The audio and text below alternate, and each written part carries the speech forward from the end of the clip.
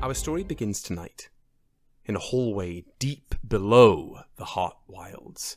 A corridor of grey stone with half-diamond-shaped windows of stained glass, streaming in pale light, illuminating the perfect marble and stone tiles lining this well-polished, if not ancient, hallway. Two of these figures we know quite well. The once Lord Inquisitor Decima Iudex Aquila, and the middle child of the Viraan family, Garavellir Viraan. They have found themselves in this stone hallway, by way of making their way to the very most northern edge of the Heart Wilds, to a space that was once the town Helathan, translating as Noble Struggle. In the years since its founding, its purpose changed to a clandestine passageway between the above world and the world below, a space that is known to those who reside in the world below and to those who are aware of its true purpose as Crypthelm. Winding through the tombstone-laden streets, the buildings that look like mausoleums, all lit by the manifold gnarled roots high above in this massive, spacious earthen cavern, the roots of the trees of the Heart Wild, which glow and pulsate with green and yellow amber, providing the light for this subterranean world. Decima and Garavellir wound their way through the streets to the great Gothic cathedral on the subterranean hill at the far end. Having found their way in, given quite clear passage by many members of Crypthelm, various degrees of undead that populate this space, seemingly giving the Viraan amongst the pair of these individuals a wide berth, for reasons hitherto unknown, they found their way to the royal holdings, where there they were greeted by none other than the flaxen-haired, devilish-eyed, white-cloaked Jessix of House Vex, who is the third of this trio, hurrying down this stone corridor. They barrel along towards a set of massive double black iron doors, ornately carved with geometric patterns and shapes at the far end of the hallway, and it is only once they stop there, framed by these large doors and one final stained glass window with a beautiful view of this clandestine ancient city, that our story truly begins. So, we're all clear on your purposes here today, yes? You intend to make this duology something of a union? Decima just sort of wide-eyed looks over at Garavellir. There's a great attempt from Garavellir to restrain himself a little bit. But even from the gestures Jessix is making, the vocabulary he is choosing, the cavalier nature by which he is regarding this proposed union, this is one of the few times that Garavellir seems on edge. Yes? Why else would we be here? Oh, no need to get snarky with me. I'm just asking your purposes with clarity. Believe you me, I am much more verbose and emotionally kind than my brother whom you'll be talking to, who will be officiating, mind you. So I'm just making sure all your ducks are in a precious little row before we get started, yes? Decima is going to just sort of lightly touch your side. And in that translation of the way we used to play chess and communicate without having to speak, without having to cast message here, she is simply asking, "You good?" There's an exhale, sort of tap on the hand. Yes, I thought they'd be more intimidating, less frustrating. That's all. And with just like a little gentle like stroke of like your ribs, just an absolute, like she's teasing you and can barely restrain. She could if she wanted to. She's very good at hiding her emotions and is going out of her way to show you that she's trying very hard not to laugh at your frustration in this moment. That does make Garavellir chuckle a bit to himself and just sort of let go of this initial hesitation towards Jessix's presence. At this motion, the grazing of the ribs that then elicits a small chuckle, Jessix's red eyes dart down to the offending hand, the offending rib, before looking back up. Oh, please, we can save that for later. I'll have you know we revamped our sister's suite to be something of a honeymoon chamber for you after this proceeding here this afternoon. There'll be plenty of time for gentle chuckling caresses later. You have business to attend to, yes? Or shall we make this a group affair? I do think Garavellir genuinely, no chance of hiding. There's no chance of hiding the reaction there. Of just a true, jaw drop, speechlessness. Oh, don't worry, I have that effect on people I know. Now, what is it you were going to request from my sibling in there? I need your exact words. We wish to be woven into the tapestry. There it is. I'll have you know, we are most delighted to provide this service for you. I assure you, Lazarus will be quite receptive to that notion, particularly given our family's shared history, shall we say. But again, conciseness, what is the phrase? Brevity is the soul of wit, and that goes a very long way with my dear brother in there, so keep that in mind as you are looking to proceed with care, comfort, and caution. Yes? It's just a turn to Decima, and once again in that shared communicative space, brevity and wit, not Jessix's strong suit, it seems. You get just the lightest squeeze at your wrist, with just enough nail to imply we could kill him. There's a moment. Garavillir's eyebrow goes, considers it for a moment before going, never mind, and moving on. Jessix, speaking of ties between your two families. Yes. Wow. Every time. I don't know how you made a single word that many syllables, but okay. Why exactly are you doing us this favor? I'm sure either of my siblings could put it better than I can, but to make a relatively languid story relatively shorter, we fucked up. Decima fully laughs out loud. Oh, go on. No. Cough it up. Sorry. It's the dust. Air down here. Yes, well, we tend to circulate that a bit more when we know there are denizens who need to breathe it. That's not common for most of us here anymore, is it? No, we hold ourselves to a particular standard, the Vexes, and a number of generations ago, Erasmus, a progenitor, behaved in a rather uncouth and bestial manner, most commonly associated with, and he just eyes your ears, Decima, coastal dwellers. Those with shorter lifespans. And we simply can't have that tarnishing a relationship all these years in the present, can we? Fair enough. Decima's gonna, tuck her hair behind her ears and feel her sort of normal rounded lobes. And it's almost a pout. It's almost a pout. We're just gonna be so honest about that. Damn it. Okay. Well, it's fun for us, not as long-lived, to see how you all take to your grudges. It's interesting. But thank you. You and your siblings. Thank you for thinking of us in this way. Usually when we are spoken of in the above lands, it is with something of a mysterious derision.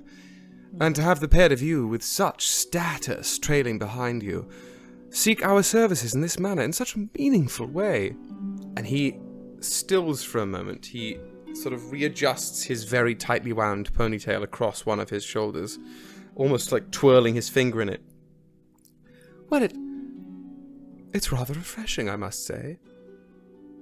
Again, I can't tell you if my brother's going to respond in that fashion, but I think it's absolutely fabulous that you chose to be here.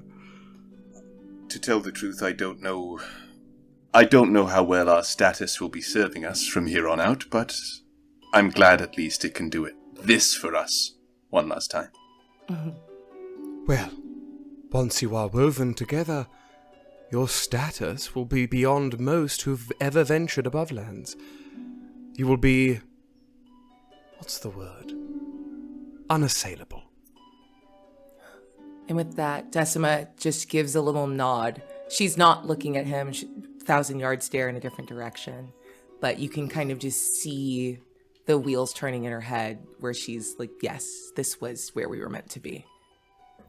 Garavellir looks at his bride-to-be, smiles, nods, and gestures his head forward, ready to move forward if she is.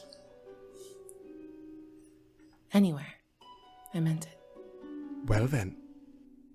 Come. Witness the throne of night. He puts his hands on the carved black iron doors and just twists them inwards. And as he does, some of the iron swivels around in place in a line down the center of each of the two doors. And with the last the doors grind open against the stone, and all the warmth you may have been feeling standing next to each other is sucked out and into this long, wide, ostentatious...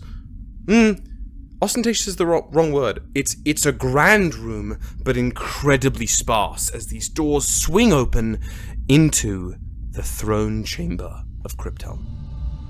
As Jessic steps forward and sort of pivots his chin to direct the pair of you with him, you step into this long, wide room that is just... looks like it's been hewn from one massive piece of dark grey, almost shale-like stone.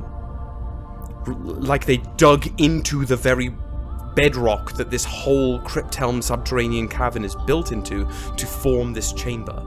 There are, 8 long pillars, again, that look molded from the floor, rising up through the space and then back into the ceiling as if they were just sort of whittled away there. Moss creeping over some of the edges of the room, but otherwise there is no adornment, there is no decoration, save for 2 facets. Once you walk past these columns, footsteps echoing massively in the stone chamber, there's a rise in the room, a stepped rise, before again, looking like it was hewn from the very same rock as the rest of the room was, this square, statuesque, bulky and angular throne, upon which a figure is seated.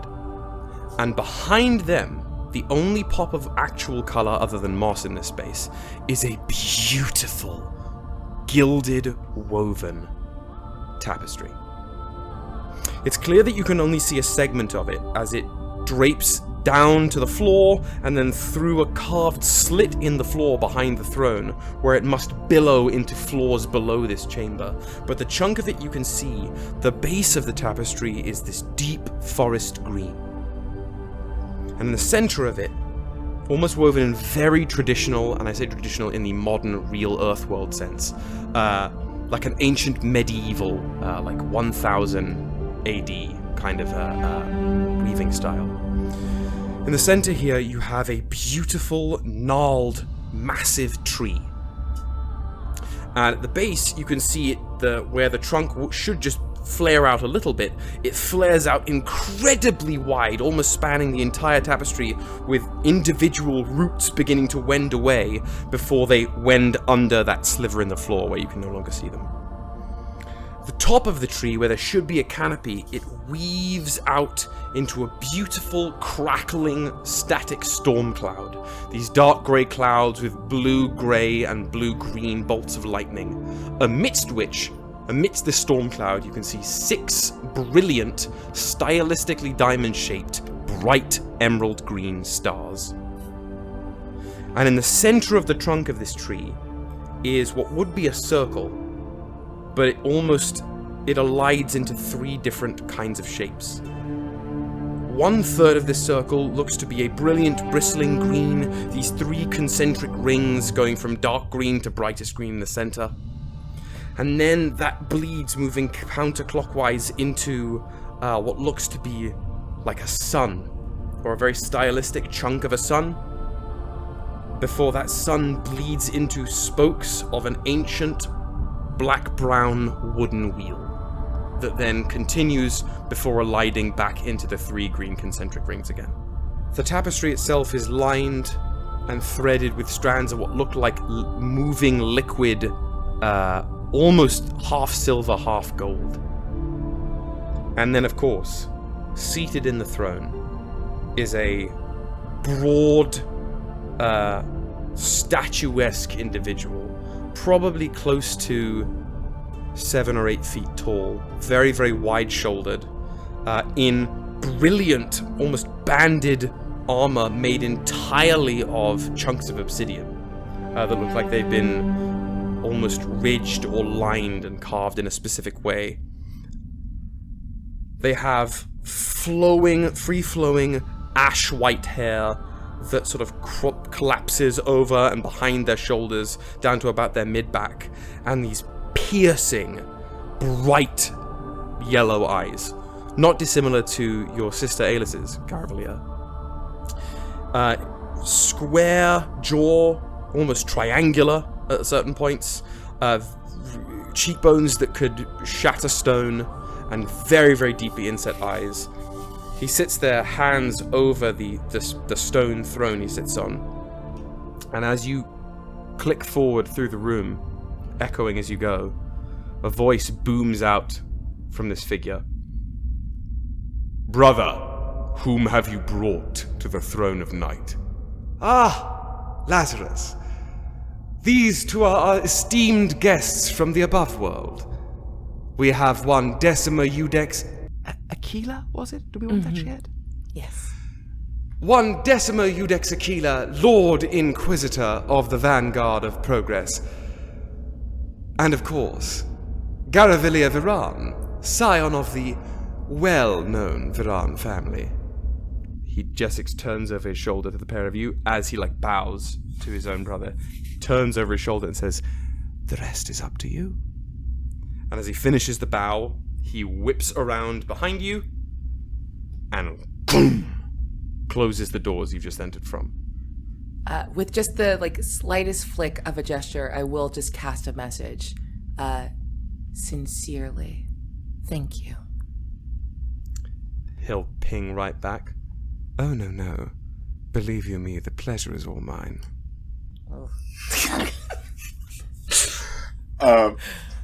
Sort of in that same moment as Decima is messaging Jessix, Garavellir similarly will bow towards Lazarus in this moment. "Thank you for hosting us and for allowing us this moment here and now." "Your courtesy is received, Viraan, though in this moment not necessary. You are owed a great many debts by our family. It is perhaps fitting that the first time it is called upon, it seems to be that in a moment of joyful need, and not of strife. Or have I misjudged the atmosphere?" "You have not. At least," and I turn to Decima, "I hope not." What a fun last-minute pivot. No, we're good.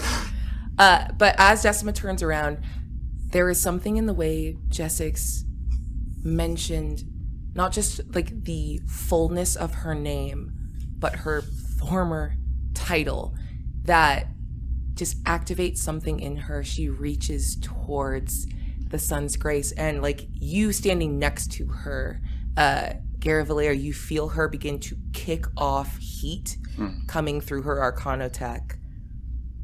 And then something really fun happens as you watch as little sparks begin to move between where her clothes interact with her form and where her hair interacts with the skin of her face and her ears. High pressure, high heat beginning to mix with the coldness in the room, creating a minor storm front. Decima is beginning to feed into the storm at the top of the tree. Okay. So you're feeding into the actual one miles and miles above you? Mm-hmm. Okay.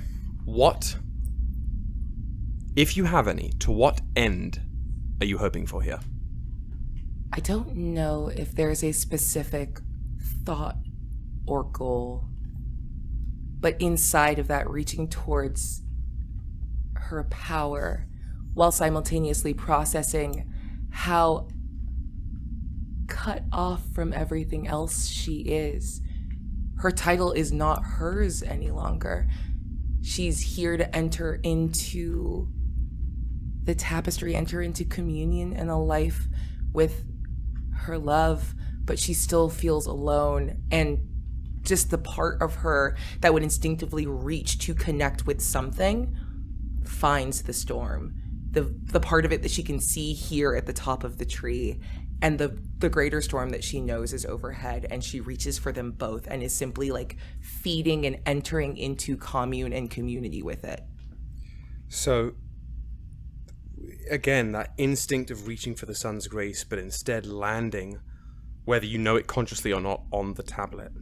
Seeing the image on the tapestry of the gathering storm, the storm above Ythae'el, using that as a link and tethering yourself, almost bootstrapping yourself with the Tablet of Storms up to the actual storm cloud, the warning sky in the center of the Heart Wilds.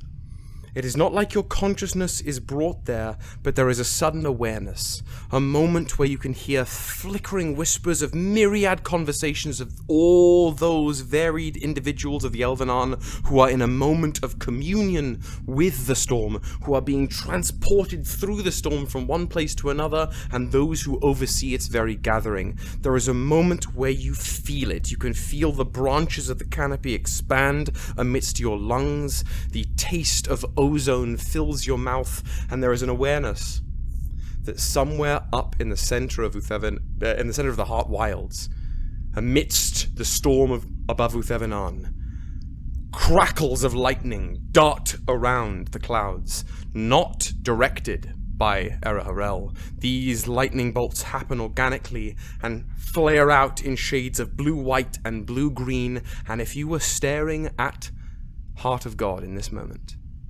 at that storm, there would be a single frame of that storm cloud that would perfectly match the bolts of lightning depicted on this tapestry here. Whether you know that or anyone knows that is not for me to tell.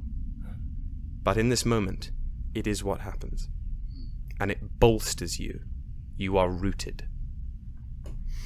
And I think with that, she just instinctively reaches for Garavillier's hand. I'm gonna lose my mind. I was about to say, if that turmoil is visible, the moment the energetic shift occurs, Garavellir would have moved his hand toward Decima's. I'm here. We're here. It's beautiful. I couldn't agree more.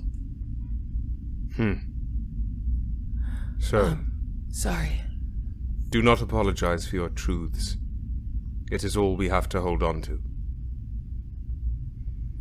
You seek to be woven into the tapestry, as a union. We do.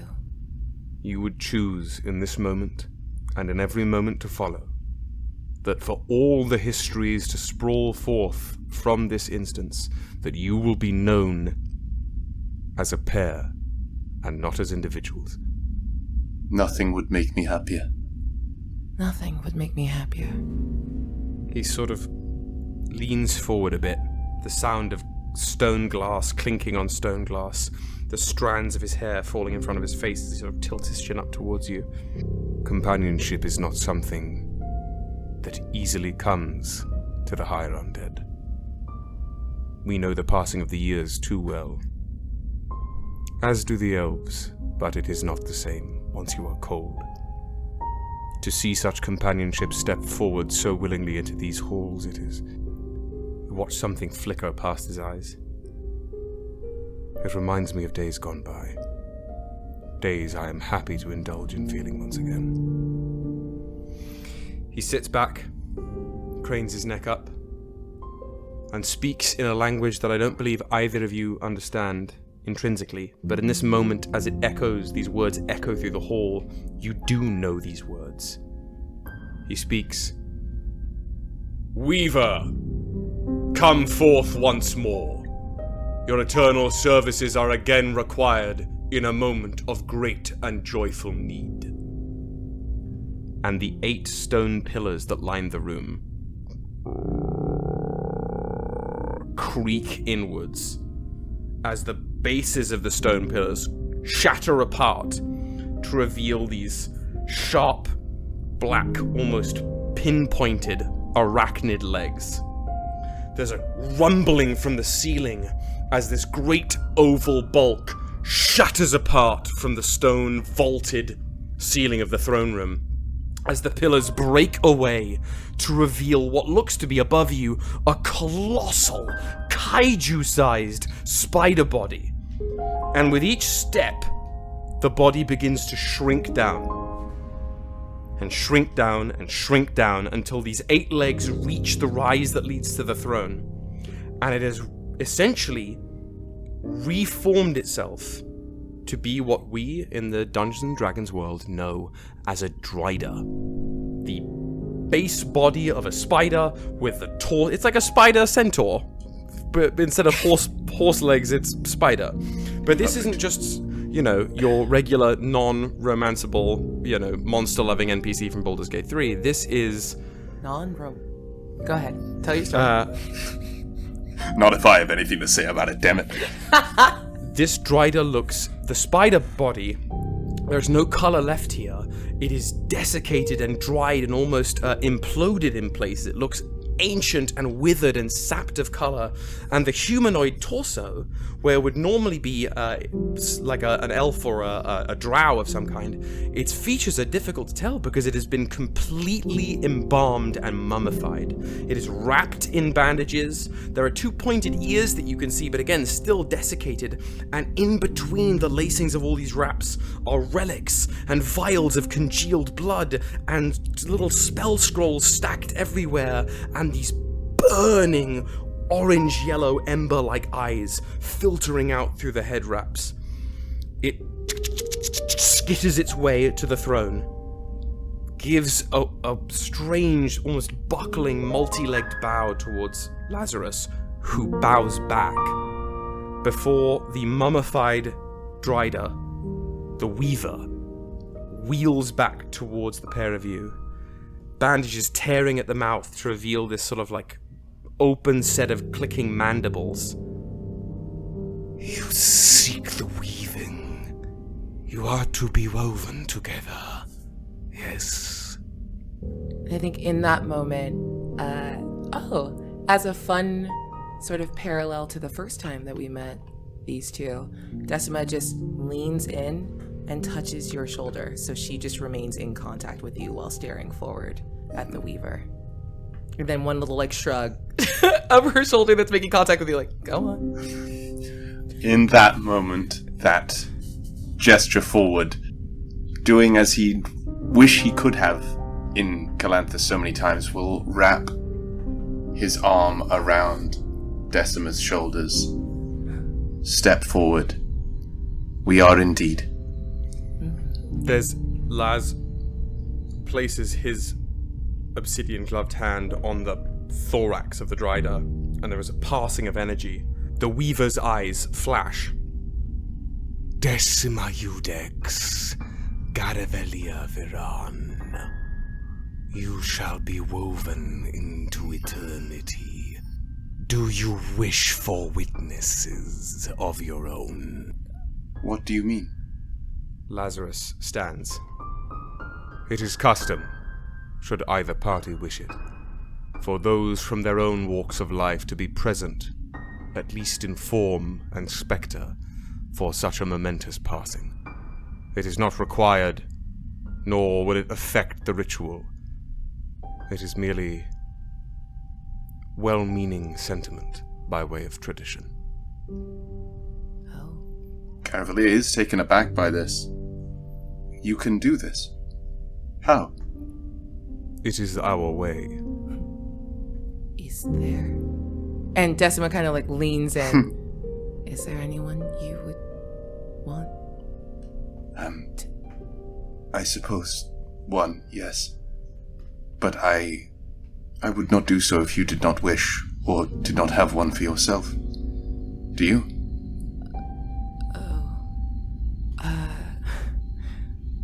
If I'm being totally honest, the first thought I had was Beatrix.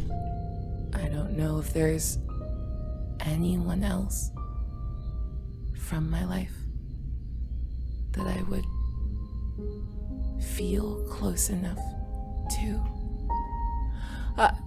And she's just very lightly shaking her head the entire time that she says this. No. Are you certain? Yes. It's fine. But if you want to bring someone, please do. Very well. Selfishly, I'd like him to meet you. I turn back to Laz and the Weaver. How might we bring them here? I will rely upon an ancient invocation and conjure their spirits forth. I would like a witness, Garavellir Viraan. Their relation to you, My father. and so it shall be done. As he stands, he takes this gilded sword hilt from his hip. Very, very ornate. This flat crossguard that flares out almost into like axe points at the end, but no blade there. As he steps down, he sort of directs the hilt and points it to some empty space behind you in the open chamber. I warn you this. As their spirit is summoned forth, they will not be able to communicate meaningfully with you. They will be able to see you and hear you, but beyond that, the reception is one way. Do you accept this witness? I do, Decima. I do. He twists the hilt in his hand. Empyrean Scion, I conjure you forth once more.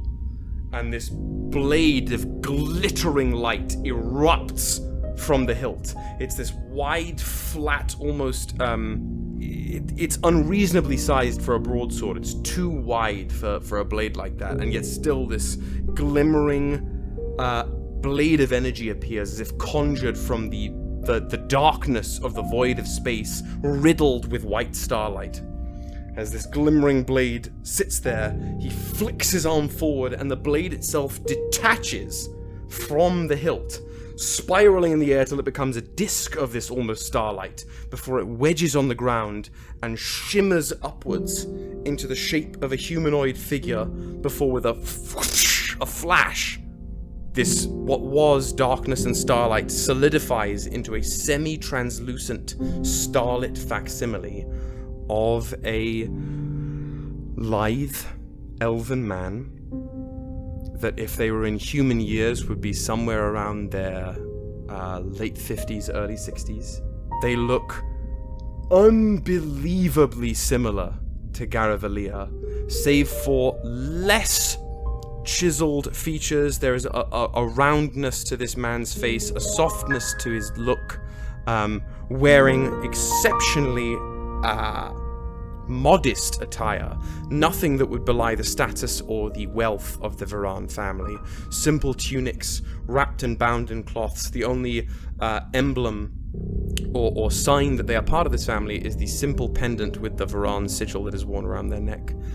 And as they look immediately confused as they're looking around, before they lock eyes with you, Garavellir, and you watch their chest rise, their eyebrows skyrocket, as a spiritual projection of your father stands before you in the chamber. He reaches out towards you and waves, before he realizes his own voice isn't carrying. And he realizes he's sort of confined to this disc he's been summoned in. So he looks around and just gestures towards you. Hi, Dad.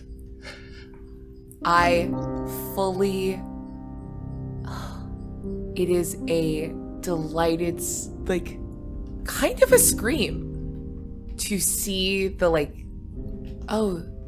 oh, this is your point of connection. He looks like you. She just giggles aloud and holds you close. I embrace that embrace and sort of tilt my head towards Decima, looking at my father. I wanted you to see. You watch him look at the pair of you. The phrase, I wanted you to see. And you see his chest rise once more and fall so slowly and beautifully as this warm, sad, ear-splitting smile rends across his face. Even in this semi-translucent form, you can see something start to well in the corner of his eyes as you know your father recognizes immediately what's going on. He tilts his head and gives the biggest set of nods towards you. He waves towards you, Decima. Hi. It's nice to... Hold on. I would like to try something a little tricky. Let's do it. I would love to cast Sending, but I don't want to be the recipient. I want to be the operator, just to allow the two Garys to have one brief... I want him to be able to say something back. He's so sweet. You're tethered to the greatest switchboard in the world that happens to be hovering right above the tree in which Garavellir is housed, so I'm going to allow this implicitly. And with the casting of that Sending, as she just says, hold on, exhale, inspiration for my love. But I am going to use... Right back at you. And I will catch that and the last little traces of the sun's grace to activate my Sunveil Spark. Ooh, okay. I just want it as a veil, mostly as a visual, just to really land this moment is special. And if I didn't have time because we ran across a river days ago, I didn't know, but if I can make a veil in this moment, I want you to see and the world to see that this moment means everything to me, and I will cloak myself in magic. I love the thought that as you activate the Sunveil Spark, this wreathing aura around you first makes Lazarus recoil a little bit, but the light starts to dapple along his obsidian armor in a way that almost gloams around him. And again, it's not directly affecting him, so he's fine. But this veil, as it wreathes around you, wisps of it tether towards Garavellir and to the spirit of Garavel, as you literally, with your own magical aura, not only bolster and highlight this moment as being impactful, but it literally tethers the two of them through you, so I will allow you to hear what they say. Oh, thank you. Garavellir, given that it is your soon-to-be wife that has cast this spell, I'm going to say you get the first 25 words. Father, we're here in Crypthelm.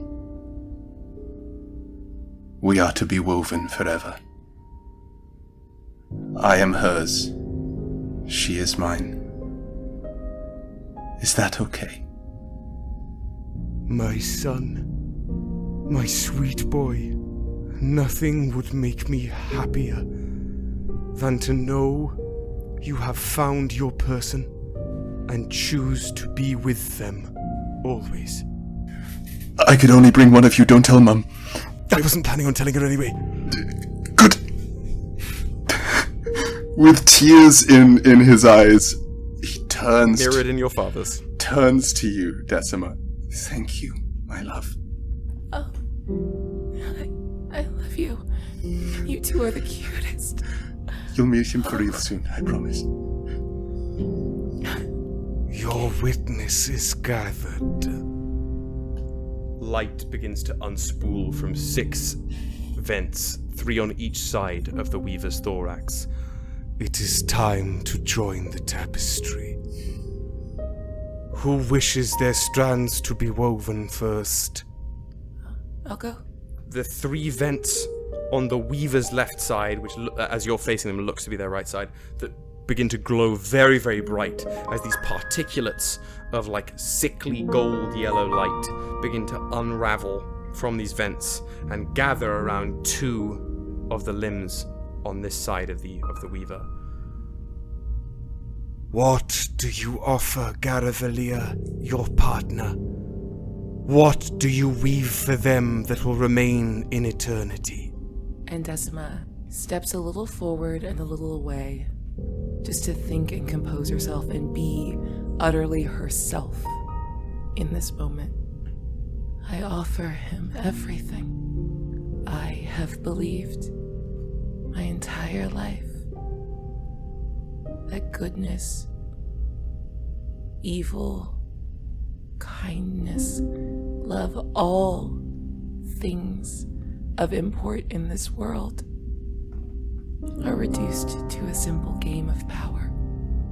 So I will offer him all of mine, every bit that I was born with, every hard-won weaving from the sun, from myself, from the storm, because you taught me. And at that she looks over her shoulder to make eye contact with you. It's not about power. It's about people. And you're my person. You make me feel rooted to this world in a way I never have before. You make me feel real. All that I am, all that I have is yours. Now and forever. I love you, Garavellir Viraan. At those words,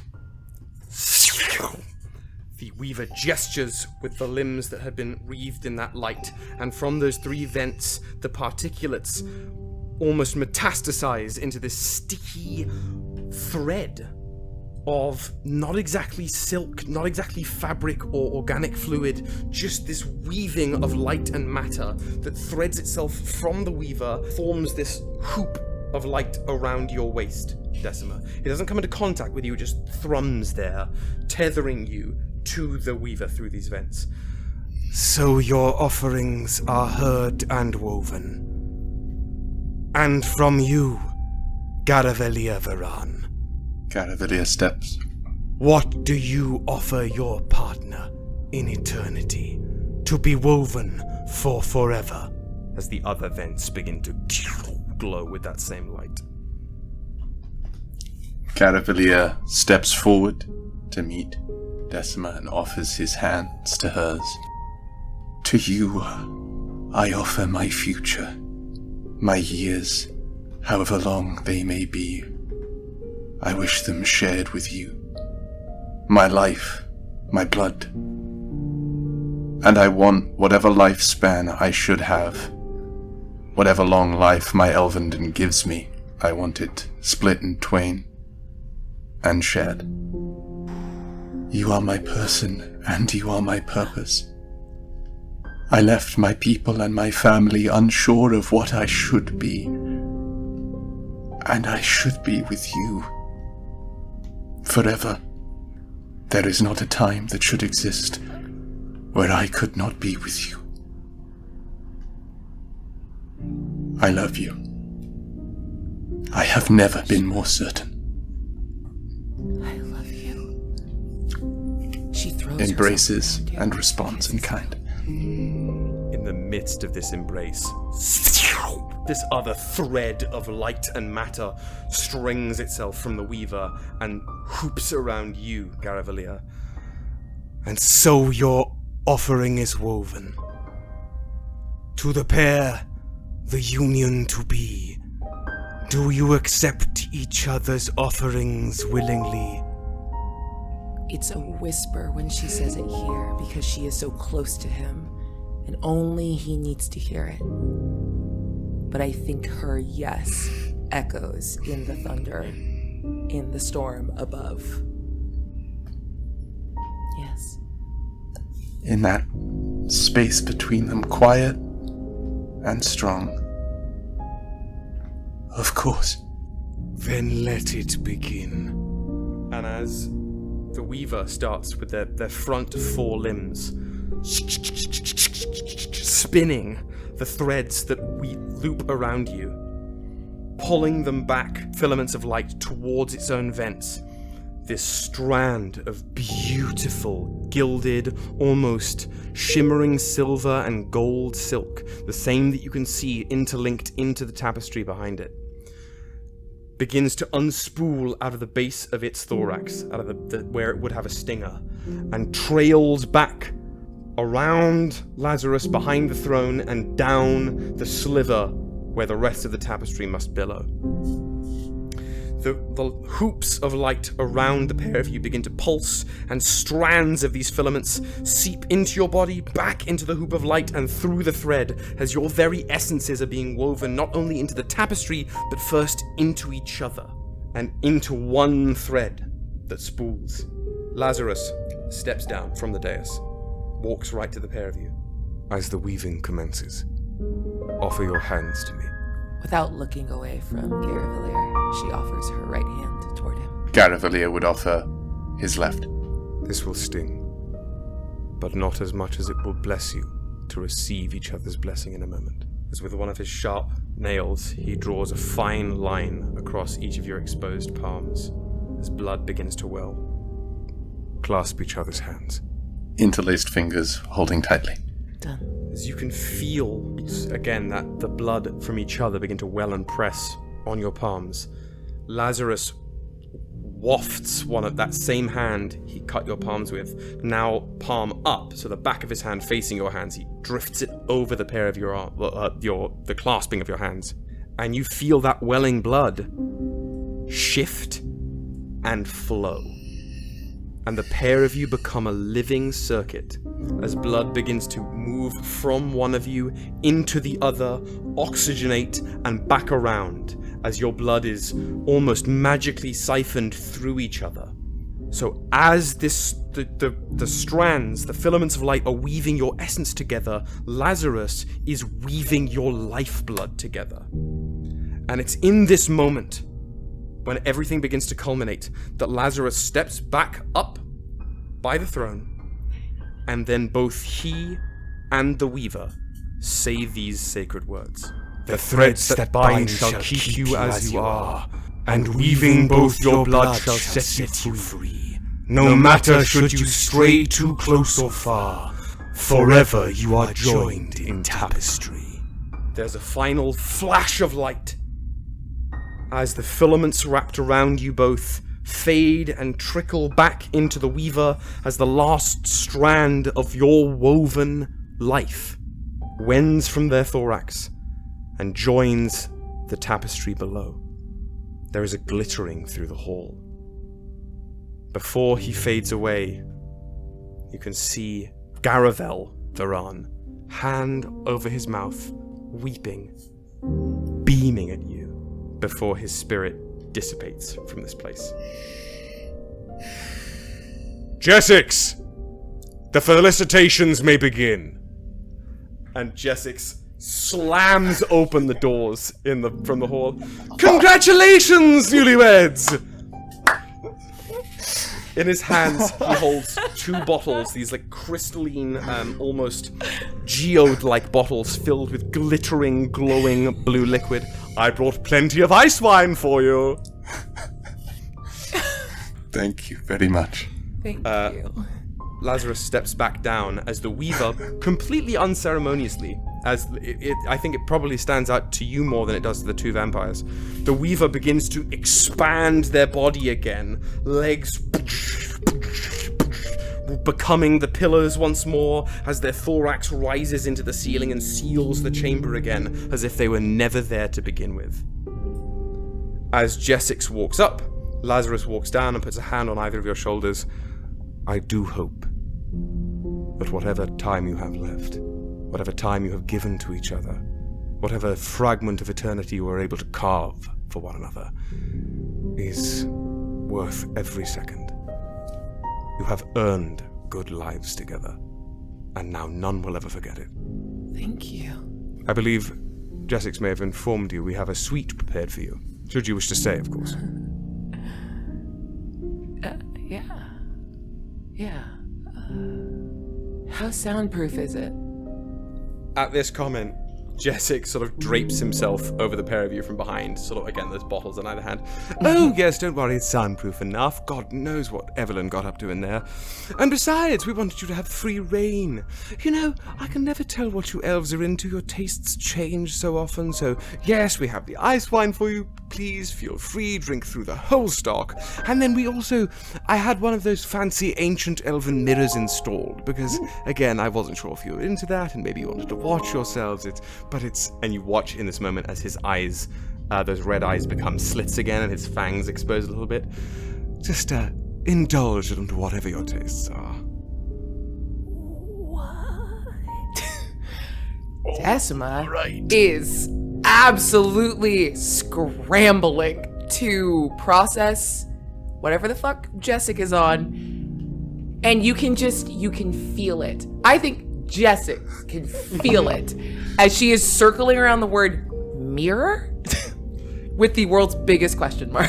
He can definitely feel it, so he undrapes, passes the one bottle to each of you. Yoink. Whenever you're ready, you can follow me this way. Thank you, brother. Laz is even more stone-faced towards Jessic's comments than he has been this entire time. He's my favorite. Which one? No, don't get distracted. What's the mirror for? I don't know. I've never. I bite the cork out of my ice wine and spit it. Oh, last time you did that, you didn't exactly hold your liquor well last time, did you? So, we'll see what happens. Okay, that was wyvern venom, and it was your bar! What do you mean? I don't know everything that's in my... Okay. You would love to have wyvern venom with me, actually. Yeah, you'd never offered, that's fine. I'll uncork the wine myself and start downing as I follow. Good old Count Jessic's. I imagine this is exactly that. Like, this is the conversation that's happening as you're walking out down the hall again. From Laz, still standing on the throne. Again, congratulations!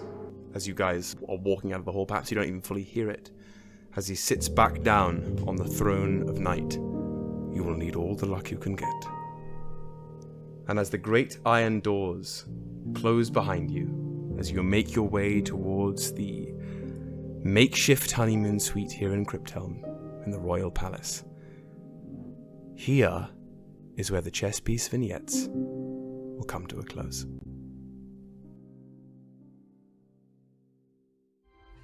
Welcome back. Hi, folks. Luigi! Hi. Welcome back to Bards of New York, the actual play D&D podcast, where sometimes Tonight.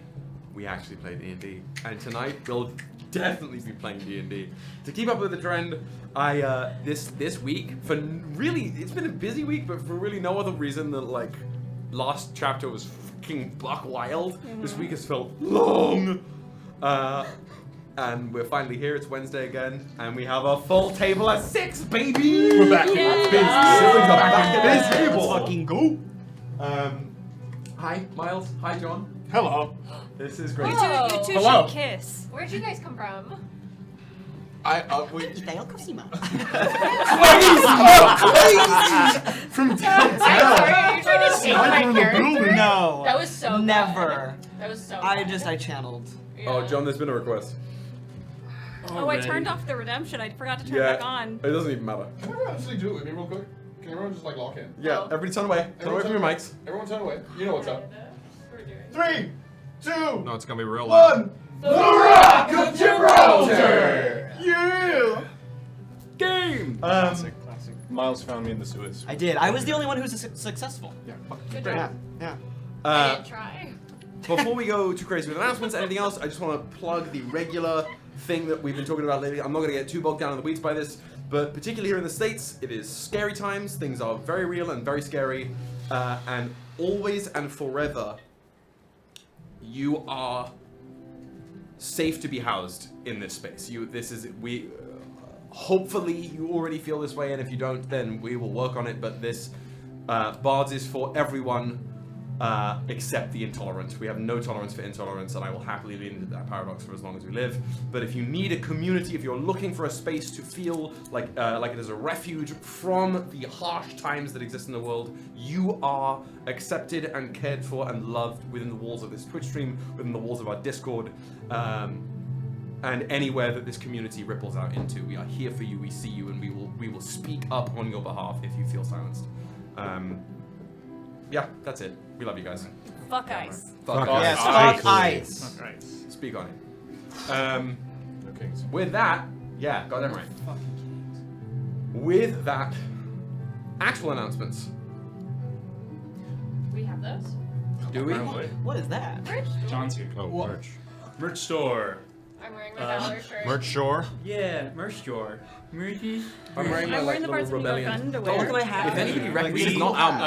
I Anybody recognize this? I can make that. Okay. Why haven't you? Make them for me, coward. Is it too warm for I the make sweaters? You look into it. Go to our merch store, Bards of New York .square.site.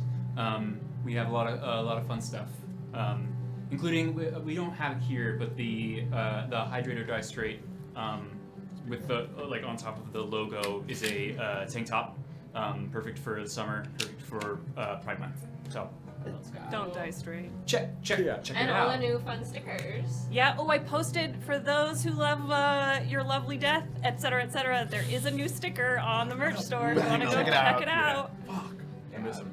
And the Save Chat spouse. Just get Save Yeah, Chat the is Safe Chat incredible. spouse sticker that's rainbow.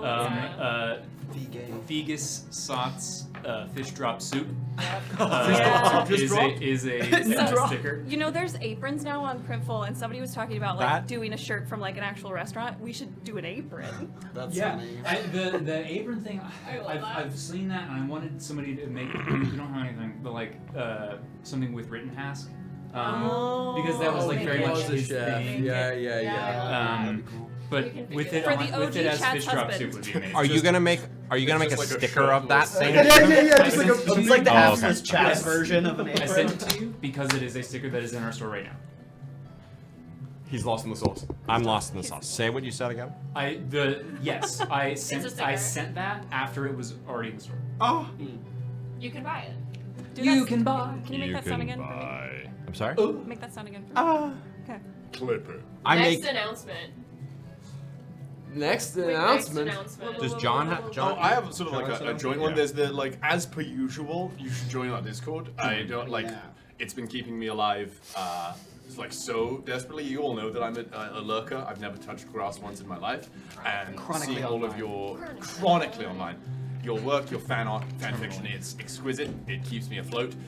What else keeps me afloat is in fact the wiki. Because I'll speak for myself, but I'm pretty sure this goes for everyone at the table. There's a lot of the times when I'm, trying to figure out what am I doing? What did I say? Is Aelys 120 or 160? I don't know. How old's Kiba? Exactly. How old's keeper? If you know, But you the know. people who know. And it wasn't us. Does We the, saw the wiki wiki. book. does The the wiki- wiki crack that code? Yeah, it does. Oh yeah. Yeah, it She's does. ageless yeah. now. I used the wiki for something Amazing. to do with this session less than 15 minutes ago. I hate that. Oh no. It's a constantly growing platform, and Don't help the with wiki workers and wizards want you to help. Because you'll be seeing me rant around. I'm sort of the designated shout because hated that. There's a lot of work to be done. As much as there has been done, there's always more to do. I don't know if you've noticed this man's habit for having 6+, 7+ hour sessions, but there's a lot to do, a lot of notes to be taken, a lot of processes to be put down. So if that's something that interests you, something you like, if you like to crunch some numbers and read some words like I do, then words. you would be more than welcome there. And it's something we're constantly looking for help with. You'll be seeing me on the Discord, join the Discord. Shout out some tasks and whatnot over the coming weeks. So please do that. It's so much fun. Mwah. Thank you, Vicky. And Yeah. oh my god. Yeah. Doing the Lord's work. Yeah. Lord Halifax's work. Speaking of Lord's work, Endbringer is on screen right now. I'm Oh like, my god. Art by Anna Luskov. yeah, and I've said this to you. Don't even know. I've said this on the Discord. Let me say it verbally on stream. The work you do is unbelievable. just unbelievable. The fact that, like, particularly for the Endbringers conceptualization, I would bring you little, like, sort of like, hey, this sort of reference picture, and this is kind of the idea, and you'd say, okay, here are these 12 options that are each, like, wildly nuanced. You're insane. You're absolutely insane. Fantastic. Check her stuff out. Ruskov.art. Anna just finished a very special constellation today. Spoiler. Is that all for our announcements today? Yeah. I think so. I think so. We're playing D&D. We're about to play D&D, which means we need a role-play warm-up question in this house. Let's do it. Do we want to reset real Yeah, I'd fast? love to reset it. We're going to play everybody's favorite game first. I get to hear. Read our lips, guess what we're saying. To listen this time. Oh, wait, John, you should try one of these. What's this? What is it? A little snack from one of our Just eat it. packages. Just eat it. Just What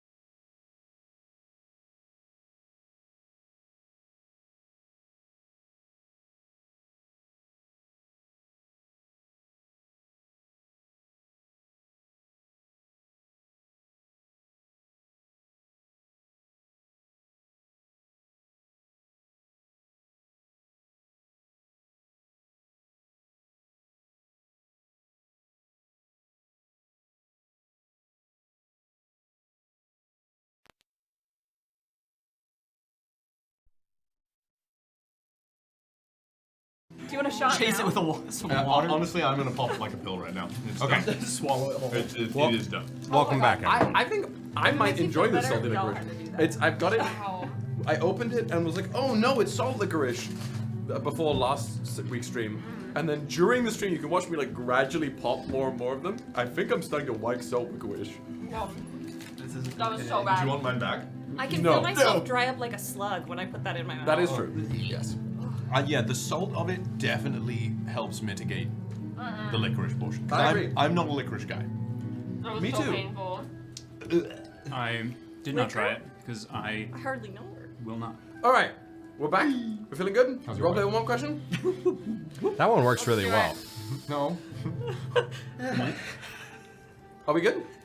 No. No, they are not. All right. Where we get to do She roleplay said, warm-up? back she for said, 5 she minutes, said liquor, and I I pulled hardly someone know down her. on That's really clever. All right, in case you're new here, you haven't been here in a while, we do a roleplay warm-up question where I ask a question of everyone at the table, something about their characters, so that we can drop into the given moment, which boy, oh boy, do we need to do that. And we also get to learn a little bit more about our characters. When I do this, if you are in the Twitch chat right now, the YouTube chat, if you're in the comment sections on Spotify or YouTube later, or if you have us in your ear holes while you are at a protest, please feel free to answer for yourself or for your beautiful brain children. The RP warm-up question for the day is going to begin with me. I'll fall on the sword and go around this way. And it is... Oh god, hold on, where is it? What's a unique family or cultural tradition your character has? Everybody got it? Yeah. Okay. Yes. For Synnove, because her people don't take like the calendar very seriously. You know, the prophet tells us when it's the new year, and that's the most important day of the year, and we have certain cultural things that we do on day one. But after day one, the siblings, so all 12 of us really, like to go out and wait for the sunrise and see the first sunrise of day one. And so we'll get up early and usually hike out to the cliffs where the water is and just sit there and watch the sunrise. And then we all say a manifestation that we want to happen in this next year. And that's it. And then we push somebody in the water. Nice. Normally. I was about to say, that feels like a scribbled in addendum from Synnove. I'm like, and I every so person in the cast water. it in the water. It's in the rules. And then It's just so painful to hear yours, but that was amazing. Sorry. I'm ready. I'm here. The licorice really hurt me. You were wrong for that, Will. Yeah. Yeah. So wrong. That was a Right. hate crime. Okay, I'm not dropping it. So for Ythae'el Kosama, they don't know how often it happens, but they would consider it a tradition, is everyone, all the Ythae'els getting together to sculpt. And it doesn't happen every year. I'm not sure if it's every 10 years or 100, but it doesn't really matter. It's everyone comes together and is working together to sculpt and push new stars together. They don't know why it started happening, they don't know when it started happening, but it was just so incredible feeling rather than watching things and just always observing, to be a part of the movement, to be one of the many working to push everything and sculpt it the way it was supposed to be. And it would be so unexpected when it would happen. There would just suddenly be time to sculpt together and everyone would work together and all the Ythae'els would start moving, and it was their favorite thing that they actually got to participate in. All the Ythae'els. Ythae'el. Crazy. And some of y'all know what that word means. Crazy. Yep. lore. For JB, Jean-Baptiste, he's talked about it before. I think a sort of festival is the making of toboggans. Yeah. I love Sleds. this. Canon narrative excitedly. You take lunch trays and like put them together. So they climb the mountain. They make some sleds and they sled down the mountain. It's kind of a. It is more of the kids that are at the Orphanos Monastery and some of the kids that are in the town. It's just a. It started small as like a tradition and then kind of like kept just getting bigger and bigger. So it's not like the whole town doesn't really do it. It's not sanctioned. But yeah. Great. I love that. I love that a lot, actually. Who are you? Who you doing? We Who you have doing? many traditions. No! But This the feels like a one hate crime. that is the most indelible is about acclamation. Like dipping one's toe in the great ocean, the first ever ocean.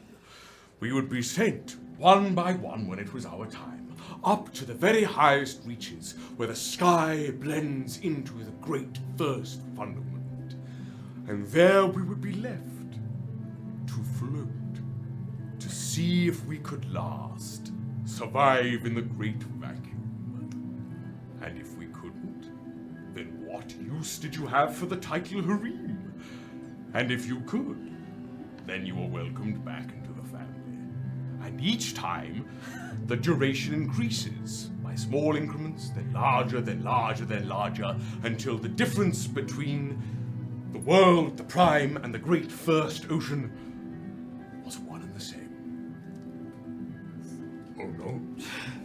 Mom, pick Literally me a up. hippo floating need in to the go. void. What a fun and Yep. flirty family activity. Or not. I hate. I have so much. So Ours were more wholesome. So was this. Okay. and wholesome yet terrifying. Wholesome, but like without the W. Yeah. That's what you're Oh. hoping happens, Bunch of right? holes. Yeah. Great. I don't like. Some of them holes. Some do. Go G-Shman. For Garavellir, there is one that comes into mind in particular that was, I suppose, every quarter century or so. It was a bit of a larger, ostentatious ritual of sorts. But every quarter of a century, sometimes a bit more, sometimes a bit less. Something to do with the cycles of things. Gary didn't listen. But the Viraans and an extended envoy of the higher-ranking members of Uthevenan would journey into the corridors of learning. Oftentimes it would be a pilgrimage for sleeping magic users, so on and so forth, but the Viraans would go, honor their past, honor their ancestor. It hasn't happened in quite a long time. It was supposed to happen a year or so after Aelys took on the Zilirian, but for natural reasons, that wasn't allowed. It was expected, but the expedition of Aelys's ritual caused it to be moot. So, the memory is somewhat tarnished for him. Damn. All right. Following that, Be wholesome, be wholesome.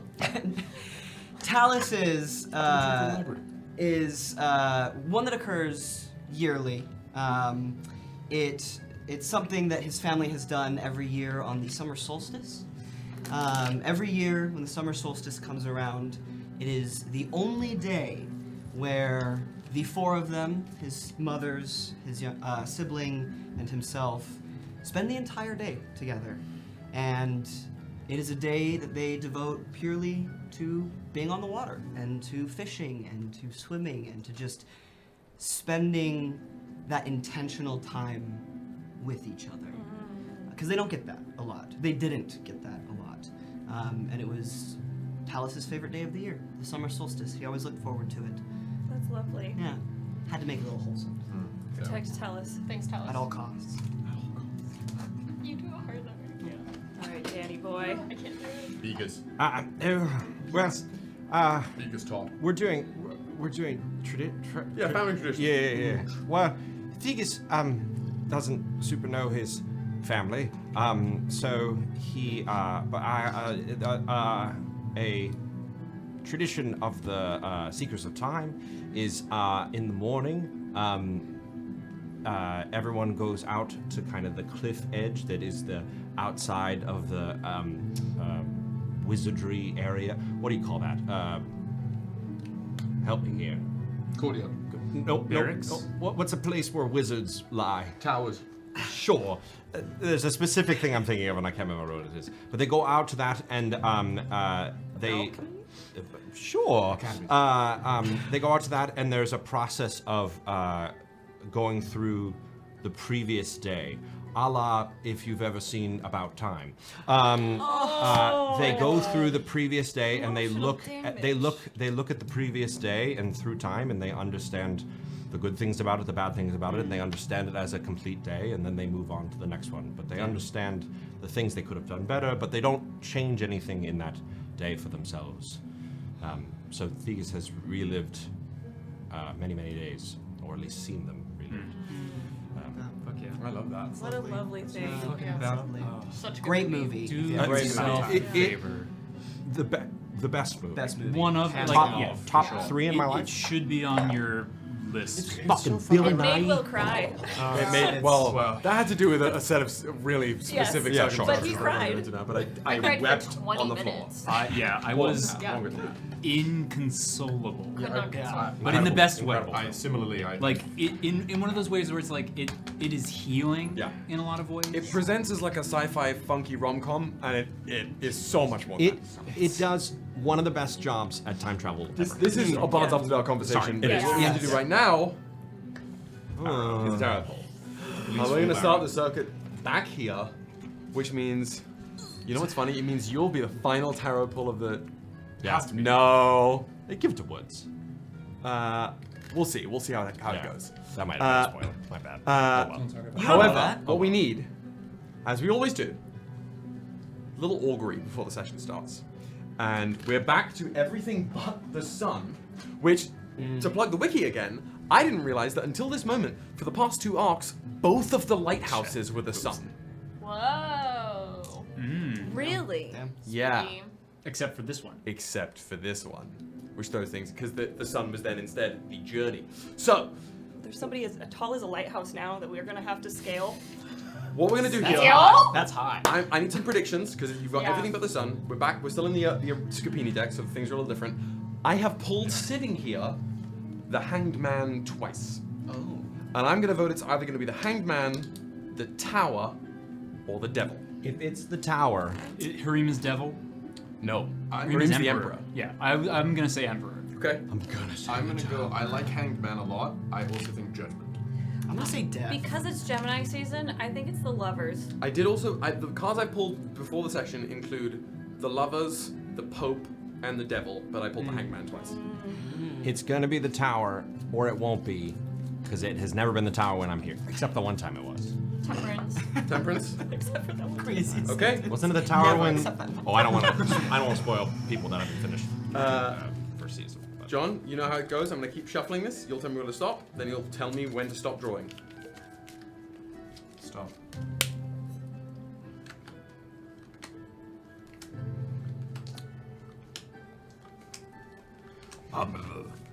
Stop. Holy fuck! I don't think I saw this. I don't think I predicted this. But it makes sense, baby. Major Arcana number 1, represented in our party by none other than Synnove. Oh no. the magician. Wow. Oh, okay. no. I thought the No fool was pressure. number 1. All right. Fool is 0. Full 0. Fuck you. So, Damn. Maybe next the time Magician. it'll be- This is the card that I feel most attuned to in the whole of the tarot deck. It is the search for the occult, the connection to that which is beyond you, yearning for understanding, often at the expense of everything else. It is putting the esoteric and the arcane first, and the physical second. Let's see what Scapini says. Talking to a skin book. Skook. You have me at the table again. I approve. A lot of the classic things here, like originality, creativity, Go back to the rest. free will, but also trickery and deception, craft, guile. Wait, run those back again? Originality, creativity, free will, trickery, deception, ingenuity. I'm gonna Just throw up. describing my Determination to see a task through to completion, ability to influence other people. I'm gonna throw up. This is not good. This is Which came first, Synnove or the tarot card? Hey, do you want to come up with Times flat circle. just a quiet? Oh baby, we are cooking with gas tonight with the magician looming over our heads, that So the worrisome. infinity symbol, the circle that has turned and will turn again. Dan, you are stranded alone in a blizzard, and a mysterious gargantuan figure starts lumbering through the snow towards you. What sound do you make? The gods are silent. The skies grow dim with disuse. The sun has lost its luster. But our world moves ever faster. Let it be known throughout the prime that the mantle falls to us, my Elvenan, to usher in a new age.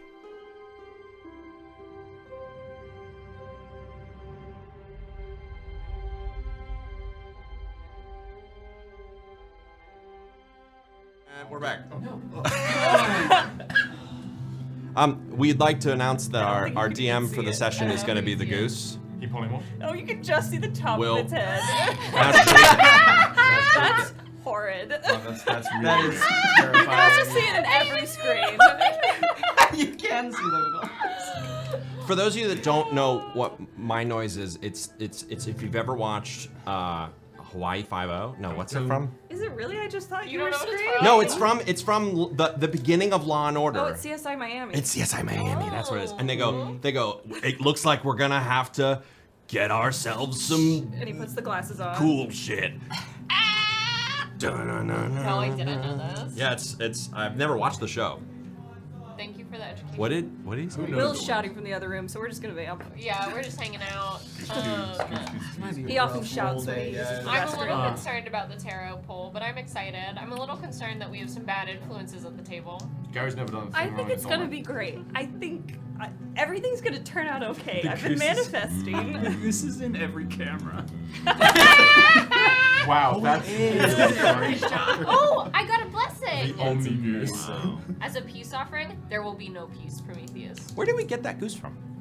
someone AJ said always that. doing good Yeah. ones. Brought it to Oh. us. A wonderful fan. A goose is.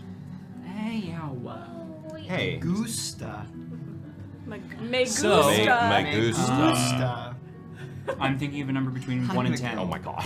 Whoa. 7. 13. 1 in 10, 1 in 10, Hannah. I know what I did. Oh, a gentleman, a 29? scholar. Hey, you know what I'm gonna do? 4. 1. Give me a second, hang on. 5. Oh. 8. 3. Wait. 10. 6. There we go. Yeah! Finally.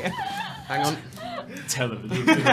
Oh, we're fully live, huh? Yeah, we're vamping. live. Well, you're not the DM anymore. You're sitting Yeah. behind Your the DM. gooses. money. Do you see your goose? Oh, so you want to give me that? You think that's the safe place for the goose to be? Is on my side of the screen? Oh, can I have my goose back? Let me give it a friend. No. Let me give it a friend, right? Not the Hey! Honestly, how I do it? This What is is the most happening? Wallace and Gromit Where hat are job you thing. putting? Whoa! Spoilers for the session, Will. Is We're blasting off again! It looks like it's a hostage situation and they're like tied together. or it looks like bag. Kareem's really into Mardi Gras. Like what's? Tell Decima I found someone better. Yeah, that's. Okay. It's giving Kronk and the Emperor. Don't hit that. Oh. Let me put Hareem back in his place. Incredible. Okay. Oh. All right. Great. Let me go to where we need to be. It's very chaotic. Okay. Here we go. I don't know how So- to play D&D anymore. Oh my god, you're literally asleep.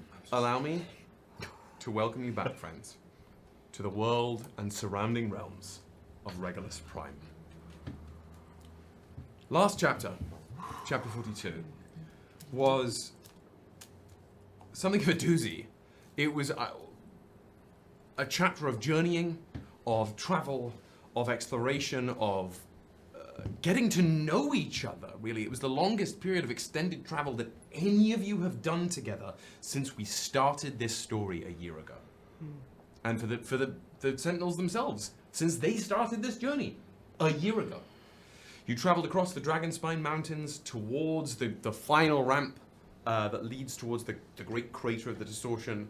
You battled automatons, you battled meal prep, you sung to each other, you told stories. Just like a mule flew through the air, Sword.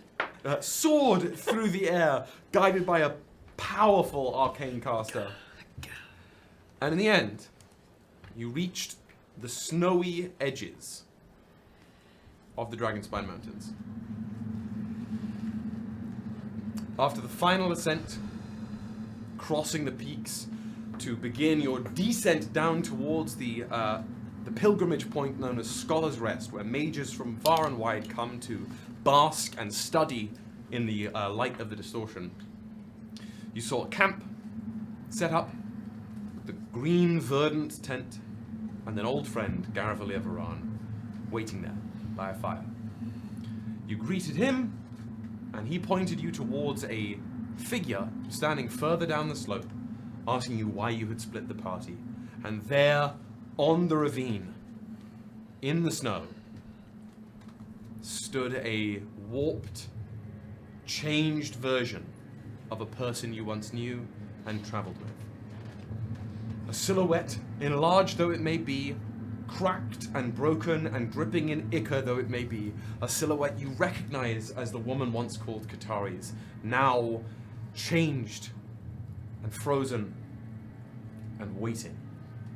And we will begin the session exactly where we left off.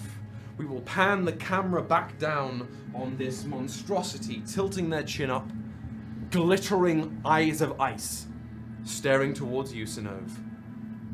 At last, their voice echoing cleanly through the blizzard. Tomorrow arrives. And she stands still, spear in the snow, looking up at you. Or they, rather, stand still, looking up at you. Maravix is still wrapped around you. Lean over to Maravix. What happened to them? I believe we should wait to unpack them. Synnove gets up from where she's fallen onto her knees. And how steep is the... is it like a slide down the snow situation? You could like pretty easily slide standing up down. Okay, It's not that steep.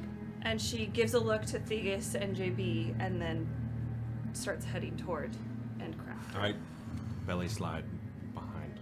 Nice. Okay, both of you are heading down. Oh yeah. She doesn't move. She just... Well, again, sorry. They don't move. They just watch you as you slide down. How close are you trying to get? Synnove doesn't believe this is real. And so she's going to stay like 5-10 feet back. Okay. You stop just before 10 feet away. They tilt their head. Tell me this isn't a lie. Tell me it's really you. I am that I am. What the fuck? The way has been made clear.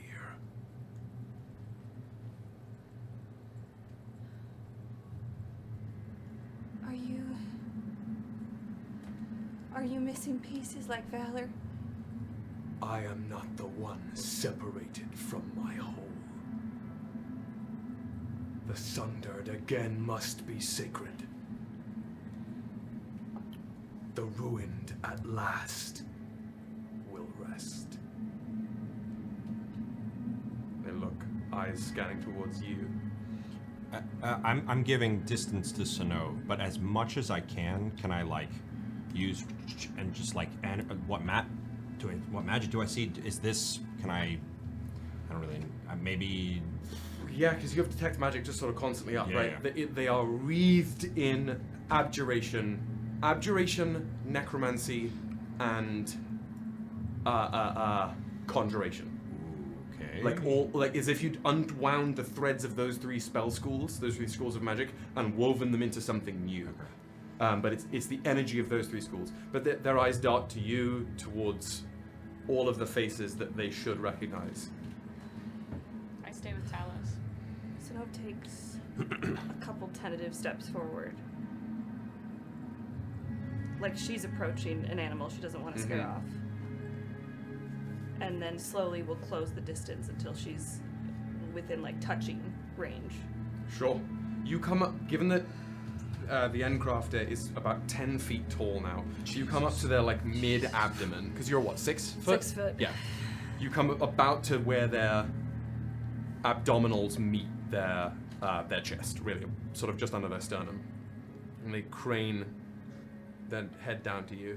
As you're within touching distance of them, there is like an aura radiating off of them. It feels colder near them, rather.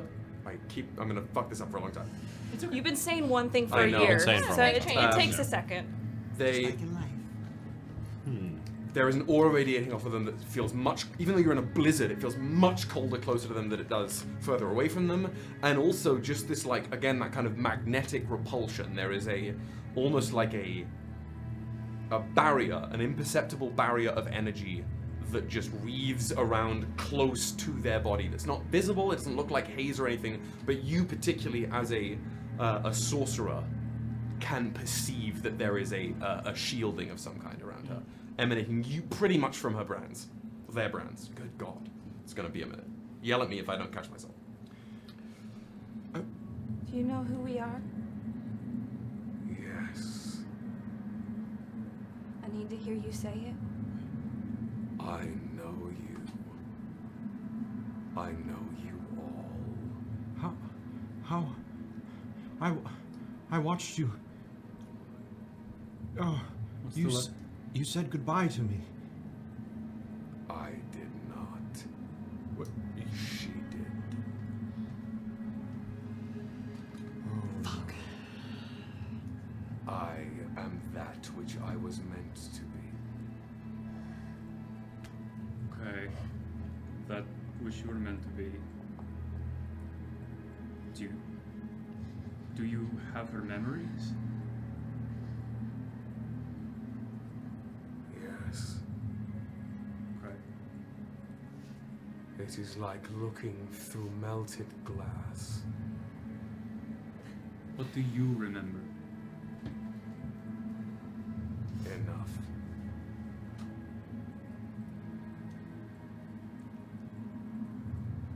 But the past are but stones we have walked upon to reach this moment. I am here as I am the only one capable of guiding you to to where you need to be. The ripples have reached far, and now it is time to cast the final stone into the water. Talis. Who's that scary person? You can't whisper when you're on mic. Oh, sorry. Stage whisper. Talis. That's not a stage whisper. Who's that scary person? Give it voice. Talis! Who's that scary person? I don't know, but they're not who they used to be. Should we go down there? Or should we stay up here? Talis is going to very slowly start walking toward, but not. Talis is going to get pretty much where Theagus is. Okay, yeah, like just a few feet removed. Just a few feet, yeah, from Synnove. Love it. And I'm assuming, does Talis see everything? Big time. Okay. Yeah. And you can, even if you can't physically see it, you can perceive that kind of, the warding, or the whatever magic is being woven to create this being. Ythae'el Cosima will look to Nevrikos and then follow Talis and just kind of be off his shoulder. Nevrikos is going to squeeze you on the shoulder, Garavellir. Did you know that? Gesture towards the Endbringer. Not well. Not enough, I don't think. They gave themselves to defend a monastery not far from here. Well, far from here, in the short span of things, but... Just give Nevrikos a huge hug. I've missed you so much. You have no idea. But then she pulls away from you, and this is certainly not the time. And I'll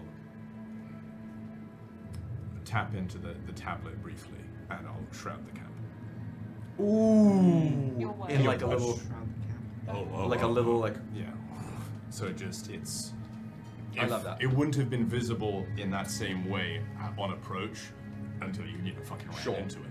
So I'm going to say that it's the camp and the area down this slope is now the clouds sort of descend around as from somewhere, not here, from somewhere distant, you touch a chess piece and hands drift over the nose of the horse's head that forms a knight's chess piece, and the chess piece crackles with lightning and thunder, and so too do you pull the clouds lower around here. Thank you, Viraan. And I will move down the hill. Synnove's just stuck staring at them, trembling. She calls for you, all of you. It is you who must unbind her, and I who will clear the way. You know where she is? Yes, she has sent me. She has saved me. You really were friends, weren't you? They turn towards Synnove and whispered, like the sound of snow first drifting on the wind. It is quiet enough and soft enough that you hear, and nobody else around you does, in clear Iskaran. Do you trust me, Talantam?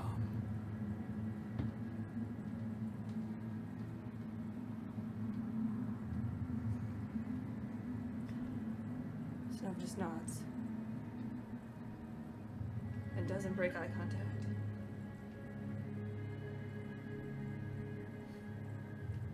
You will follow.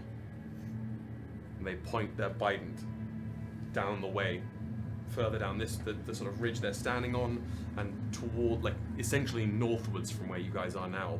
And as they flick the bident upwards, so the two prongs face this way, the whole spear crackles with little filaments of blue lightning before in between the two tines of the bident. This little blue orb crackles with energy. They fire it, and it clears this pathway. The snow parts as this orb just ricochets into the horizon. And where the cleared snow was, the ground is paved in black ice. Follow the ice. I will wait for you in the cage. They put their spear into the snow. Their, again, eyes land on you, Synnove. They tilt their head.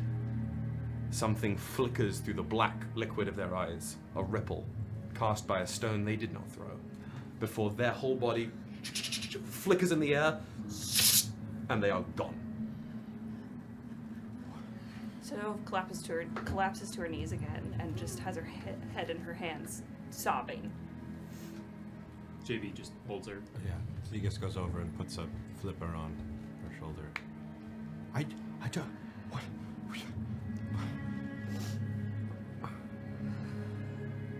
That doesn't make any sense. It's not the first time we've seen it. But how? Aelys? What? What about Aelys? Aelys brought her back. That's what they said. Somehow. That is... I don't know. What of the hollow you travelled with? Are we waiting there? Maravix just... He sighs. We are all here. I see. We need some rest and then we head out. I don't know what the fuck that was. Let's hope it was a good sign. I didn't introduce myself. That was very rude. It's okay, sugar. It's okay. Next time we'll make sure to be able to introduce. I extend a hand. Garavellir, Viraan. How do you say that? Garavellir, Viraan. Do you speak Elven? No. It might be difficult. And you can see him. You can see him tense for a second. We call him Gary. Yes. Gary. Hi, I'm Ythae'el. Gives your hand a firm shake. A pleasure. And I am unfamiliar with your company. Talis. A pleasure. Nice to meet you. Do you need to offer Synnove a good berry? Synnove will palm it and just hold it. It doesn't... I'll save it for later. It doesn't work if you don't eat it. I know. Okay. Thank you. You're more than welcome to rest at our camp, though it is not built for many. But if you need a place for a moment, we can rest there. Our camp. Who are you here with? Blushes a little bit. That would be my wife. I'm sorry. Hold the fucking phone. I am just hold on. No. I go first. Sure. I'm going to need you to run that back. He takes sorry, Gary. Takes a step back. You have a sister-in-law. Her name is Decima, ludex Aquila. Technically now Decima Viraan is... What's your AC? My God. Not high enough. 21? Give me 1 second. Oh, you're far. Give me 1 second. 21. Jesus, John. John doesn't play a character under So 20 you're telling me what is that? I don't- 28 is going to hit? You could roll with advantage. He's not expecting a wallop from his sister here. Hit me with it. I'd bitch out my brother if he got married and I wasn't there. Well, listen. Didn't even know about it. Didn't even know about it. Didn't even know about it. Wasn't even invited. Didn't even send a Hadn't text. seen each other for a long time, And it too. Could have sent a message. You're deserving of it. Yeah. I mean, it's been a year. You in the middle. Political prisoner. Her name is Decima. Combo breaker! Just this uppercut of the century as she deals 25 damage straight on the chin. Yep. That's valid. I accept that. It's Naruto coming out of the ground and punching Yeah, you. knocks you on your back. She stands over you, looking down at you in full elven. You think it is acceptable for you to get married and and you're going to leave with this now? Well, You couldn't have sent her even a message, something? it was working. Well, Dad knows. Dad knows! Dad knows. She's going again. No, wait! It's gonna hit. I'm not. She's gonna like. She's gonna pump fake you on the second one. She's gonna. Oh my god! She lunges down. She picks up your by the scruff of your. I think you'll really like her. Boom. You are on thin ice, Garavellir. If it's any exception, I think I destabilize the mortal states to a great degree, if that makes it better. Fuck. She like sits down next to you on the ice. So it's only been like a week-ish since we last, or it's been 2 days. You're telling me you got married? It's been 2 weeks. It's been 2 weeks. That makes it better. It's been 2 weeks. Still bad. Yeah. It's like a Oh, Mormon because right. situation. We traveled a lot. Yeah. That's what's hard. We skipped a lot of time during that time. What language are you speaking? That's busy. I speak common Thank you. in Dwarvish. And if I'm speaking Dwarvish, you know. It was something that felt important. Oh, it felt important. Did it? Great. You met her. What are you? Wait a minute. Over a year ago. What are you fucking doing? A human woman? Can we go inside? It's quite cold. And then he'll shroud the campsite. Before we go too far, I will say that you particularly, you might have a sense of this as well, but you would know that the Scholar's Rest is just under an hour away from where you are. If it wasn't so blizzardy, you could see it from here. Gotcha. Oh, maybe we should just go there then. If I see the donkey around the corner, Donkey. we can travel if you wish. I will be more than happy to lead the pack, as it were, and give you all a chance to rest. Scholar's Rest is not far. No. If it were not for the weather, I imagine we'd see it from here. How are we feeling? Fine. Here we go. I think so too. I don't understand anything anymore, and I am supposed to.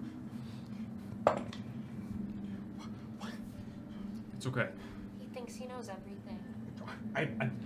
A difficult burden, I'm sure. Do you have soup at your camp? I could attempt to make some. They might have soup Don't at. trust him on that. They might I have can. soup at Scholar's Rest. Where we're going. Look, I will go. we are entering a space where Theagus, things are not supposed to make sense anymore. Well, Whether that has to do with whatever we just witnessed is yet to be seen.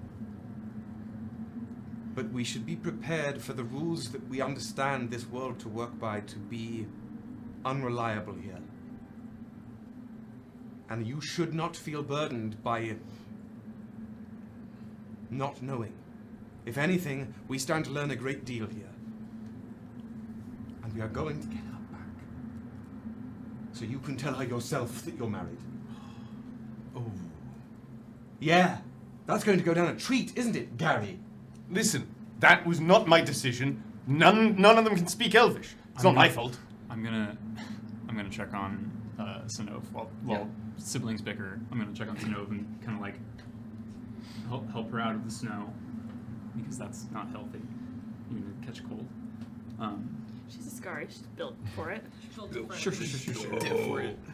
But grief can do a lot to your immune system. Yeah. And just kind of like is gonna like meet your eye. We have to keep moving.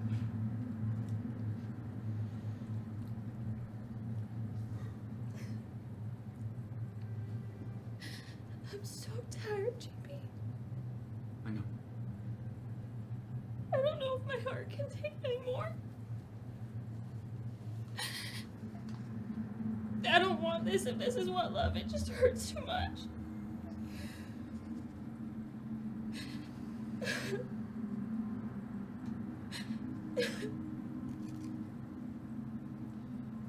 I'm sorry. I don't think we can give it away.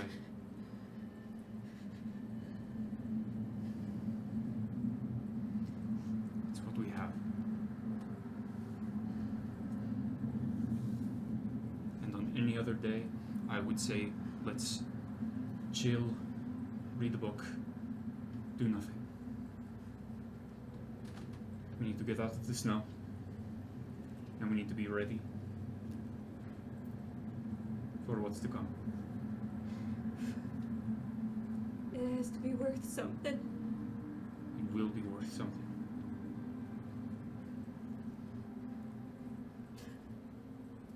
Synnove just buries her face in JB's chest and just sobs.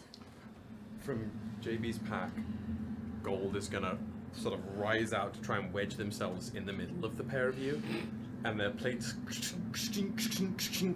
will open up slightly, and you can see some of the circuitry within Gold start to sort of glow this sort of dull red as they begin to heat themselves up. You're sad in the snow. Best to keep warm. Hold close. They're just like wedged in between the pair of you like a little heating pack. Can't lose morale now. Thank you, Gold. Thank you, Gold. Mm-hmm. As that's happening, Gary will be sort of with Talis, I assume, sort of prepping Countess and being like, "What are you?" As we're doing that in Elvenon, he's just gonna say, "Congratulations." Mazel. In Elvish. Thank you. And I'll finish packing up. I'll send a quick message, as I was interrupted the last time, sending Mother. I found them. We're going to find her. I'll be back this evening. And I will take out the rock I was holding for Valor and place it at the campsite. And get back to the camp. Sending doesn't have a range, does it? Wait, fuck you. I think with us, no. No, yeah. How fucking dare you? Earlier you didn't even say her name. Hmm? Do I see that? No, Do you? I'm too. I was about to say. Lost in the sauce. Natural 20. Oh.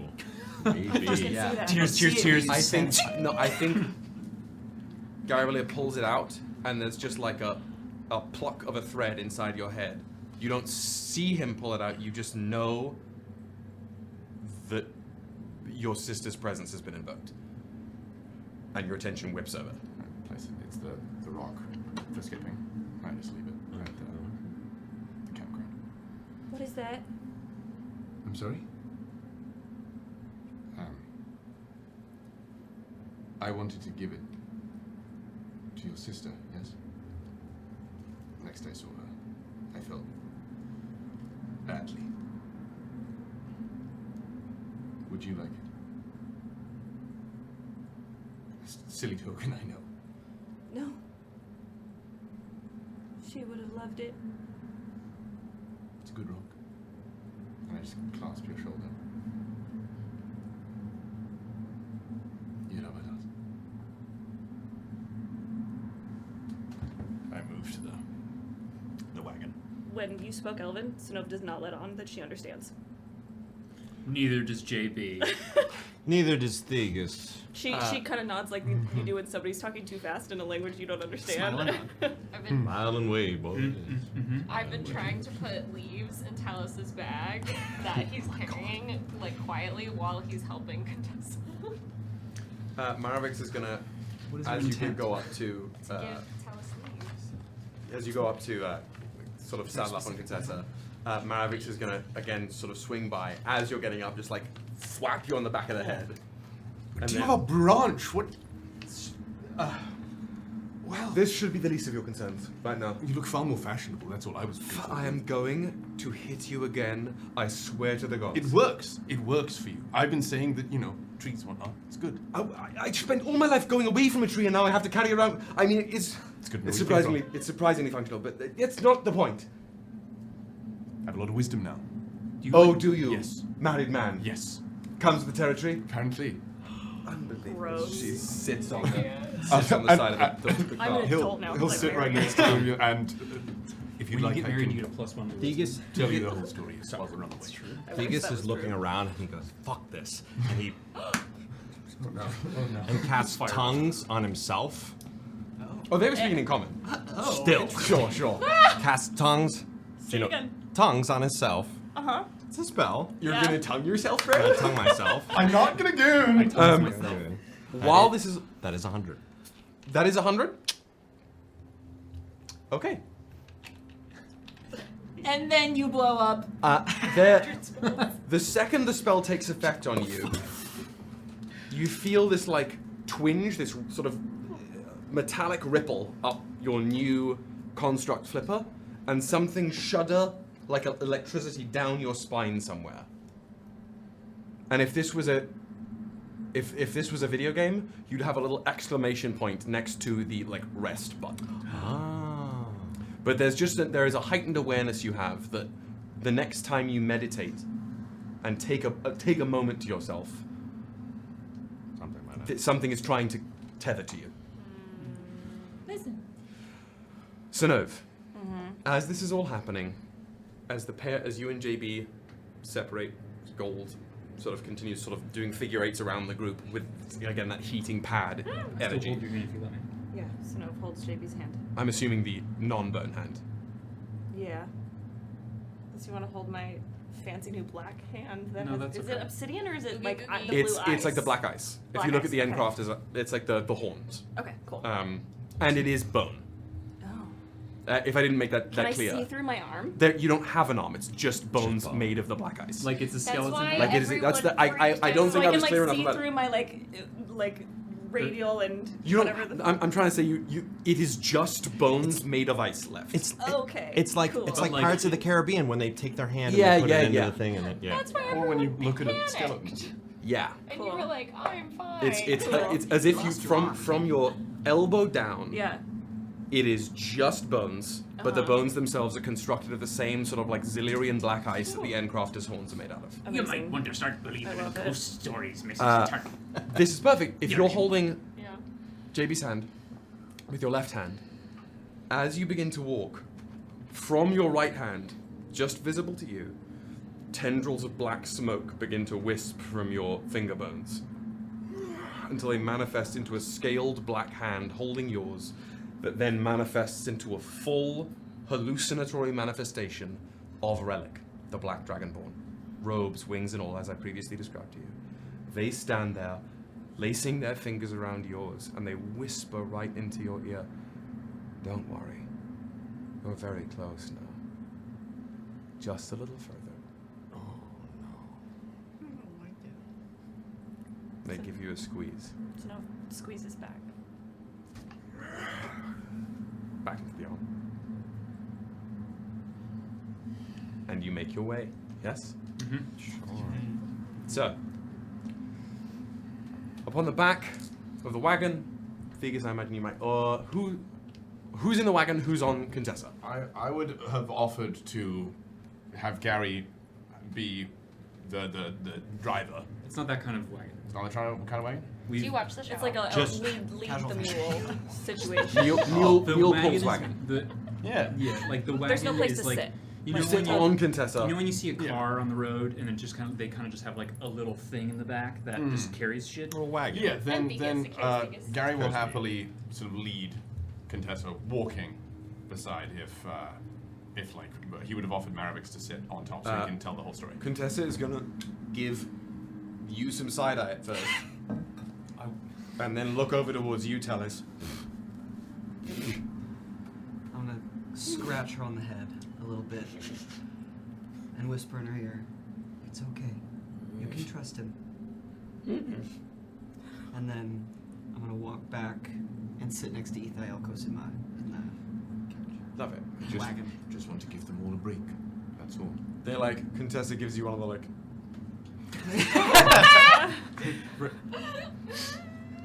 Very much like El Tivo.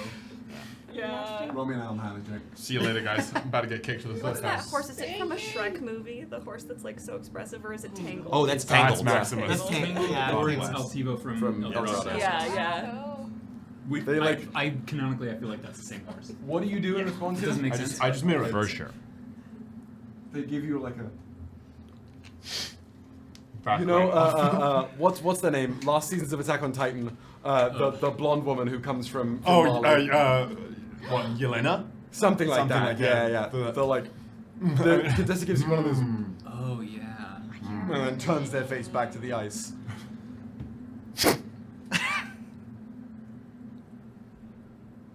If any ration I have. You offer a small piece of without breaking eye contact, just They just like hawk it down. Start trotting on the ice. This is why he's Gary and not Garavellir. Oh yeah, Maravix would have seen all of that. Maravix We all is saw sitting. all of this. Yeah, It's an open wagon. We're right here. she's sitting there on the wagon, just head in the hands, and loudly enough so all of you can hear. I'm so sorry. I'm so sorry. I don't have anything. It's not my fault. I didn't. They know me. They like me. JB said I was his favorite. What are you talking about? He did. I don't remember saying that. He did. There was a lot of alcohol involved when that conversation happened, so. This is the conversation that continues while you trot along this ice path. As I said, if you're leading and walking, it's going to take just under an hour to follow this perfect glassy strip of black ice that was created by the blue projectile. Down through the cloud cover, back into the regular blizzard, and down a slightly declining slope of snow. Until the blizzard begins to dissipate. And the cloud layer parts. Can you bump the volume just a smidge? Cloud layer parts. And you can see two things in front of you as this slope sort of plateaus out. You are faced with the tail end of the Dragonspine Mountains, and were the big bruise in the world not here, you could see clear through the jagged peninsula that leads into the northeastern sea. However, this is the site of the distortion ahead of you. So as the sort of fanged shards of the blown apart mountains veer out in either direction of the horizon, in the center here is this massive, swirling, crackling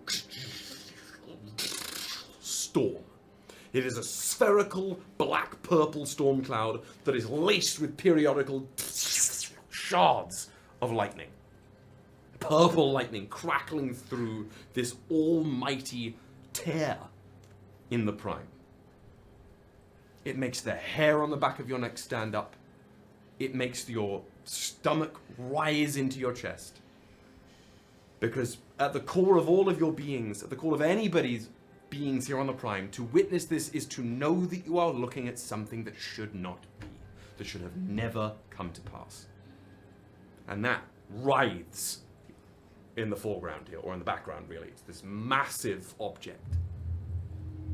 And in the foreground, as this slope plateaus out, by the edge of the crater basin, the big drop-off that just leads into the distortion itself, there is something of a large rectangular constructed cap. It's got these stone braced pillars, or poles rather, on either end of the rectangle, this beautiful tarp that is weather-worn but still clearly decent enough leather that it has survived the elements here to cover the whole thing.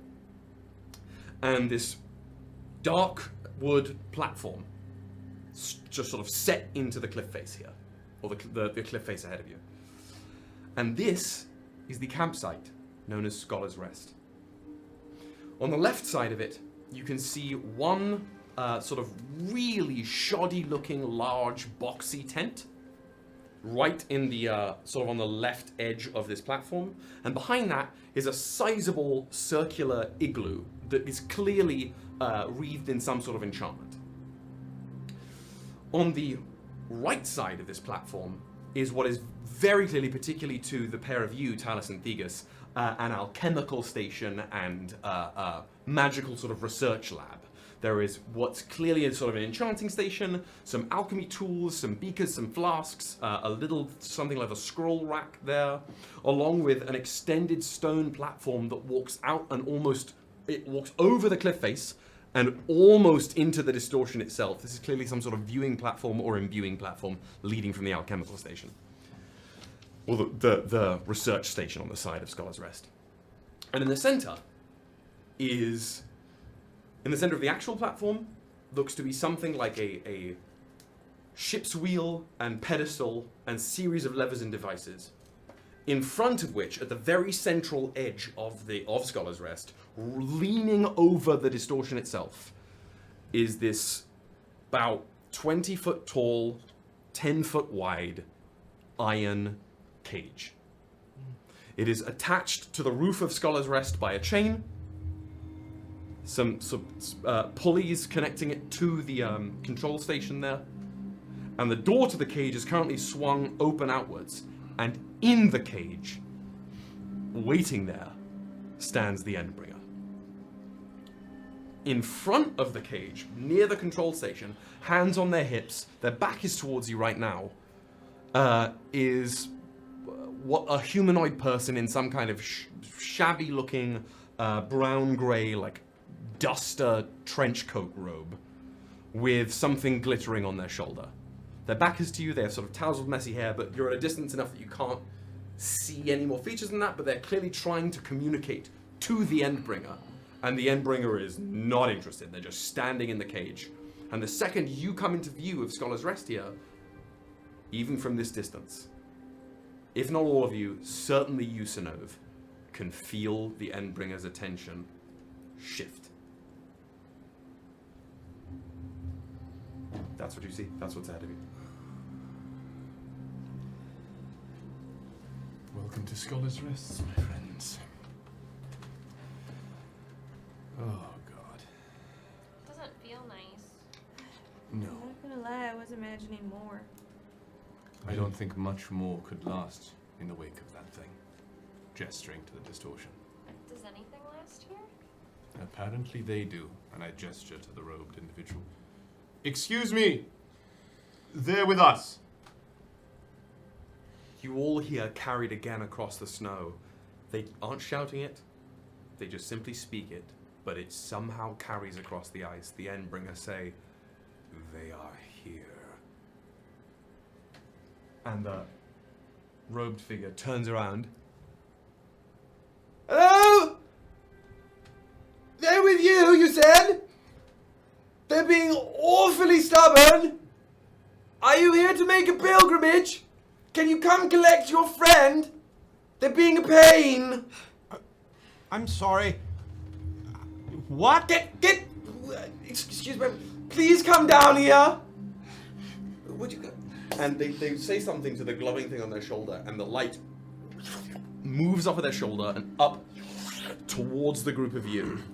And it travels like a light first, before it assembles in front of you, and you would recognize this immediately as a conjured familiar. It is an animal that is woven together from strands of light. They look shimmering, sort of like sea green, like a teal color, semi-transparent, and they look like an octopus. They are a one-eyed octopus. There's one eye in the center of their head. They sort of... Jeremy, say hello. Jeremy is like...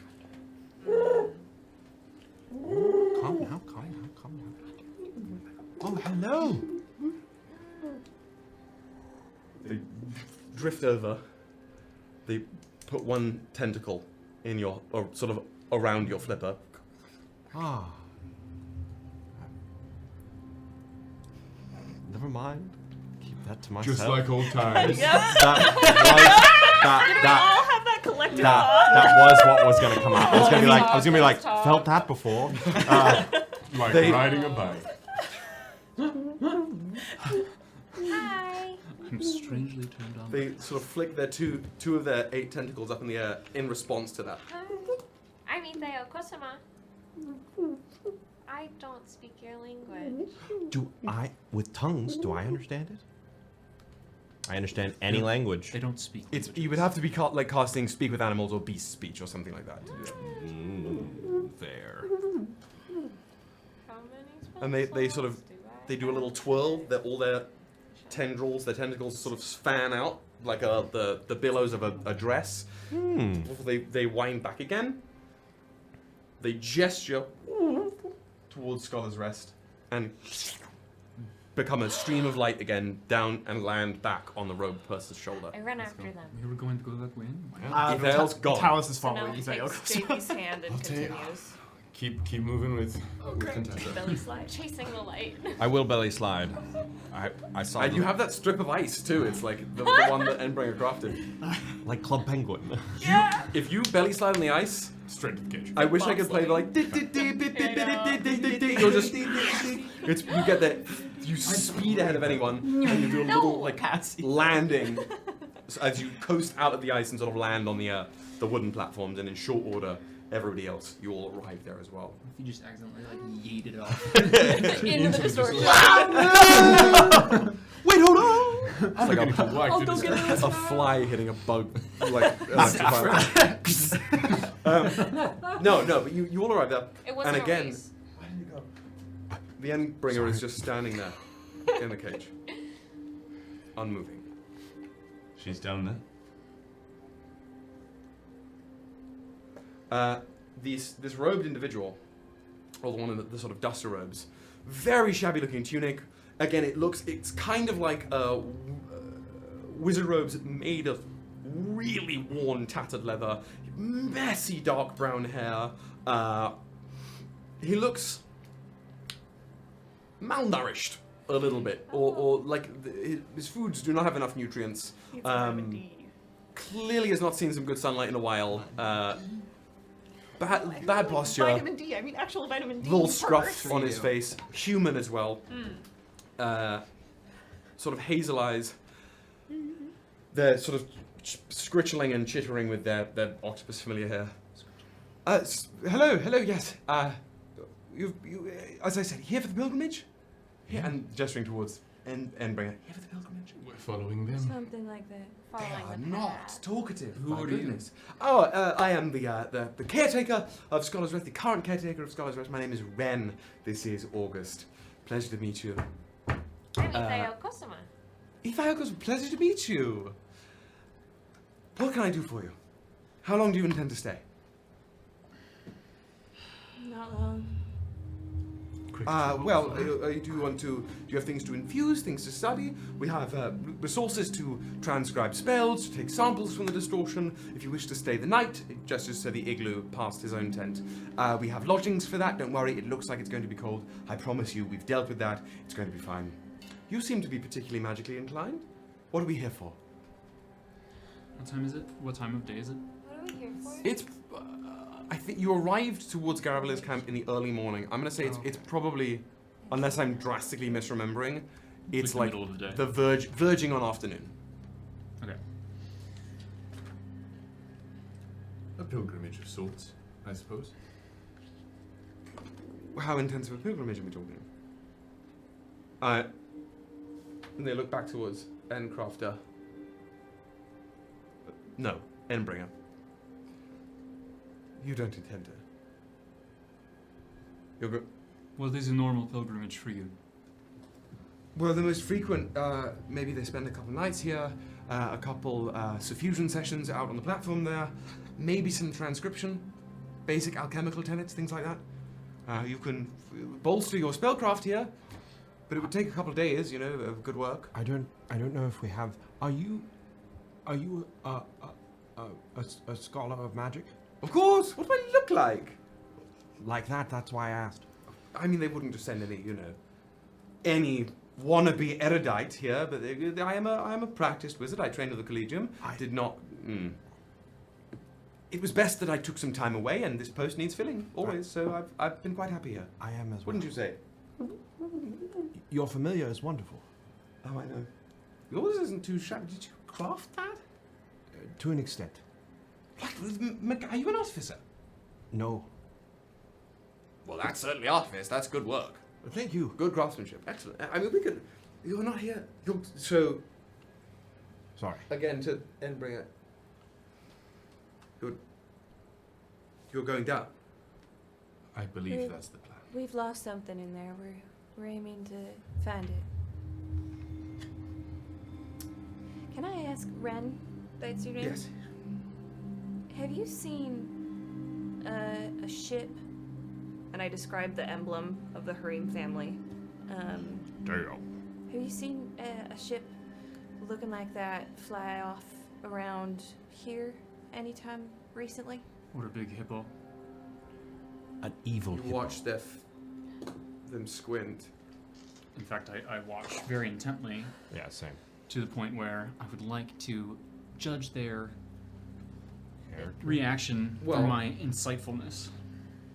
They squint. You know that vessel? Maybe. They do a damn good job of choosing not to land here. Can you tell us what direction they go in usually? Well, I watch them. They come from somewhere south, Yeah. and they typically fly over and around and land somewhere on the other side. That's a 17 for insight. Looks like he's speaking true to you. That's a natural 20 for insight. This is somebody who is relaying facts to you as far as they understand. Okie dokie. On the other I side. see them not infrequently over the last, let's say, 6-ish months. They're coming and going? Coming and going, coming all the time. I assumed they were making some sort of quarry run to some of the stones down that way. The energies here tend to affect the geological structure and makeup of the rock. I assume they were doing something, I don't want to say illicit, but there is a black market for this sort of thing. Because they never want to land. What am I going to do? Try and shoot them down? You should next time you see them. How close have you gotten to this vessel? You could. It looks sizable. We've been on it. Whoa. Okay. Well, I'm a little taken aback, I'll be honest with you. We know the hippo quite well. The hippo absolutely sucks. We are wasting time. We are going to be going into the distortion.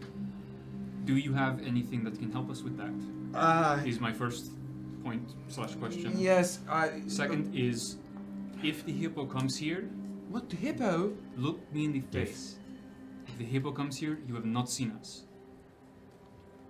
It is for your safety that I ask you this. You what? Like, you see his eyes sort of look you up and down. There's looks to be a moment of almost contention, and then he actually looks you in the eyes, and something changes in his face. All right. For what it's worth, I have never seen the captain of that vessel. I've never seen whoever pilots it, but I have simply seen it pass over, really. If they arrive here, I'm good at acting a fool. Stay out of his way as much as you can. That I am also. Why do you think I picked the arse end of nowhere to work? Now for my first question. Yes. What do we need? You intend to take the unseeing bell, as he gestures towards the Endbringer again. The elevator. Oh. I need to be Why very not clear call with it you. elevator? Because it isn't exactly what it is. You could call it like a lift. I didn't make the name up for it. This has been here for almost 1,000 years. How long It's have tradition. you been here? I have been here, what? Just about... What is it now? 6? 6 years. This is boring. And I'm gonna slowly walk over to Endbringer while they're all talking. Oh my God. Synnove follows closer Talis is gonna follow to too. Cosima. So are you going to just get in? Because they're standing in the bell. They're standing in the Yeah. gate. After they say this is boring, they just start like, not like prancing, but it's like the slow like looking at Endbringer and just taking like the one sliding step at a time, and they're trying to stand at their full height and like hype themselves up to introduce themselves. Synnove is following close behind. So is Talis. I didn't want to interrupt the conversation. I just wanted to leave. Let me finish the Ren and then I'm we'll get still back. talking with the Yeah, gentleman. I'm still here with with the Ren gentleman as well. Okay. The unseen bell. I need to make it very clear to you. This is mostly what my duty is here. When people come asking for this particular level of intensity, it is very rare for people to take the bell and return. All right? The bell is a conduit. It will act as a simple lift. You will feel as if you are being lowered into the storm. But it is something of a conduit for your own essence. It will allow you to be transmuted into the storm itself. And it is up to your willpower and your force of will to reassemble yourself within the storm. Okay. Have you gone? No. Has it? People have gone. People every year we get at least 10 or so individuals attempting to come through. Some years more than others. And in my tenure, in 6 years, I think I have seen 3 people successfully return. Who are those people? It's for confidentiality's sake, in the same way that you were requiring something of a clandestine journey, I am not at liberty to reveal that. What did they speak on for their experience, if you can share that? All I know is that it is personal. The transit through is personal. The storm will examine you and test you. And then, if one reaches the heart of the distortion, it is said that you are granted access to a space of unmitigated arcane power. So you don't have, Don't get excited. It's not like you become the god of wizardry and witchcraft, but it is the power that lies within the center of the storm is unmatched on the prime plane. Sure. So you don't have like hats or like bracelets that make it easier to go in? Not really. I have lyrium.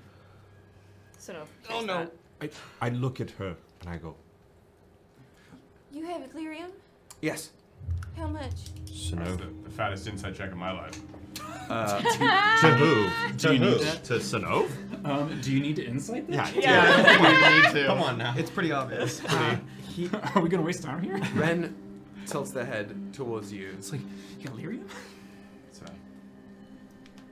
Enough.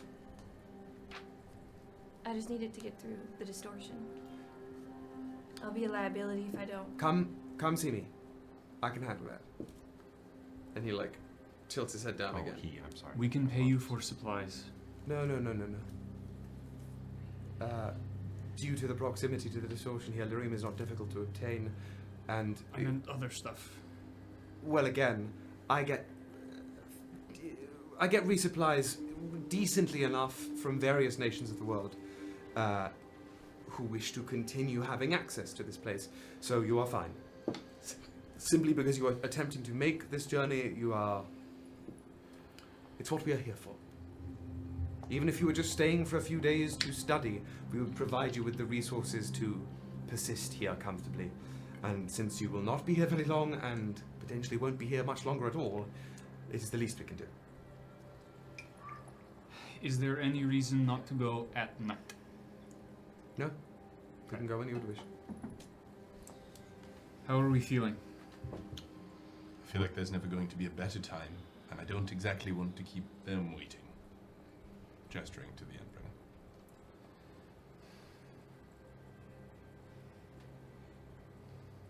As long as I have those lyrium potions, I'm ready to go. How long have you been suffering? Better part of a week now. 2 weeks. Without? Yeah. Oh dear, what's your name? Synnove. Synnove. I'm terribly sorry. It was to save people. It's fine. It always is. Yeah. I can... meet me in my tent and I will take care of it. I appreciate it. Of course. If you head into the igloo back that way, not only are there bedrolls for you to rest on, but there is something of a storage crate with various rations, mostly kept fresh and preserved, or unpreserved rather, for whatever your needs may be. And if you wish to partake in the alchemical supplies, that is also absolutely at your disposal. Your scrolls? Of course. Oh. They are mostly, again, documentation and research. We don't particularly keep spell scrolls here because magical items, enchanted arcana, tends to malfunction around, well, you know. Yes. Is there anything else I can do for you in this moment? Thank you. Right. Now, I briefly just want to pivot because I know Synnove, you were going to be part of this conversation as well. Yeah. Oh. Ythae'el, you approach the unseeing bell. They're kind of humming to themselves in Celestial while they're doing this, and then they'll get within maybe like 6 feet to comfortably look up. Hi.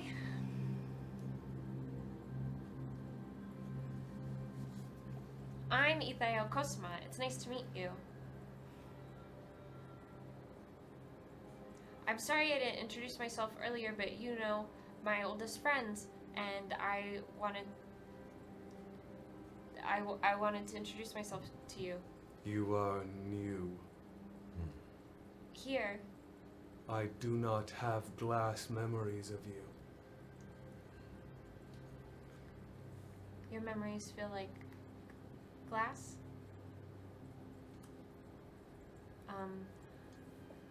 That's cool. My memories feel like little, like, motes of light and very fuzzy. Keep them.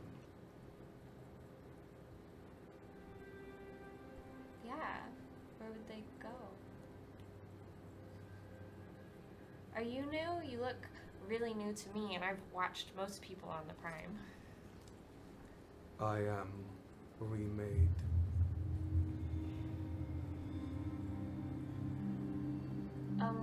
What should I call you? Endbringer. Okay, you can call me Ythae'el Cosima, if you don't mind the two first names. They tilt their head.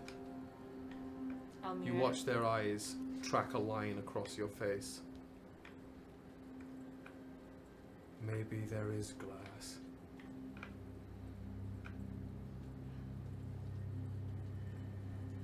I think this was a successful meeting. This is the 9th person I've met. 9. More than 6.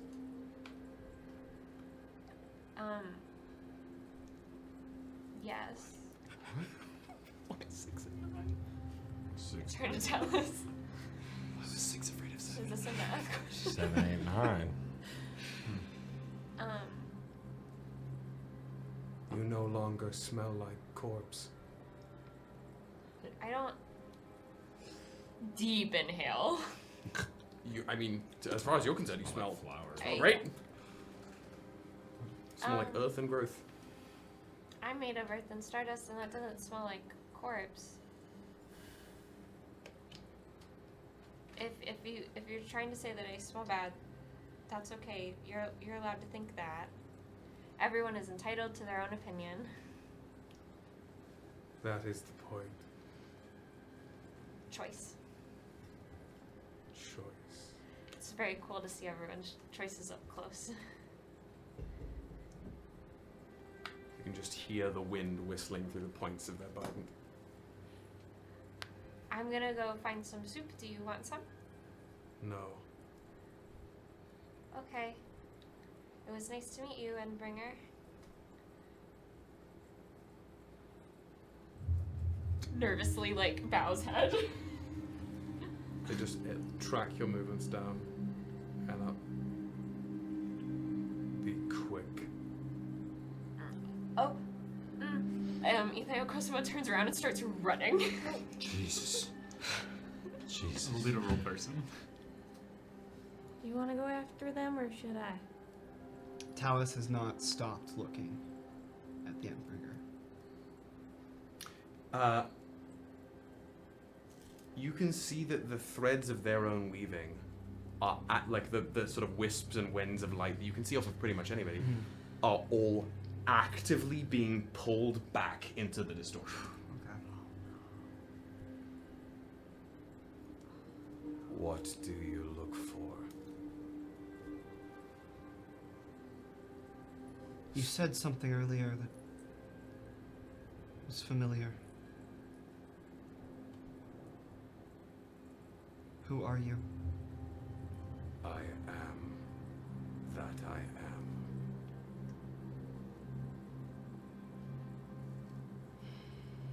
What are you? I think you know. Where do you have it on your person right now? It's tucked in my pocket.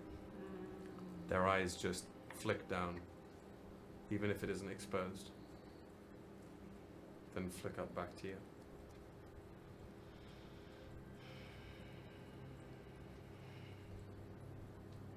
Talis doesn't even have to pull it out.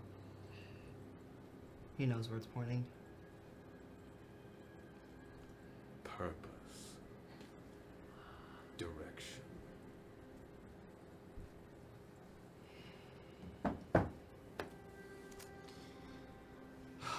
It's nice to see you. Finally.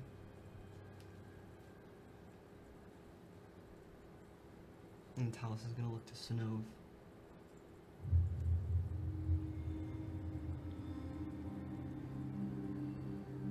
I'm sorry.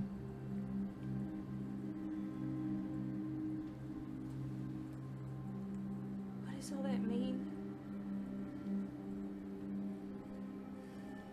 It means I made the right choice. It means we might succeed. We will succeed. And at that, Endcrafted, or Endbringer just goes.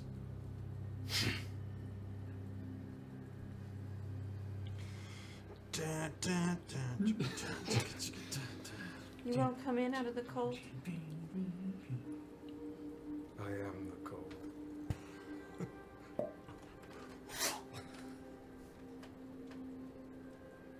You all chose well. The paths led here. The walls hold.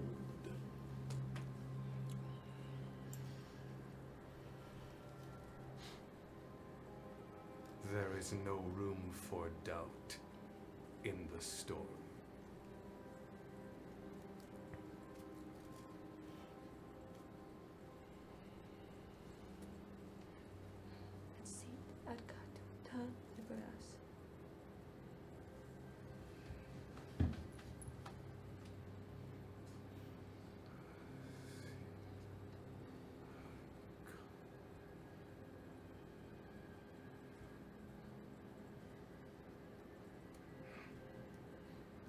Get your potions. We'll return soon. Yes. And without another look, Synnove turns on her heel and goes toward where Ren mentioned. So, just for expedition's sake. I'm going to find potions. Potions? So you're going this way. Oh. Going with Synnove into a tent. Okay. Soup. Soup into igloo. Can I meditate? Yeah. You could essentially go over to the alchemical supplies and sort of the research area and like take a moment. Yeah, 100%. Cool. Where are you heading, Talis?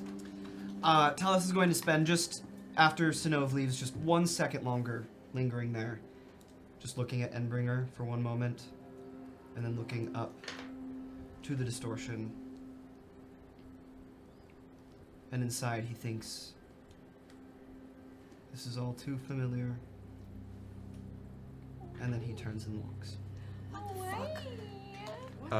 Where are you going? If nobody else is approaching Endbringer, they're gonna turn to and face the other side of the bell, looking out towards the distortion. And they will, until you guys enter the cage, they will be standing there watching the storm.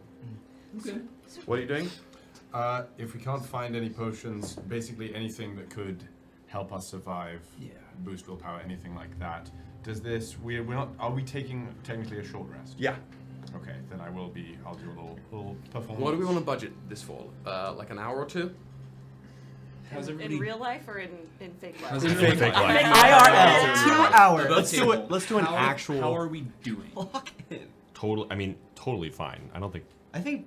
Other than Synnove's missing spell slots because she's in withdrawals. Oh, And I forgot to I'm roll my missing wheel the or third roll level for the spell day. slot I just cast to cast Same taunts. day as what you did last time. Oh, I don't roll a new Cosmic Omen because it's the same day Yeah. from the end of session, so it's still odd. Thank you. Right. So we're like. Okay. Yeah. So we got probably the three of you. Just stuff. I'm just heading into I'm just gonna Ren's start, tent. start taking stuff. Uh, We're gonna need it. as you were heading into the tent with them, Maravix is going to sidle up next to you, just sort of squeezing your arm. We're close. We're so close. We'll get it. Right there. We'll get it. I know. I have plenty to apologize for. Sure. She has a lot to answer for. What happened up there? We saw the monastery as we passed. Yeah, that's true. It was bad. You're not wrong. Is that where? I see. There's something there. Another piece. Have you known? I've helped guard it for some time. In elder blood. I think I've been guarding the third ever since. Guarding the third? Where? How long? Still? I don't think it ever left. How many times have we spoken about this? This is not your responsibility, Garavellir. No, I know. It isn't my... I don't choose. I didn't. You choose every time. Look how far you ran away and look how much you've still chosen.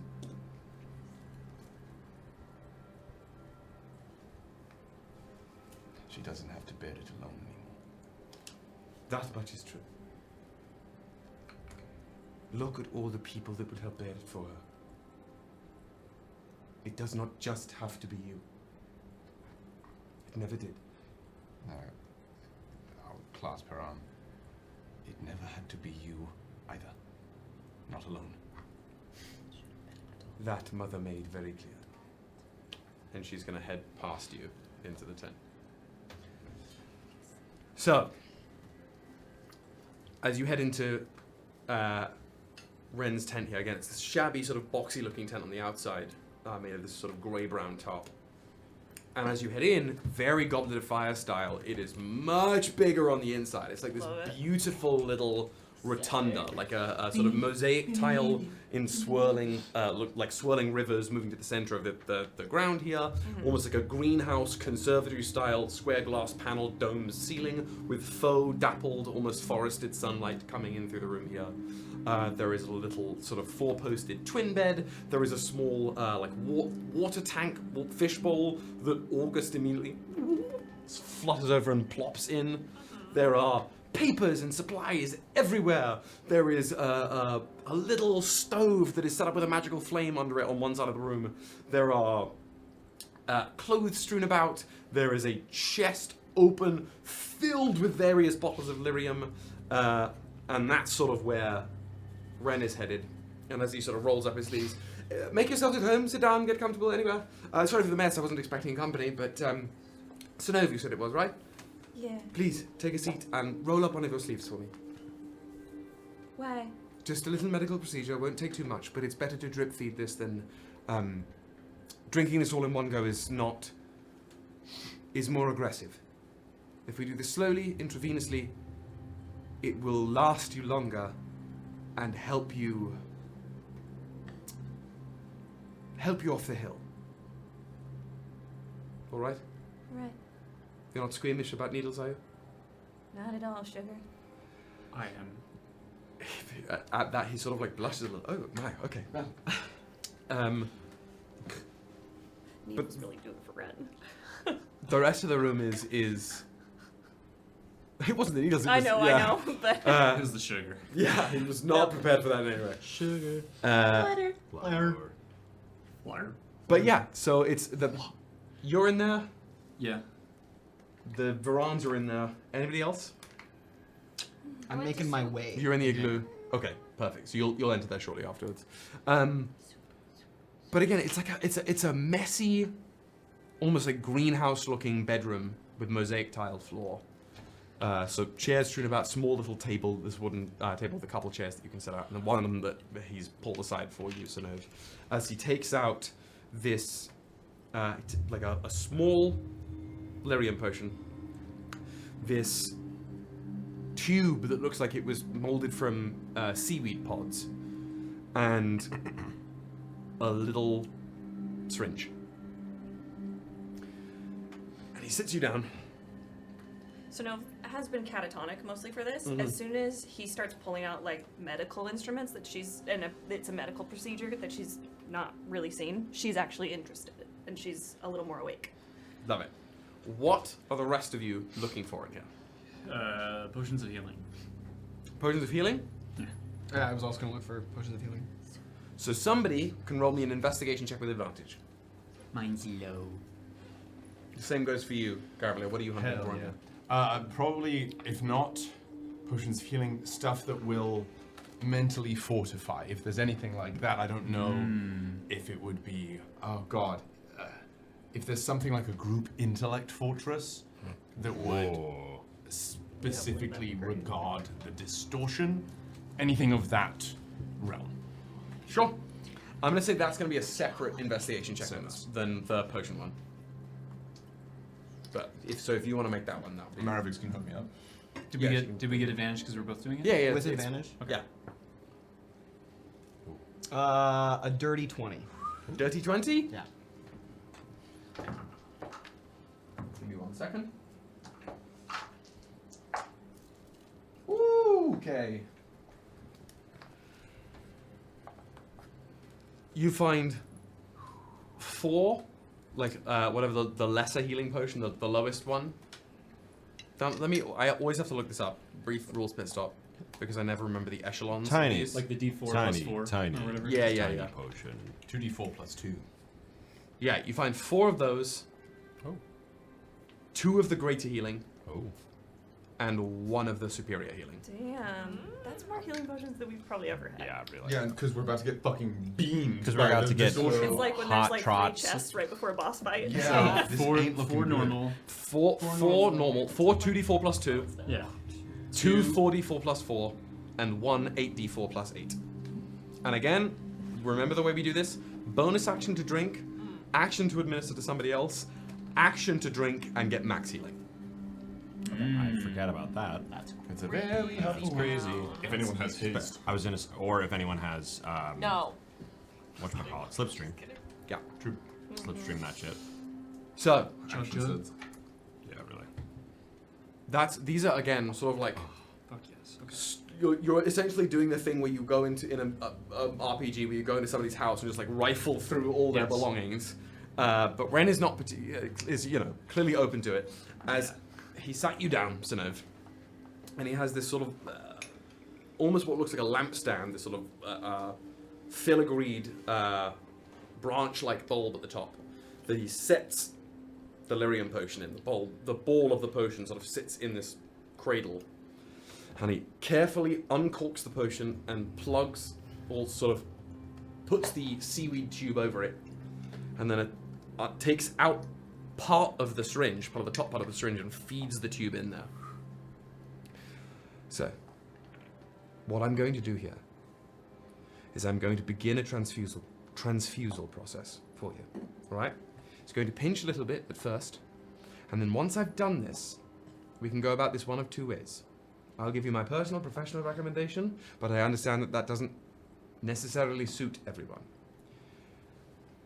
Once I begin this, we can either try and speedrun this, and albeit more gradual than drinking this potion, imbue you and your bloodstream with some lyrium in a relatively truncated matter of time, and that will help rejuvenate you in terms of your fatigue and your overall withdrawal here, but it will be a temporary fix. Or, once this begins, we can fasten this drip to you and keep it on a slow drip for about 24 hours. You don't drip. If you let that process complete over the course of a full day, the bulk of your problems should be mostly solved for a significant chunk of time. I'm not going to tell you that it's going to erase the cravings entirely, but it will dramatically improve the time between when you feel that tug behind your ribcage. And believe me, I know what you're going through. And I will tell you that it is my professional opinion that you should try and stick it out for the long haul. But it is fragile. I know you're attempting to make the trip down the bell, and it will be difficult to keep this stable and protected. I mean, so if I take it like you said and it breaks, I won't be a help. I'll still be how I am right now because we won't have sped run this. You will be half, somewhere in between. You'll be able to get through, Yeah, but it won't be pretty afterwards. that's okay. You want to go for it? I can handle the consequences after. Someone important to me is in there. So what are you telling me? You want to speedrun this? Yeah. All right. All right. It's a rather crude method of doing this on my part, but just bear with me. And he... Are you ready? Yeah. The syringe, very thin needle. And he just sort of presses the space in the center of your arm there. You know how it works. Kyle's afraid of needles, guys. Finds a spot. It's a fantasy needle, Kyle. He you can feel this sort of arcane energy sink into his thumbprint, and this deep cool is almost like it's like a modified chill touch almost on the inside of your elbow that just slightly anesthetizes the area before the needle slips into your arm very, very easily. He pulls a stopper on the syringe itself.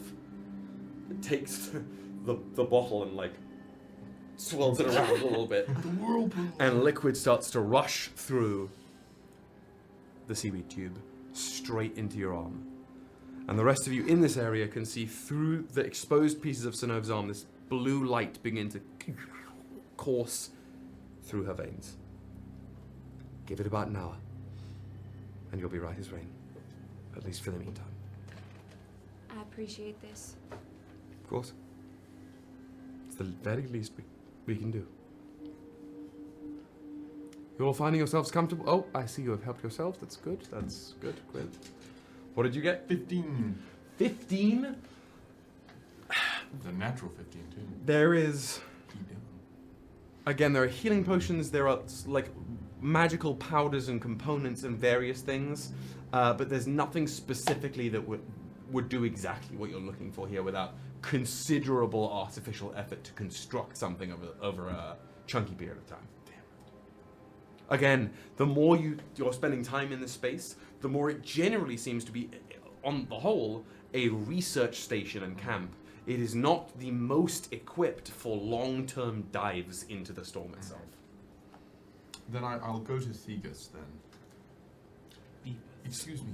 So Theagus is actually outside. Theagus is out in the alchemical research. I'm about to start to meditate. Never mind. You can come talk to me. Can I come talk to him before he starts meditating? Yeah, let me do the Ythae'el for a moment. You head into the igloo. I run. And it is, again, clearly enchanted to be slightly bigger on the inside. It's like a long hall in here, just lined with bedrolls. They are all dusty. It looks like they haven't been used in a while. And a couple of crates on the back end, a couple of chests that are, again, shimmering with a veil of sort of yellow-green enchantment around them. And I'm imagining you're heading right there, because they're the only spaces that look like they have any supplies in them.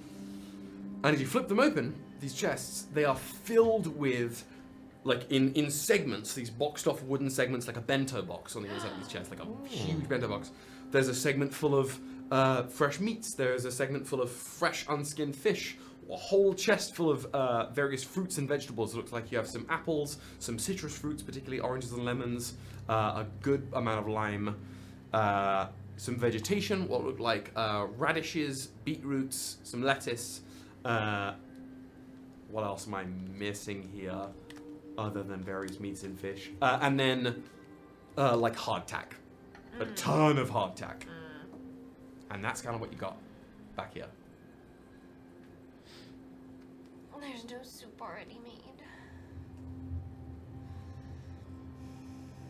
Was there a fire anywhere outside or anywhere? There's a fire in Ren's chamber, and a fire pit out in the main area.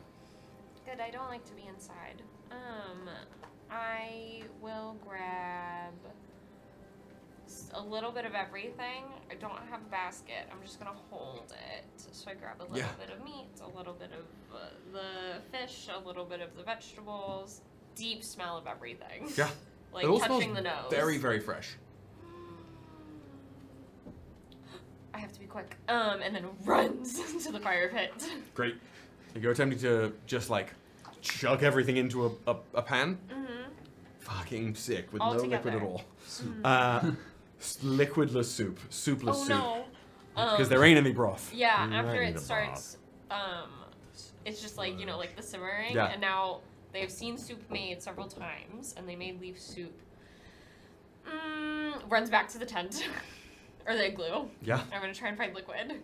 There is absolutely none. I think you can create water if you have the spell. I think I can create water too, but I don't want to use them as spells. What's the ritual? I find it. I don't know if I have it prepared. Free water's a cantrip, I believe. I believe it's first level.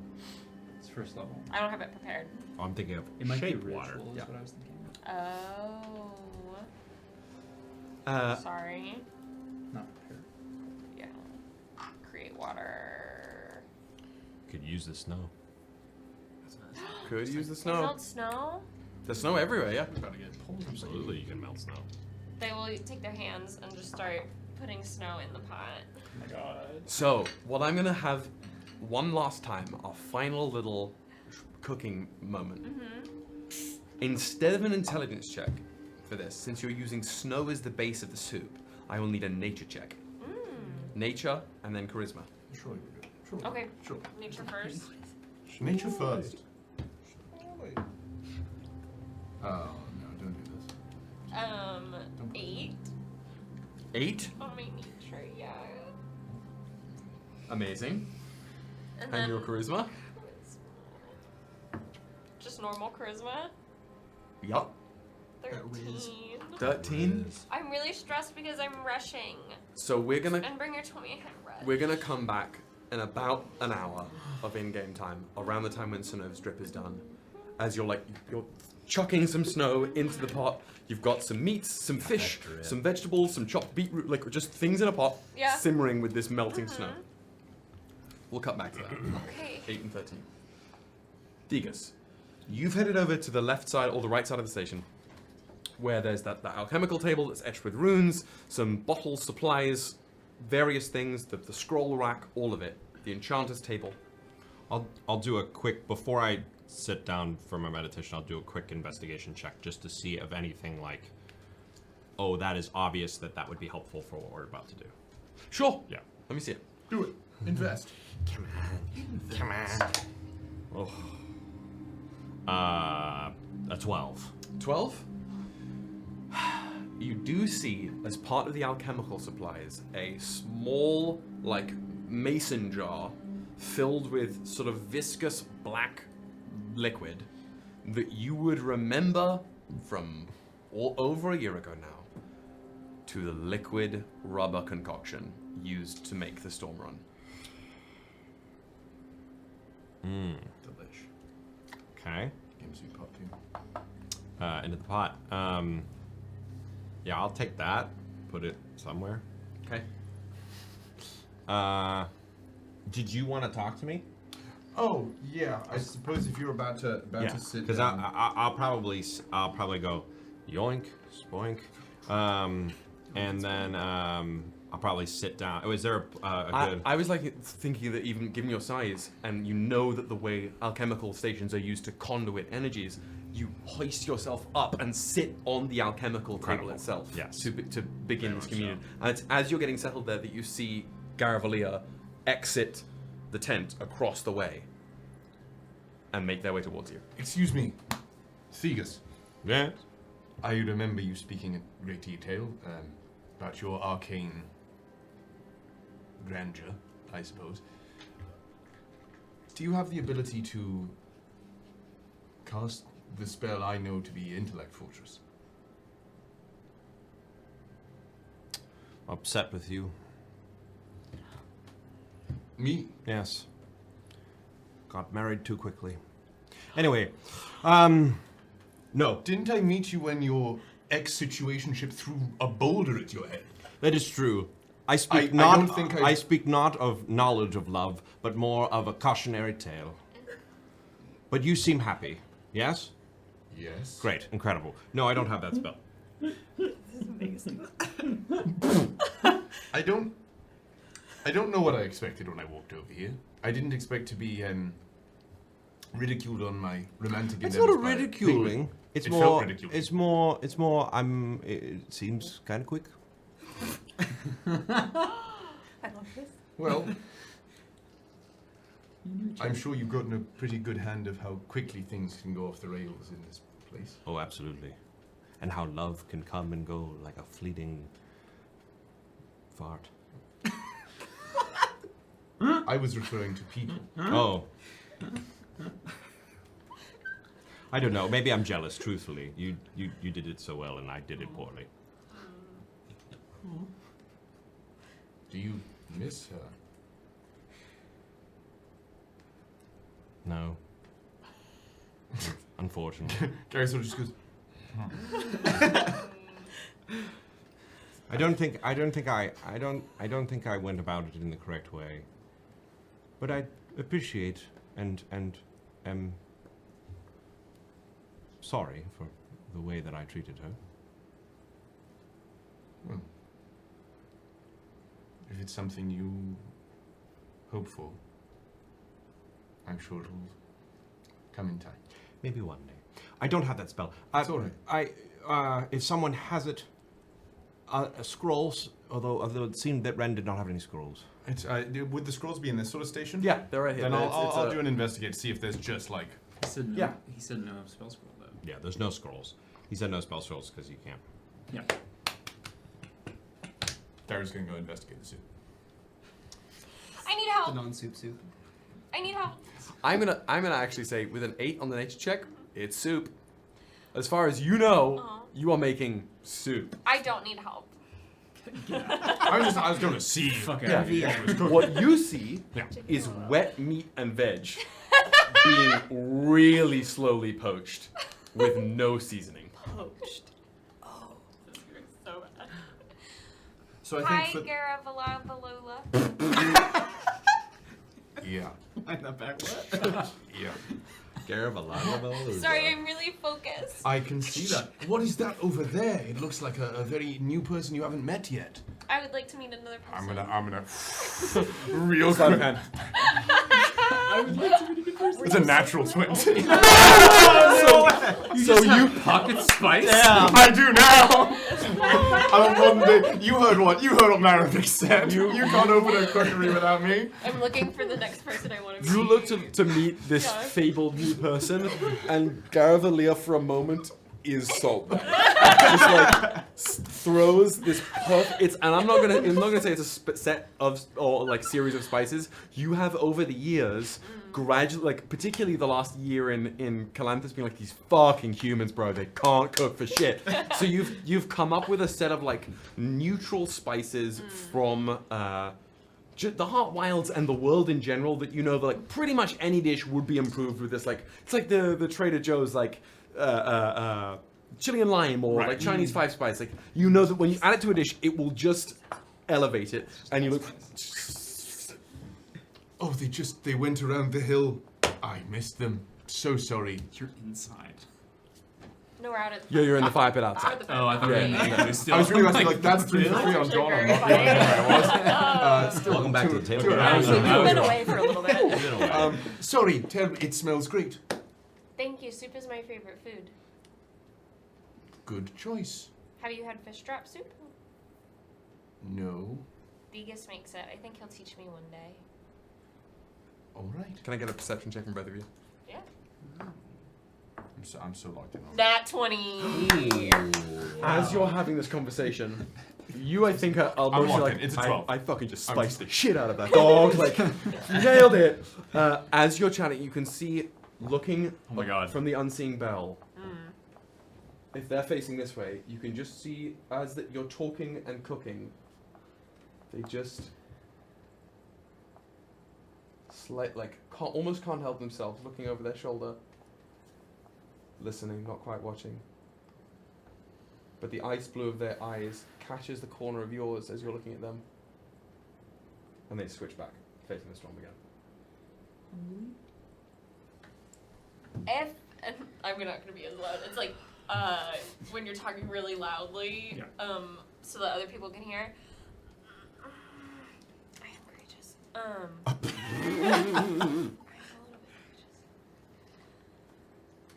I hope all the people who are hungry come eat the really amazing soup that I made.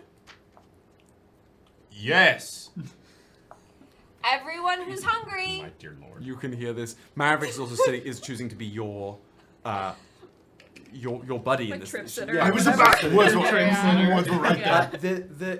that's less the energy as opposed to somebody keeping you company while you're going through something at a hospital, right? It's not comfortable. It doesn't feel amazing right now. And Maravix is just seated there, sort of like with the back of the chair this way, swung, their legs. Like a cool girl. Yeah. You know how. Yep. And she's just sitting. But you can hear Ythae'el yelling outside. We'll get through to her at some point, I'm certain. I think they are their own bright, sparkly star. True. It is hot and ready to go I am being assured. It smells so good. I'm going to throw him into the storm. You understand that, right?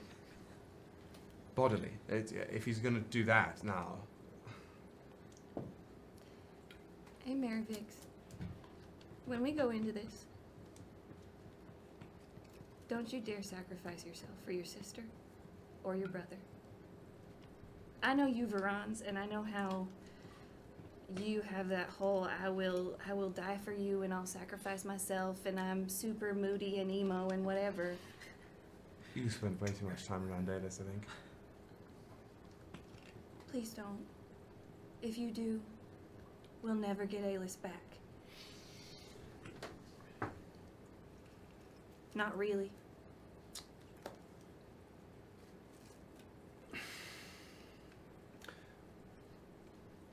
What would you like me to say? In this moment, what would you like me to tell you what I think you want to hear? I want you to manifest that we're gonna all get out of this with your sister. I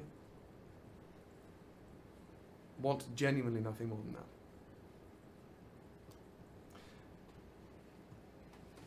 But if I was to ask you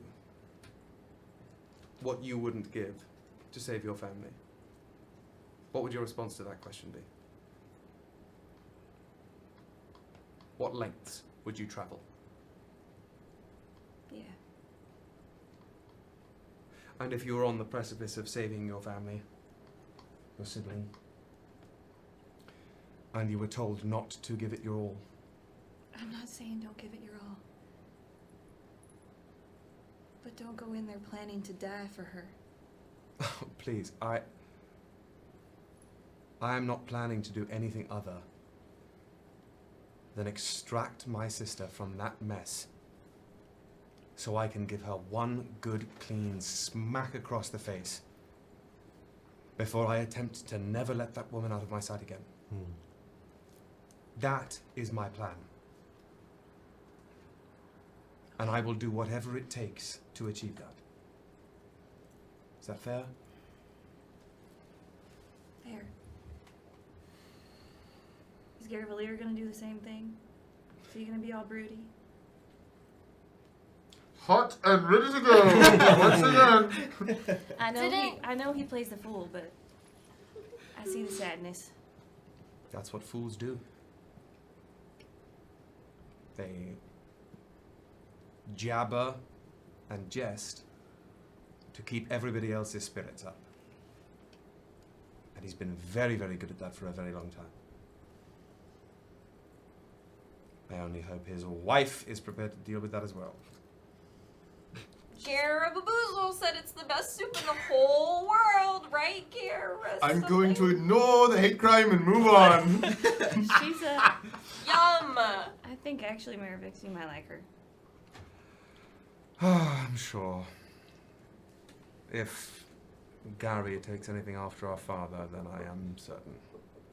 And that annoys me even more. I hate that it has taken so much to bring us all back into the same space. I wish you'd be able to see what it was like at the dinner table years ago. Mm-hmm. Mm-hmm. Whatever you're imagining, multiply it. I'm sorry. No, no. You made us who we are, you know? You cannot fault your upbringing. You simply have to be able to grow from it, not fall back into it. Yeah. I understand that. Let's just tell Aelys that later, yes? Let's. Talis and I walk up, and I'm like, we got the potions. Just holding all the fucking... Great job, JP. Good enough. Let's just wait till this one takes effect and then we can be on our way. Yeah. I think there's soup outside. I'm gonna pan over. Walk out. What makes you say that? I'm panning over to this. After Garavellir starts making the soup, you settle yourself back onto the alchemical table. Using your new mechanical flipper, settle in. Letting your spellbook manifest this spherical grid around you, you begin to meditate. And as your mind begins to meld with your own magic, you find yourself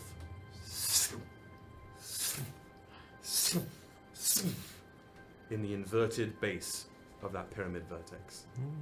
Black stone, green glyphs.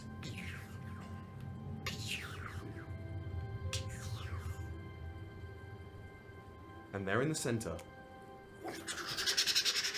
constructed by parchment again, is Sheriavar, or the avatar of the Tome of Origin. The avatar. Pieces of parchment forming a blindfold, those green eyes bleeding through. Welcome again, Herald.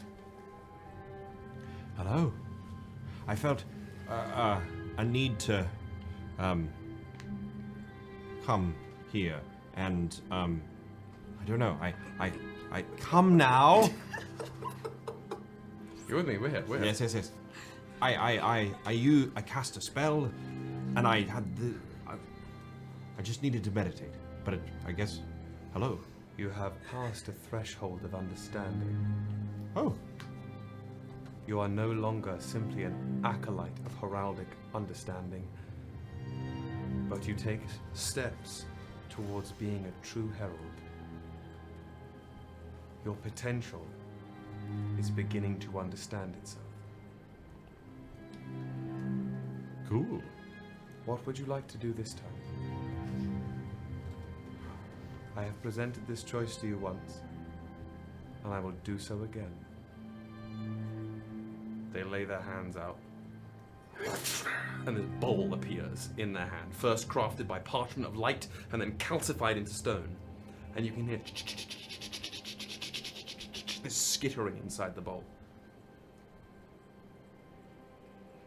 There is a new resource available to you, Herald. They tilt the bowl towards you, and you can see inside this basin hundreds of microscopic little metallic mites. Mites? Yeah. They're like about the size of almost grains of sand. The only thing that allows you to understand they're metallic is they each shine the little bright green light. And they sort of mingle and dance all over each other as if they were ebbing and flowing on their own current or tide. I go over to the bowl and I examine it and look at it. Day the other with still lives. Put a flipper towards it. As you put your flipper towards it, your meat flipper or your metal flipper? Horrible.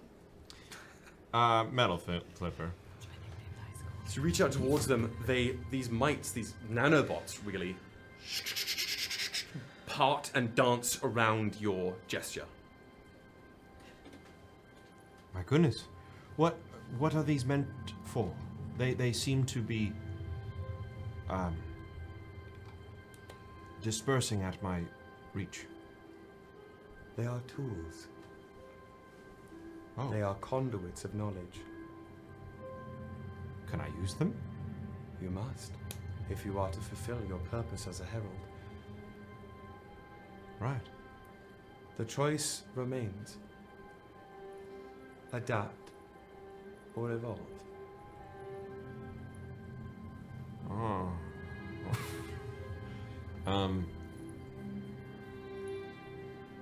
These thought motes can be used in one of two ways.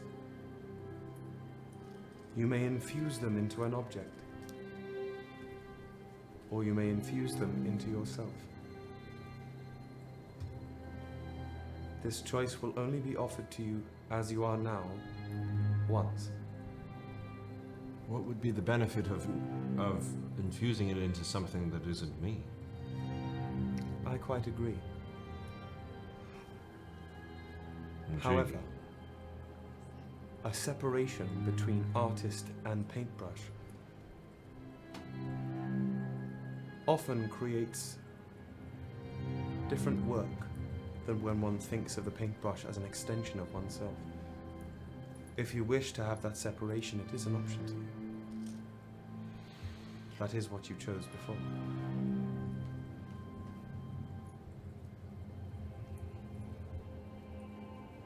Well, variety is the spice of life. I think I'll choose myself. An excellent choice, Herald. As it stands, you are already primed to receive such thought motes. As their eyes, that even through the parchment, glance towards your mechanical flipper. Oh. I tried to save someone. And I might have half succeeded. There are no half successes. Half There is fail. intention. Oh. And there is consequence. You had an intention. I did. And it was achieved, was it not? To an extent. And besides, someone now will tell a story of you that they would not have otherwise. You have created thought, as befits your stature. I appreciate that. All right. Reach out.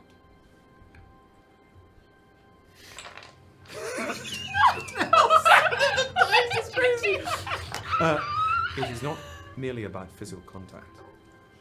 Command them to evolve.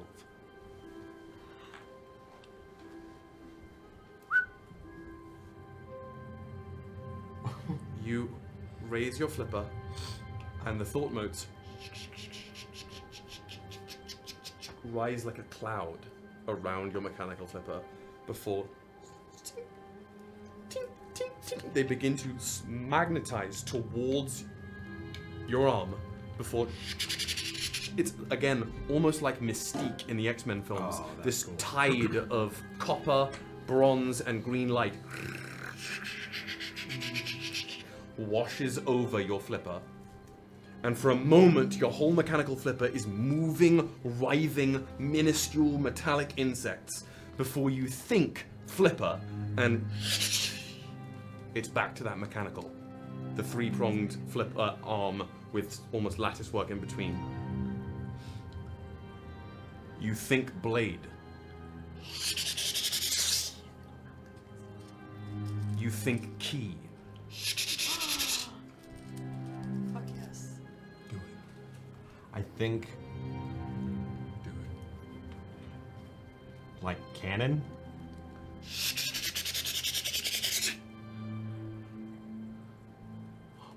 Your understanding progresses. In this space it is unlimited. But for the time being upon the Prime, you will be confined in your usages of this, temporally speaking. Alright.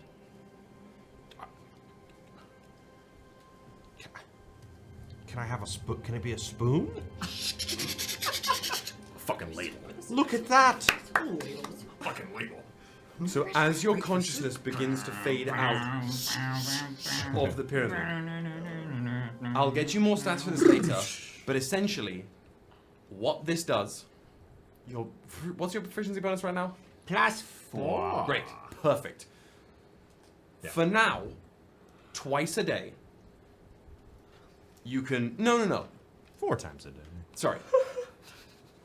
Unlimited amounts. You can change the shape of your arm as a bonus action into any non-magical object. Twice a day, you can mimic any piece of artifice, magical or otherwise, you have ever seen. That's cool. Whoa. Things like firearms, even if they're non-magical, like a cannon, for example, will count as one of those usages since there's a lot of internal mechanisms there. But like a hammer or a spoon, you can just do. There are other things that these motes are going to allow you to do, and there's more sort of room for soft magic-y stuff there as well.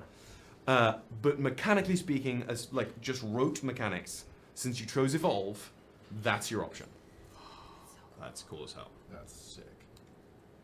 Who's that Pokemon? Yeah, really. That's Pikachu. So, It's Clefairy. Graduated. An hour passes. Synnove, the final ounces of liquid drip into your arm. The blue fades away. And you feel less empty, less itchy, less fatigued here.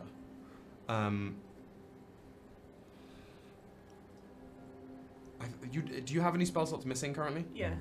Those have been removed for now. Cool. That was my concern. At the very least, for the next... roll me a d4. Oh, I got it. 4 every time. 4 every time. 4 every time. 1. Damn. Oh, that would be For the next 2 days. Okay. Or the next 48 hours, you are alleviated. Okay. Roll some time. Good enough. Got it. Maravix helps you get up. I imagine that we're all convening outside for a little pre-adventure meal. Gara, little alert, will you get bowls to hand out? Absolutely. As I looking at this thing, is it physically edible or will it potentially kill us? So, even before you assisted, what you are going to get is like airplane food. Okay. Like not terrible. 2003 era, like Oh. Delta Airlines. You had to put the year on it, didn't you? Yeah. I'm talking gray meat, Yeah. wilted vegetables in just like a cloudy liquid. It's a mystery liquid. And now it looks like a thin stew. The water is slightly colored by the spice. There's a slight like light brown color to the broth. The broth is thin. There isn't a ton of the liquid there. The meat looks a little browned, which is good. The vegetables look like they have a little bit of more bite to them than they otherwise would. But for my travelers here, even as Maravix looks over, okay. This is definitely not the finest thing to look at that you've had on a 2-week journey. It ain't no fish drop soup. It ain't no fish drop Yeah, soup. I will just go to Maravix and go. But I mean, you know what? I'm feeling rather. My stomach is bothering me. It's a big day. Cosmo, are you okay? I know that I did a bad job. You don't have to no, eat it. you did want to see. Here, try it. Where- And I'll give you the bowl. Where would I be out? Yeah, and once walking you over? wake up, they're right there. Again, if you're on the Yeah. alchemical table, this is happening sort of in the center. I hop off and I Please. walk over. I see Ythae'el and I take a bowl, spoon. As he's doing this, I will prestidigitate the favorite flavor of any meal I've ever had to Theagus. Okay. I need. Can you do that? You can do a Can you harmless really- sensory effect. It's like a timing thing. Huh. So you're trying to prestidigitate, essentially fish drop soup flavor. Yeah. It's a harmless sensory effect. Or fish flavor here, since you don't necessarily know what fish drop soup is. It was the idea was for meat. Sound or Since smell. it's a Sensory? sensory. What's Gary's favorite food? Probably it would but, be. like, It would be the extent of the spell. Gary's. It's Gary's chicken. It's simple. Gary's chicken. It's simple. But it's a simple man. Can I get? I'm not going to make you roll the question. I need an insight check as you're sipping. Insight check. Gary's chicken, but it's a goose. I will say. Probably this would be like the intention of this was that because I saw Ithama. Yeah. Ithama. Jesus Christ. Sorry. Ythae'el. No, it's a mouthful. I can't. Yzma. That's Dan. I mean, that's kind of combining them. Yzma. Yzma. Yzma. I saw them sad, and so my intention was to come over and try and regardless of. I but need an insight check Sure. as to whether you're gonna have to intentionally lie to Ythae'el or you actually think this tastes like chicken soup. Sure. And that's the goal. Was to get you to not have to lie. That's a 9. You? As you like like oh look at this soup. Oh. It tastes like Ythae'el's made you some like even though there's not really chicken in here, you can see that there's like some kind of like red meat that's been cooked and again some broccoli and turnips essentially. Tastes like average chicken soup. That's bird, dude. You're eating bird. You don't know that. This is the flavor profile. It's a scene in Family Guy. It's so fucking funny. Ythae'el, this is wonderful. I feel bad. I can only have 3 up at one time, so someone's getting fucked, and it's me. Of course. Please. You make the best soup in the world, and it didn't look good. You should give it a try. Just go ahead, try your own soup. And I'll mimic just like playing a little tune to like for the morale, but in reality it's what's prestidigitating another. Give me an insight. I take a really big snap. Give me an insight with advantage. Oh come on, it's great. Come on, because this is your soup. It's my soup. Yeah, and it's great. Don't worry. They know about what they it. put With in. advantage. Yeah. So let me get the I'm trying to make everyone feel. That is over a 20. Oh, wow. What's your like base spellcasting? 17. Yeah. You taste it, and again you can taste a soup you haven't had, but you can taste chicken soup, and you know that's not what you made. I helped a little. That's all. It tastes good, but you know it's not how it actually tastes.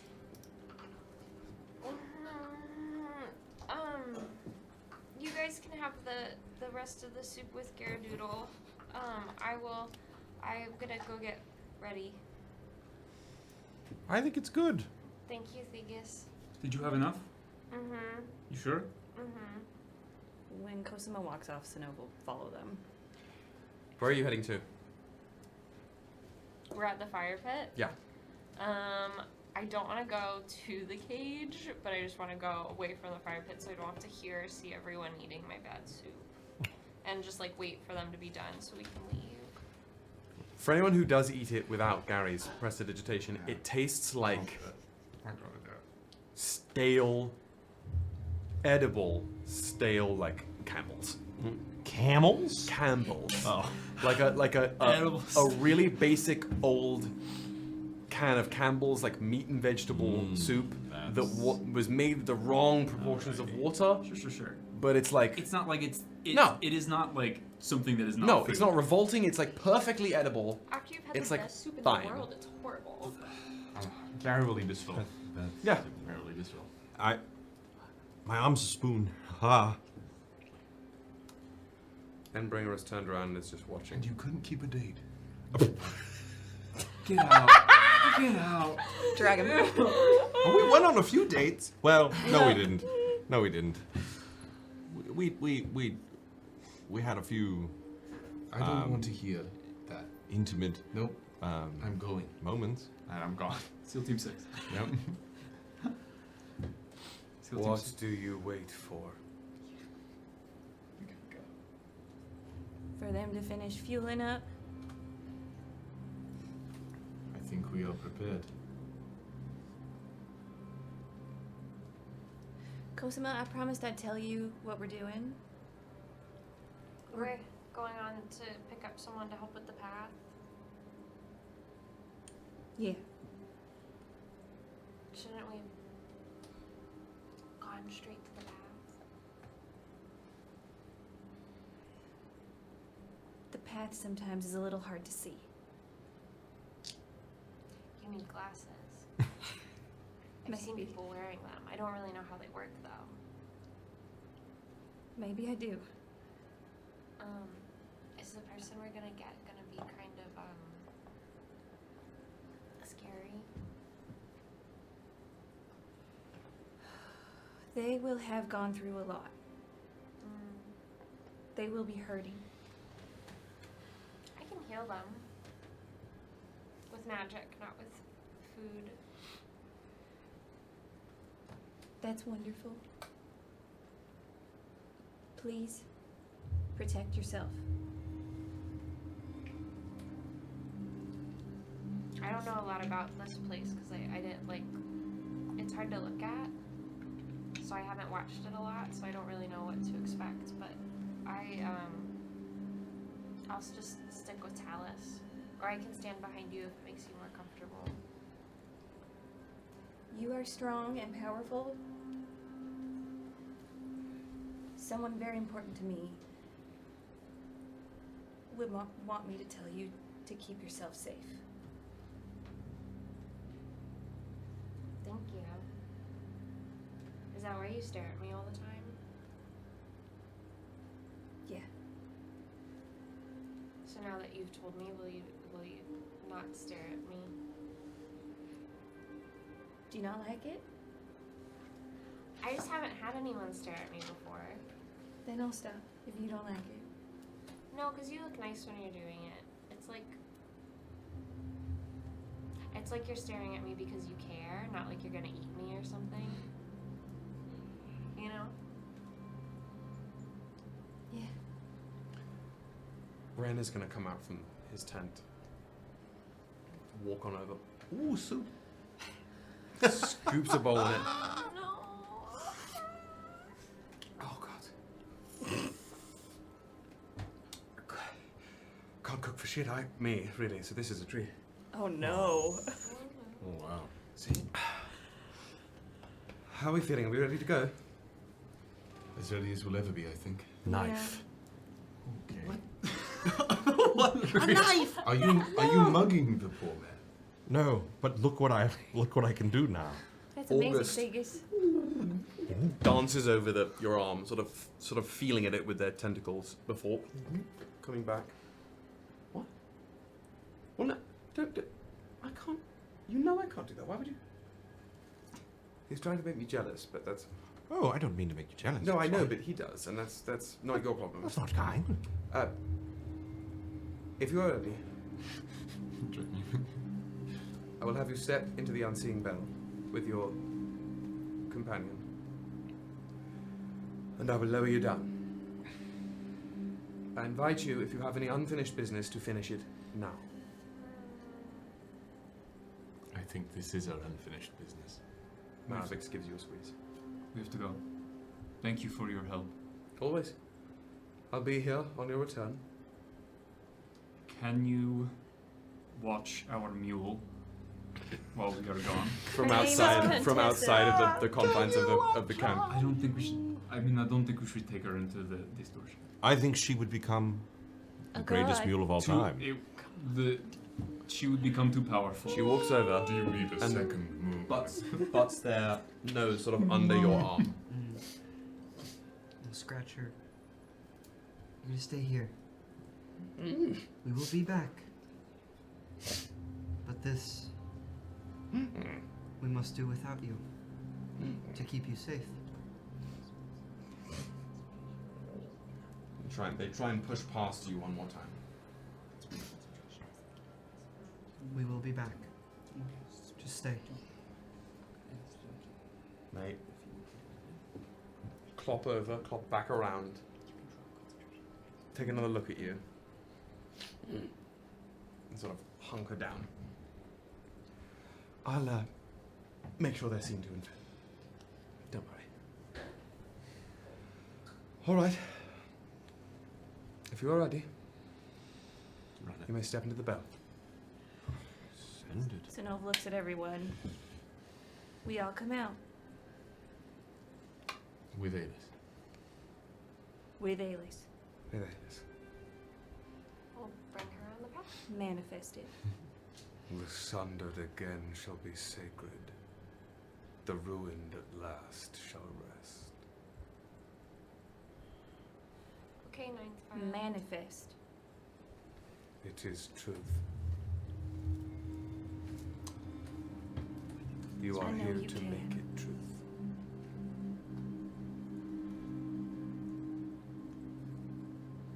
As we begin the descent, Gary will send an inspiration to Endbringer and Synnove. During the descent, Synnove is under her breath, pressed up against the back wall, just reciting the pathways of discipline that Katari taught her.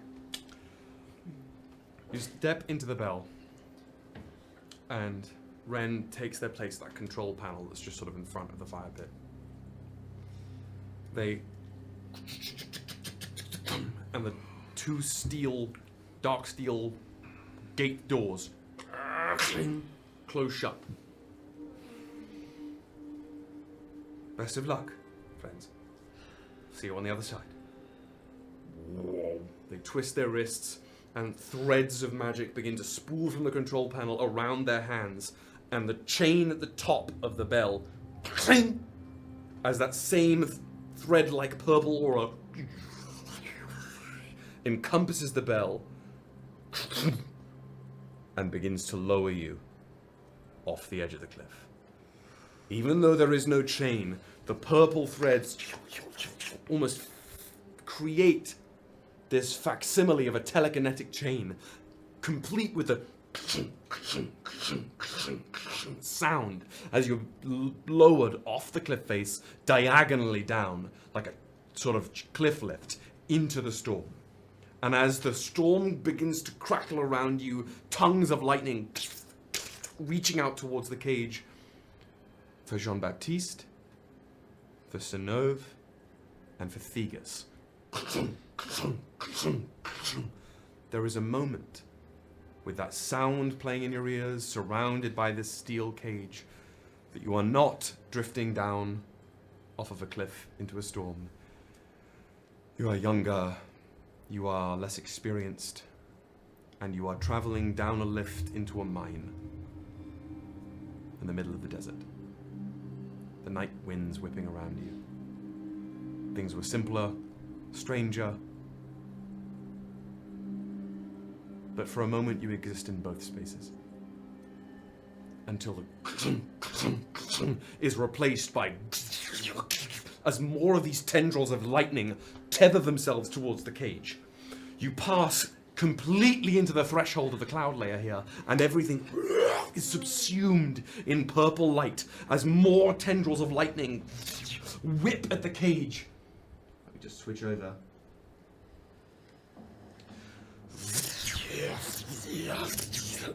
These tethers of lightning begin to not only lick at the edges of the bars, but physically attach to the bell itself, until the metal around you begins to glow purple. And so the final passage begins. The Endbringer plants their spear into the center of the lift, as it begins to glow with that same purple light, as the cage begins to disintegrate around you, rendering you completely exposed to the whipping winds of the arcane distortion before you all begin to fall headlong into the dark. We're going to take a quick break here. Let's not do our full intermission yet. Let's take just a 5 to reset. This is going to be a double break session, folks. Cool. Love it. Love it. We'll be right back. See you shortly. Hello, everyone. Okay, folks. I'm going to invoke SEAL Team 6 right here, right now. We're jumping straight back in it. The unseeing bell has just been tethered by lightning and shorn apart at the molecular level as it turns bright purple, almost white purple, as these particulates scatter around you as you all fall, tumble into the swirling mass of energy that is the distortion itself. One of these bolts of lightning wends its way up through all of you drifting through space and lands squarely on you, Synnove, shearing through you before umbrellaing out like strands, branches of a tree, spiraling around you, and when it becomes a sphere of strips of lightning, the storm itself peels away, and you all fall one by one and land into this structure, this wooden structure.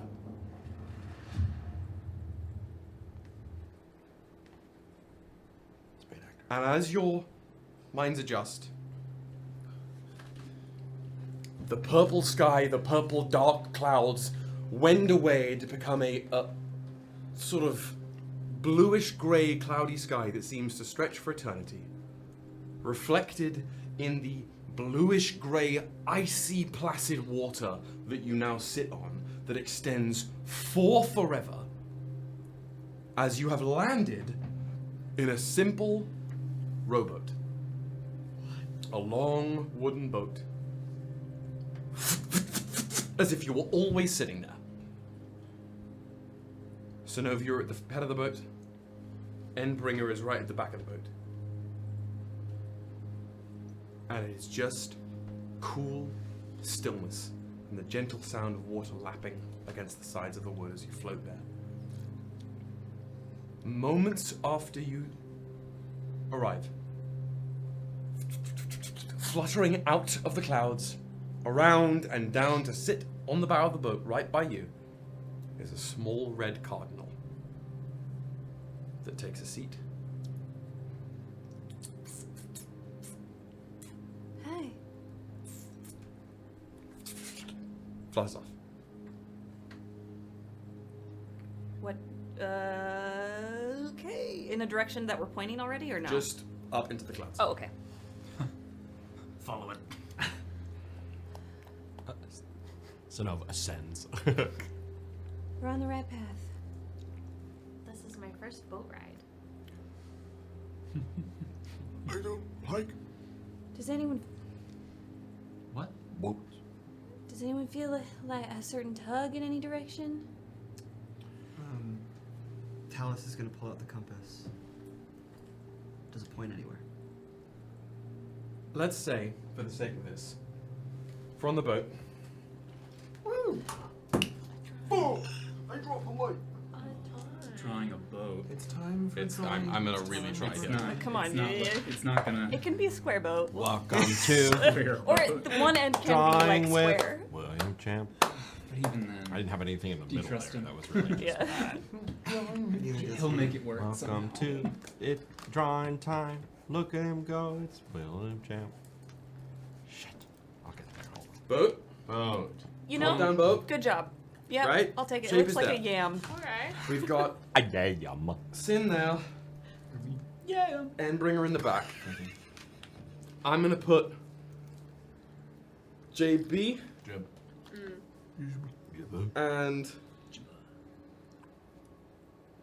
Ythae'el there. Oh. Cute. I'm gonna put the Viraans, What's up? G and M in the middle. Grandmasters. Grandma. I'm gonna put Theagus back here. TS. I'm gonna put Talis there. Am I forgetting anyone? Nope. Written answer. Written ask. Written ask. Always. Sorry. Seal Team 6. Oh my god. That was a good written Talis ask. is behind me.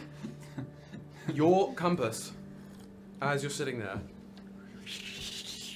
spins and points at Synnove. Forward. Like in those old-timey plays / movies where you use like a stick to find water, Synnove holds up her like bone arm and sees if it like pulls in any direction. Stick to find water. Roll me. I'm gonna say a spellcasting check. Proficiency plus charisma. Yup. Well, stick to. Okay. All right. You got a bless and then a blessing from me. That is a 25. Ooh. Bless it. As you hold that, it's your right hand, right? Yeah. So you hold it out.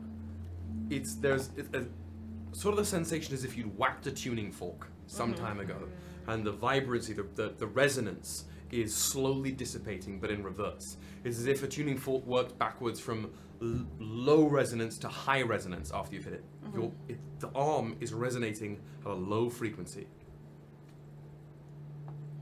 What this sensation tells you is that it, at the very least in this pocket of the distortion, in this layer of the distortion, you have agency.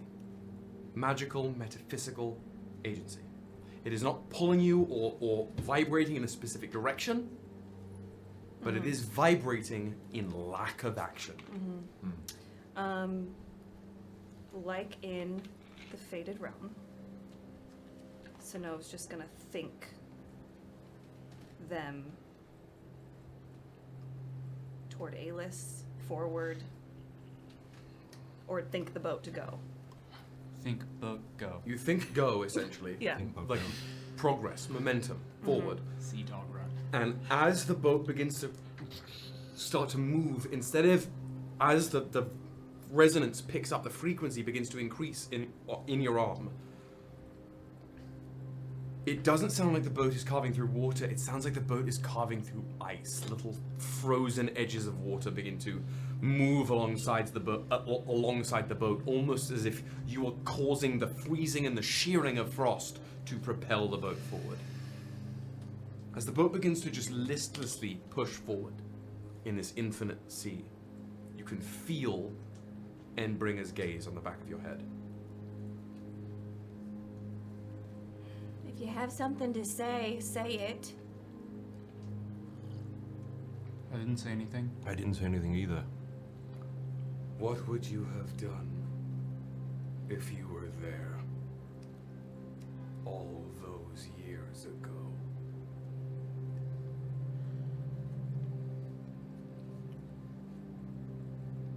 Craft them a new end.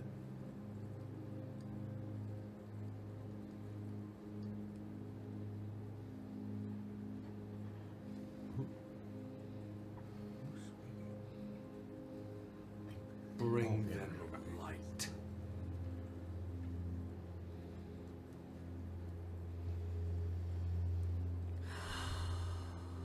Okay.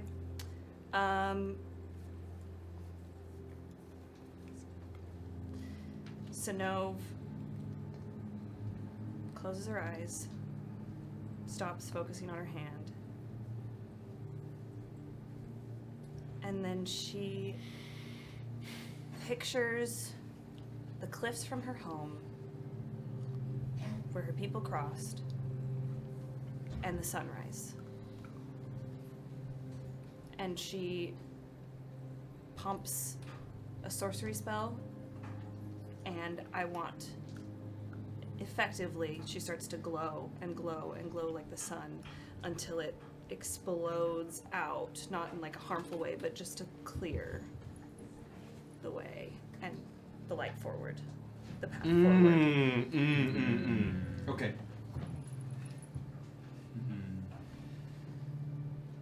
Okay. You're expending a sorcery spell slot? Or a Again, sorcery yeah, point? I'll whatever you think is. I'm asking you, what comparable. do you want? How much of yourself are you willing to give to this moment?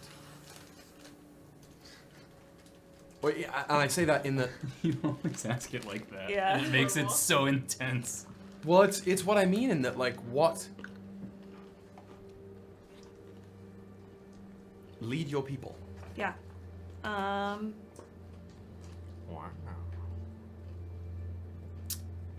She's going to. I have 3 sorcery points. I'm going to convert 2 other spell slots into sorcery points and do 5 sorcery points. Great. I love that. Alright. So, are you seated for this, or do you stand? She stands like she's George Washington. Yeah. Don't tip the Crossing boat. the Don't Delaware.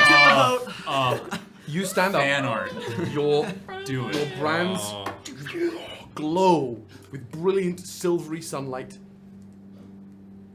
And it's in this moment, right now, those of you who've traveled with Synnove's magic manifests differently. From Synnove's body, it looks just like pure golden sunlight. And it is as this light reflects and radiates off of her into the water around you, that the sort of shimmery, watery sunlight through water effect begins to filter up through Synnove's magic onto her body. As you're standing there, this light swirls from your brands and creates this like shimmering orb above you. That as you're standing there sort of creating it, crafting it, this light spills out across the water. As if you were... it's like if anybody's seen images or been to the Blue Grotto in the Isle of Capri in Italy, the light peers through the cave, and since there's no bottom to the cave floor underwater, it makes the water look like it's glowing. In this moment, this light that you're manifesting, as the watery, the quality of light through water rises up to meet your magic, as your magic meets the water, it brings the light under the ocean here. It's like there is a source of light that causes this whole water to begin to glow. The Endbringer stands at the back of the boat, holds their bident aloft, down on the wood of the boat. More of that blue energy crackles up the bident, and your light is pulled towards the two prongs of the spear. And as they hold it up, and the light begins to get cast through this narrow window, what you see, Synnove, changes. What the rest of you see is Synnove standing there on the bow of the boat, their hair beginning to glow in that same silvery golden light and beginning to waft and float up around them as their eyes begin to shimmer as they see something ahead of them. Synnove, as you are looking back on the boat, as the light is cast through this window, the people on the boat with you change. It is not these 6 of your companions here. It is a tired people on a longer boat. Iskari of all shapes and sizes, of all ages, in tattered robes, bearing torn symbols of Asalatash, those geometric diagonal patterns and line work that you have seen in Qatari's books and on Qatari's clothing. But ancient, or what would be ancient to you now. These faces look ragged and hungry and scared. And some of the small ones, they look up to you, waiting for something. They know you, they have seen you. And they expect. What do you do?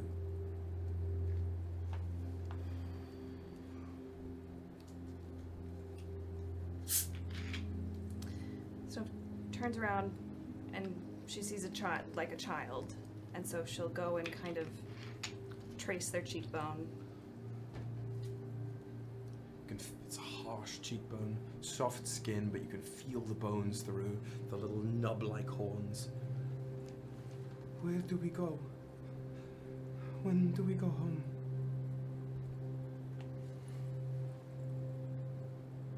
We make ourselves a new home. How? The sun is harsh, wind is cold.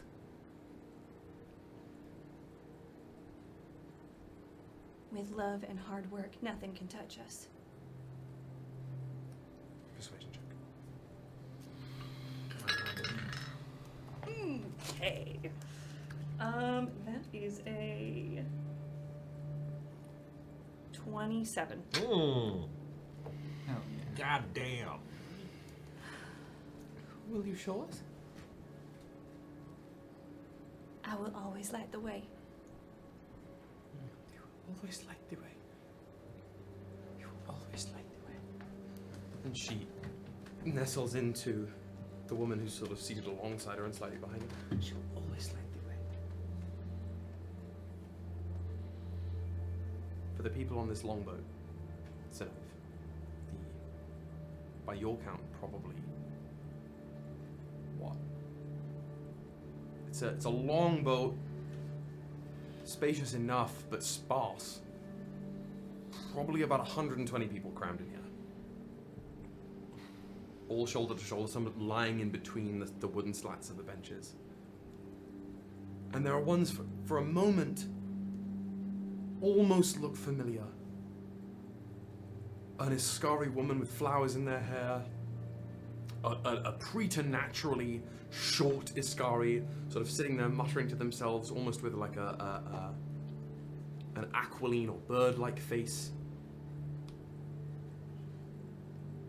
A burlier Iskari with tattoos along their ribs. Just faces that seem familiar, but not quite. How do you light the way?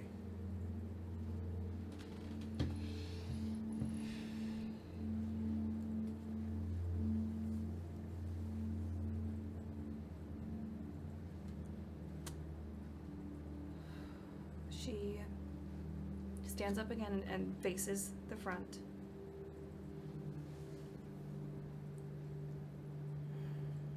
And she takes up the horn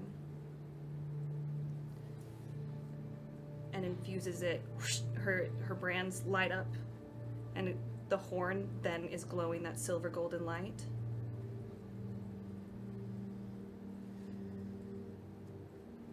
And she looks up to where she knows the moon is. I said I would one day wager myself for moonlight.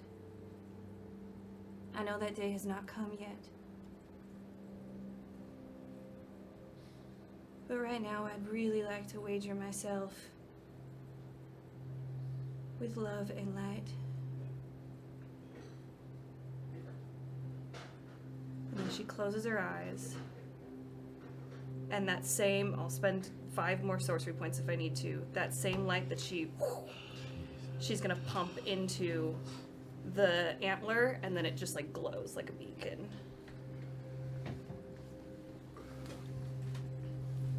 You all see Synnove, hair glowing and floating, stand properly George Washington, 1 foot on the actual bow of the boat, 1 foot back in the boat, hold this antler out, brands of their part of their upper right arm glowing before sending the sort of fractured rivets of the ice bone also glittering with that same light that's refracting everywhere up into this antler. Spend those 5 sorcery points. All right. Bye-bye, spell slots. And the water begins to part around the boat as the boat speeds along. Can I get a perception check from everybody other than Synnove? Did she turn and like brush JB's cheek Yeah, and like start speaking to him as if he was the little girl? Synnove has been hard tweaking. Yeah.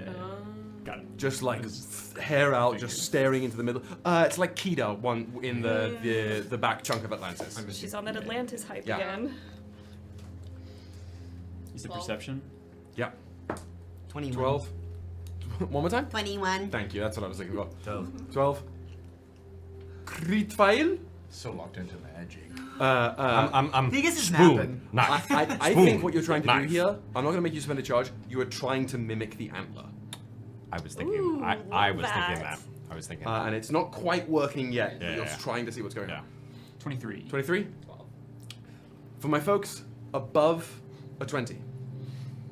As the water is parting around this boat, and this boat is just sliding across this water, in front of the boat, every few moments you can see these big hoof prints into the water. For Synnove, with your people behind you, holding this antler, you hear that little girl, her breath catch as this antler alights, and the fog parts. You're covering the camera. Hand is in the.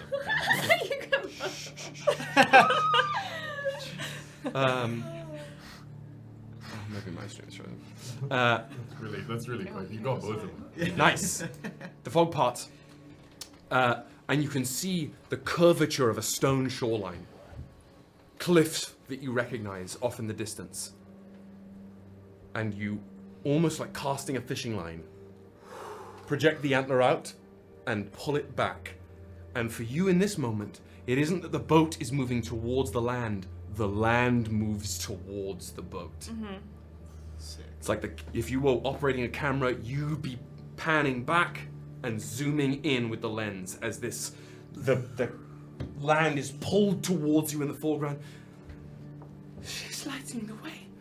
She finds a home. Murmurings of hope clatter behind you. And for those of you on the boat in real time, the water is parting and all of you can see directly ahead of you an infinite, horizon-length, cascading waterfall. That we're gonna I fall think over? we have to go over the waterfall. Well, I mean, I don't I think think we maybe have. we need I to don't go over the think waterfall. you're gonna make man tell no tale. Synnove, you have made your choice. Yeah. You are pulling on the horizon and you are lighting a path home. Are the rest of you letting this happen? Does anyone interfere? Is that Who am I to say that we shouldn't be going that way? is that a waterfall?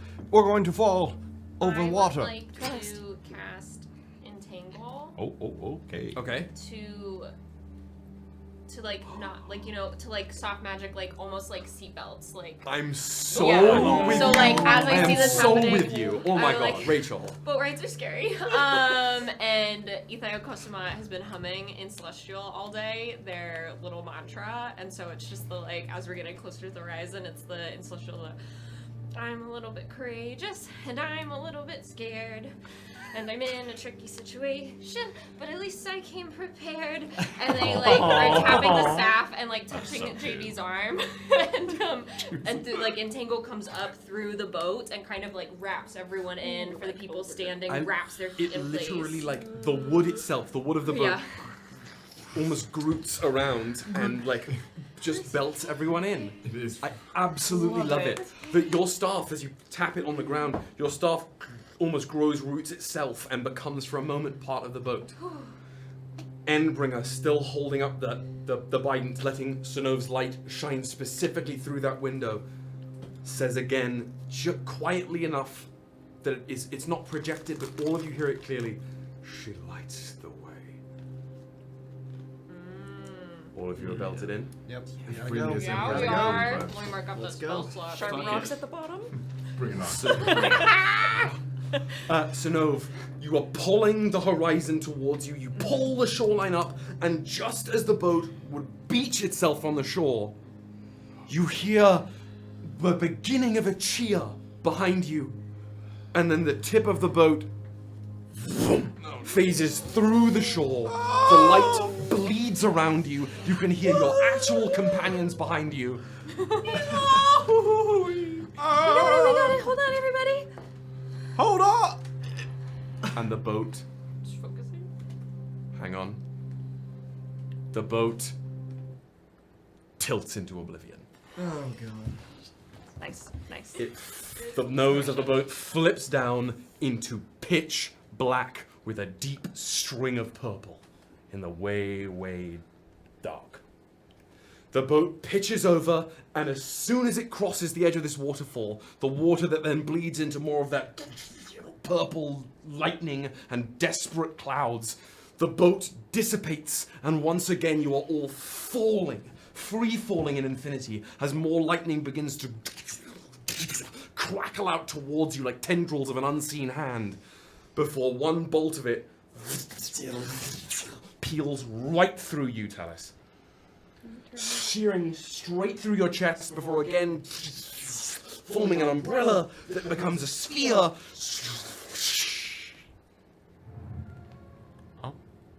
And as everything calcifies again, you land in a dark tunnel.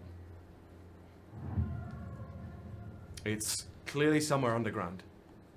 This sort of rough hewn and shoddily dug earth. There's a dim light down the passageway. But otherwise you're just in a small, like single file, small underground tunnel. Endbringer hunched. Does this ring a bell for anyone? Eternal? No. Oh, good. It smells very bad. Like not quite like decay, but like something acrid and metallic. and rotten. Is it similar to when we were in the mine? I don't remember specifically how it was It's described. more terribly mortal than that. Sure. Gross. Hate it. Similar to the Collegium, I'll sort of start sneaking by and sort of, if I can, imbue a bit of veil fire to sort of light this area totally. around us. Come on. Your compass is actively warm to the touch, starting to like bristle with light a little bit, and the dial is spinning so fast you can't see it. Just tuck it away. You tuck it into your pocket? I tuck it into my pocket. You can feel it beat like a second heart. Is the path down this tunnel? I think we continue forward. I agree. Synnove, you just dropped us off a waterfall and now we're in a hole. I don't think any of this is real. Things aren't what they appear to be. What do you mean? Everything dissembles. Or I guess I think it is only real right now. I eat the dirt. Dear God. You eat the dirt? I pick up the dirt from the ground to eat. Constitution save. Oh my god. Shouldn't have said it wasn't real. You're that kid in school. Yeah, Oh this no. Is bad. This is bad. What'd you roll? This is how I die. Another character. Gotta make a new character again. What's that number? Save. 3? 4? 3? It's a 6. 6? Yeah, I have to save my blessing. You take a handful of the soil and just... And it is when you put the soil in your mouth that you realize that it is suffused with raw, rotting flesh. You immediately throw it up, and you take... What is that? Give me 1 second to read my dice. Did I really roll the exact same thing? Yeah. You take 12 points of poison damage. Oh. This is real. What? Okay. This is a very real place. Ythae'el, I do not eat the ground. I know, but Jean-Baptiste said it wasn't real. Okay. Just because it's not real doesn't mean you can eat it. Yes. It was the fastest way I could think of to try. We are wasting time. Yes. Are you okay? Who? Gary is pushing forward. All right. After you, Talis. Stay close, everyone. Talis next to Gary will, because he's the light. Yeah, I'm literally just a light. Can I be on their shoulder? Good luck. Are you gonna try? I'll ask them first. Walks up and is like, Uppies! That's real. May I be on your shoulder? Once again, I do have to show. It is faster for me that way. I'm slow on the ground. They lean down towards you. It is expediency you desire. Yes. They just pick you up. Oh, all right. Sort of briefly throw you in the air so you face front. Yes. Eyes on the path. And march you forward, holding you like a lantern. I make a torch.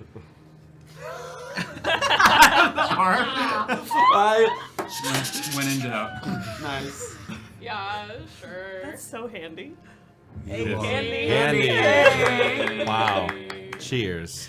Cheers to that. Oh. You remain useful. As they just march on with you. Lantern on lantern. So, we're moving. Yep. Yeah, Alice and Gary leading the way.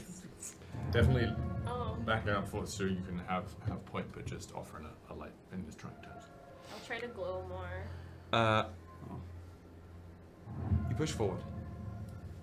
And the light down the sort of curving end of this awful, rotten tunnel gets slightly brighter and brighter as you push forward.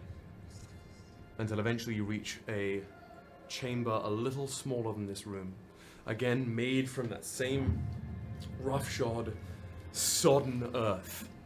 But this time, there are these like plates lining the walls, other than the top and the bottom. These plates that look like they are almost plates of stars themselves welded to the walls. As a result, the air in this chamber sort of shimmers a little, but the star plates are the least of your worries, as in the center of the room, tethered on the ground by a literal mound of mangled corpses, sort of tethered to their back, otherwise free-floating in the air, with their eyes rolled back in their head, exposing the whites of their eyes, is a emaciated, floating child.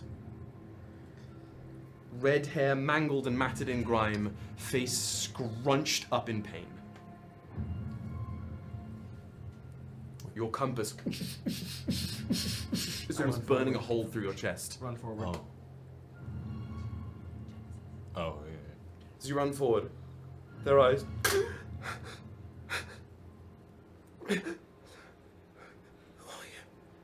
Who are you?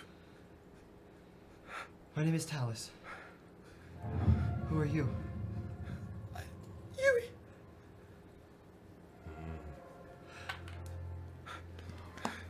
You're not supposed to be here yet. Yes, I am. Where is she? Do you know? Not here yet. You have to call them. Let them know. They won't come unless you tell them. Tell who? The cloak. Tell the cloak. Looks back at Synnove.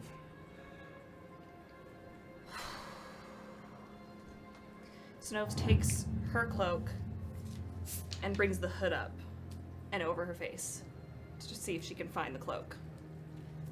When you reach for it, it's simply your lay splinter cloak in this space. It doesn't feel like you have lost it. You're still attuned to it in that way. Can I get an insight check? Jamal. Natural 20. Ooh, the dice tell the story. It's currently being used. Oh shit. Fuck. Okay. And it isn't far. What? Wait. The cloak's nearby. What? We need it. What? It's a them. How can we need them? Are there other doors, other flesh tunnels, No. other? Nope. Okay. Can we help them? Flesh tunnels. Which direction? Yeah, which direction? Let me get a perception check from everybody. Where's the chuggy? This is the one that rolled the natural, the 1, 4.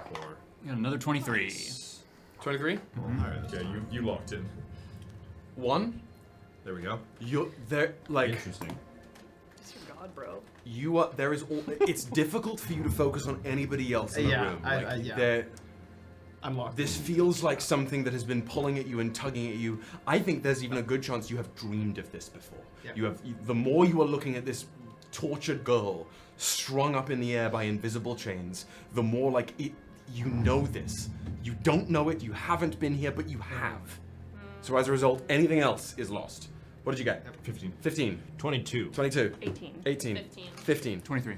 It's twice in a row. I know.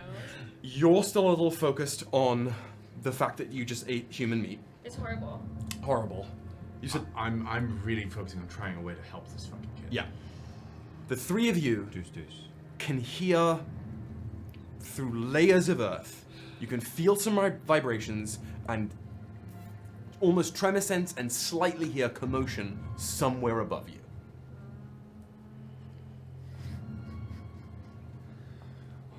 What the fuck? What the fuck is happening? Liam. Okay.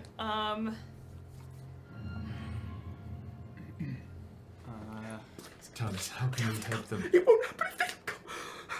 There's only one way. We need the cloak. I can't heal them. We have to leave, or do we have to go, or do we have to stay? I'm not leaving. Synnove runs up and puts her hands over Yui's hands, if she can reach. Can she?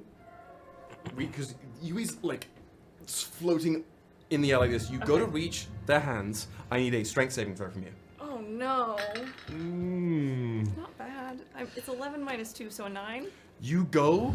There is a like a flash of white light, and you are blasted back down the cavern, like repulsed. You slam into the wall, take 2 points of damage, but like you are actively rejected. Okay, don't try that. Synnove. I step away from everyone else, and I take out and activate or start to channel my ki through the sword, and I want to try and like extend it upward and have it go just as far as it can. It is not a sort of physical like. Yeah, you're trying to like make the. I mean, like, just do the... all of the air in the room to just like. Okay, I love that. Before I have you roll anything, Talis. No.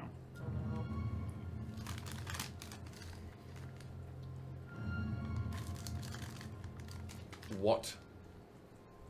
How do you want to bolster this moment? What do you want to do? You've got inspiration, absolutely, from me. 100%. You gave them inspiration? Oh. Seeing Synnove be thrown back, Talis hears her say, what did you say? That's not a good idea? Don't try that. Don't try that. Don't try that at home. Talis ignores that.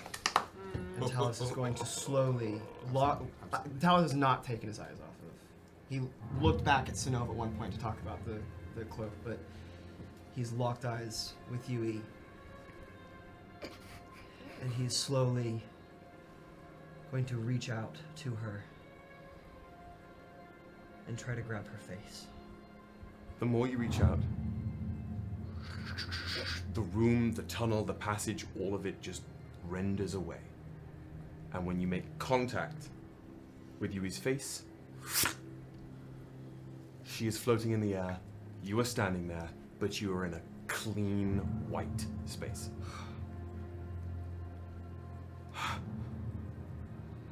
It's you. I've been trying to find you. I've always been here. Call them. And he is going to use all, I think, 10 motes of weaving that he has right now. Expend every single one of them. And he is just going to channel the threads within him to pull the cloak. Okay. Let's ride. As you stand there, holding this child's face, you erupt in an aura of weaving. The threads of your magic wend out and tangle around this girl. For those of you still in the tunnel, Talis, these literal threads of iridescent, opalescent light are drifting off of them. You have brought out your blade. I'll stop if this starts. No. You need to help. The Endbringer steps in between the pair of you.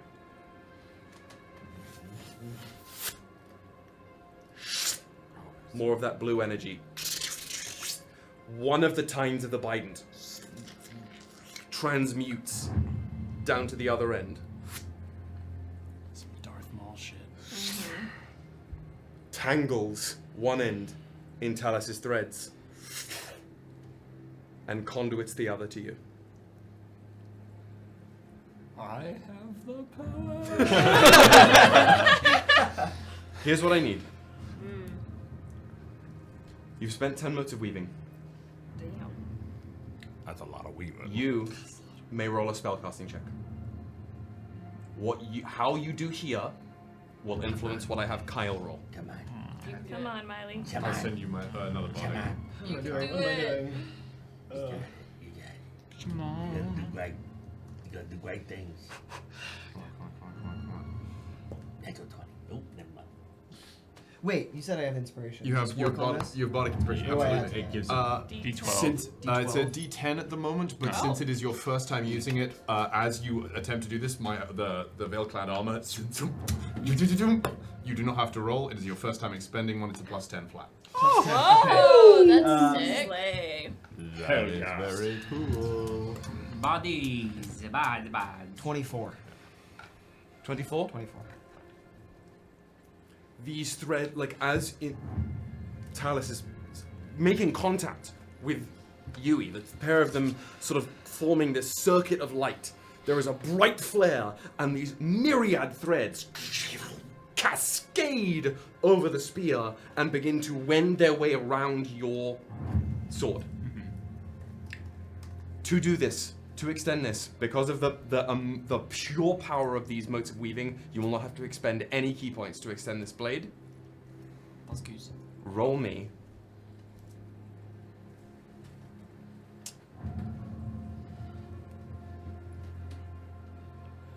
the biggest, juiciest insight check of your life. Ooh. Okay. You can do it. Insight. Kyle, you can do it. Come on, come on.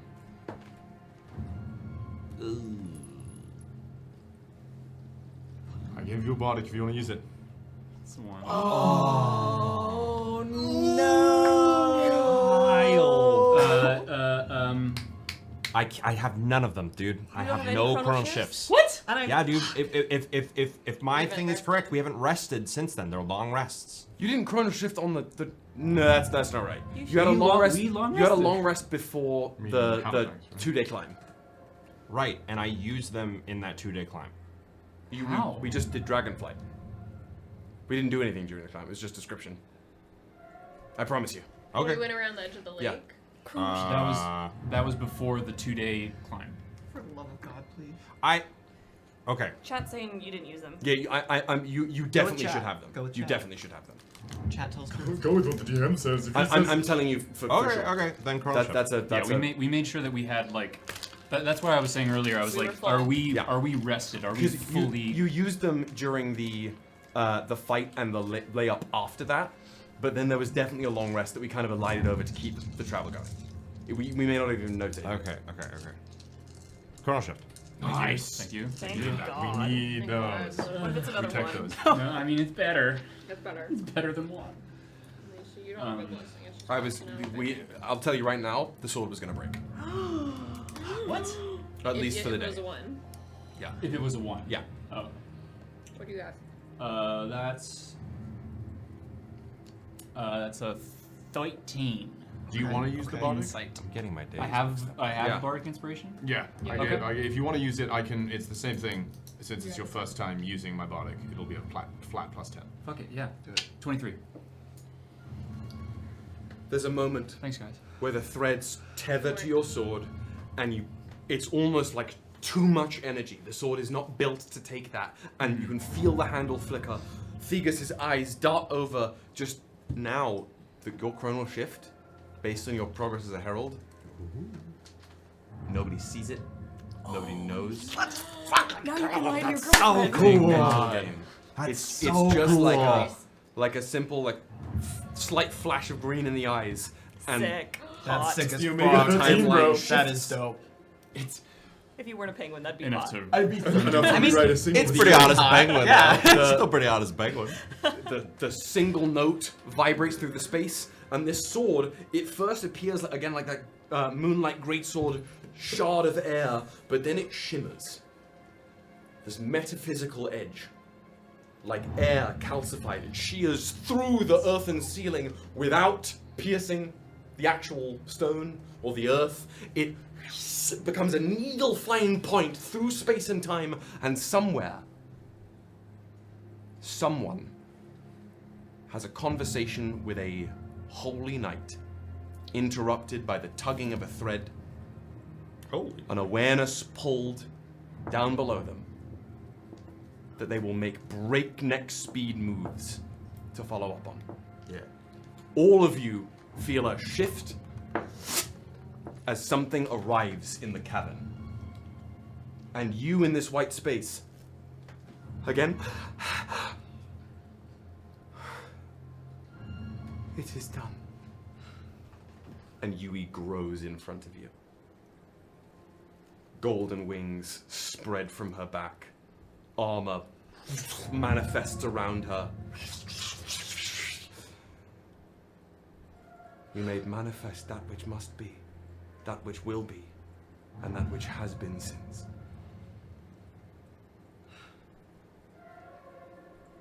You are my past, my present, and my future. See to it that it does not end in this storm. Never. They cannot be seen by them. Take them from this place. They were not here. Anything you wish.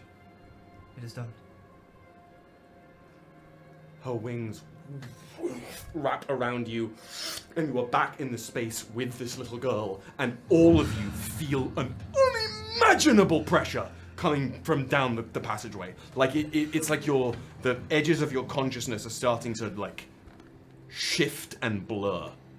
I hate having a body. Talis, what are we supposed to do? We have to go. We have to go now. Okay, out the way we came? I don't guess think there's so. any other option. Everyone back in that Go. weird tunnel. Go, Is now. that the only pathway towards the tunnel? pressure? Yep. Under pressure. Okay, let's run it. How do we get out? Are you going back the way you came? Is there Yeah. another way? Nope. Okay, then yes. Your Start digging a hole. compass is like, it's so hot, it feels like it's burning a hole through your pocket. What do you do? Somebody's blowing up your Take phone. it out. Somebody's blown up. It's 18 missed calls. like almost painful to hold. The compass needle is right towards the suspended girl, whose eyes are back in her head. Talis, what do you do? What do we want to do? The We pressure either is leave increasing. I don't think going or we back the go way is an farther option. in. Manifest it. Go where? This is a dead end. Got too many things now. Talis looks at the compass. He looks back up at the girl. Past her. And he takes off the opposite way. Up! What Just like- way? Just running. Just Towards the the wall? pressure? There's a wall. No, the other way. the other way. You've got... I'm gonna do it again. I know, I was like, Talis I thought it was just a Talis wall. is running towards a Drawing wall. time. I'm a Kool-Aid man Yeah, through the yeah, wall. yeah. Oh! Yeah. That was my plan, unless there was an opening. I could You get run towards the wall, and the compass in your wrist, again, as the needle swings, your hand moves, and the wall like spirals in Shit. Go, go, go! as the black shadow of an impossible cloak wends its way through the passageway behind you.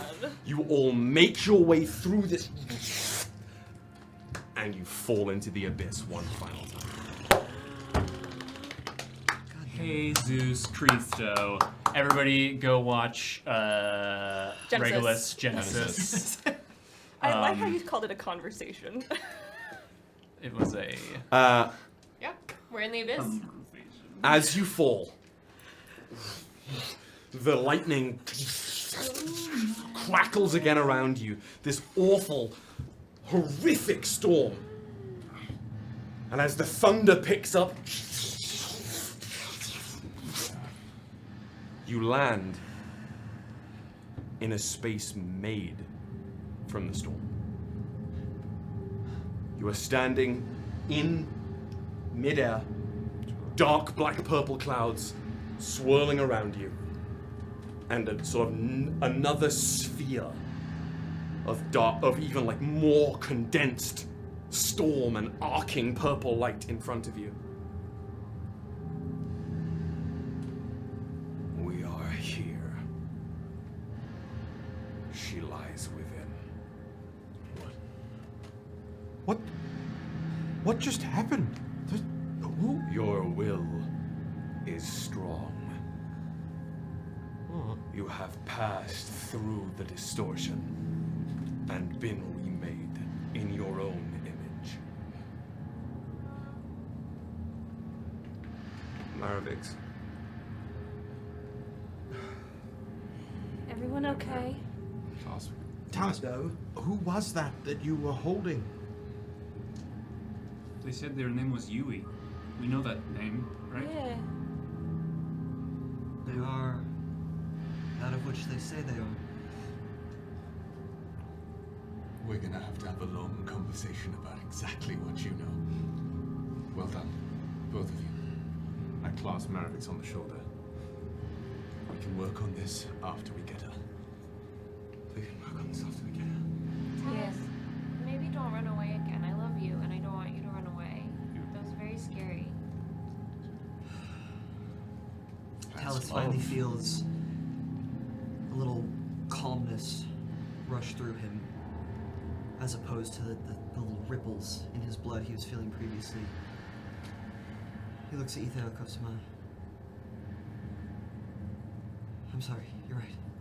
She'll walk at a normal pace. He did get us out of there. That's not the point. All right. This is what I was made for. I will part the storm, and then we will free her. Thank you. Are you prepared?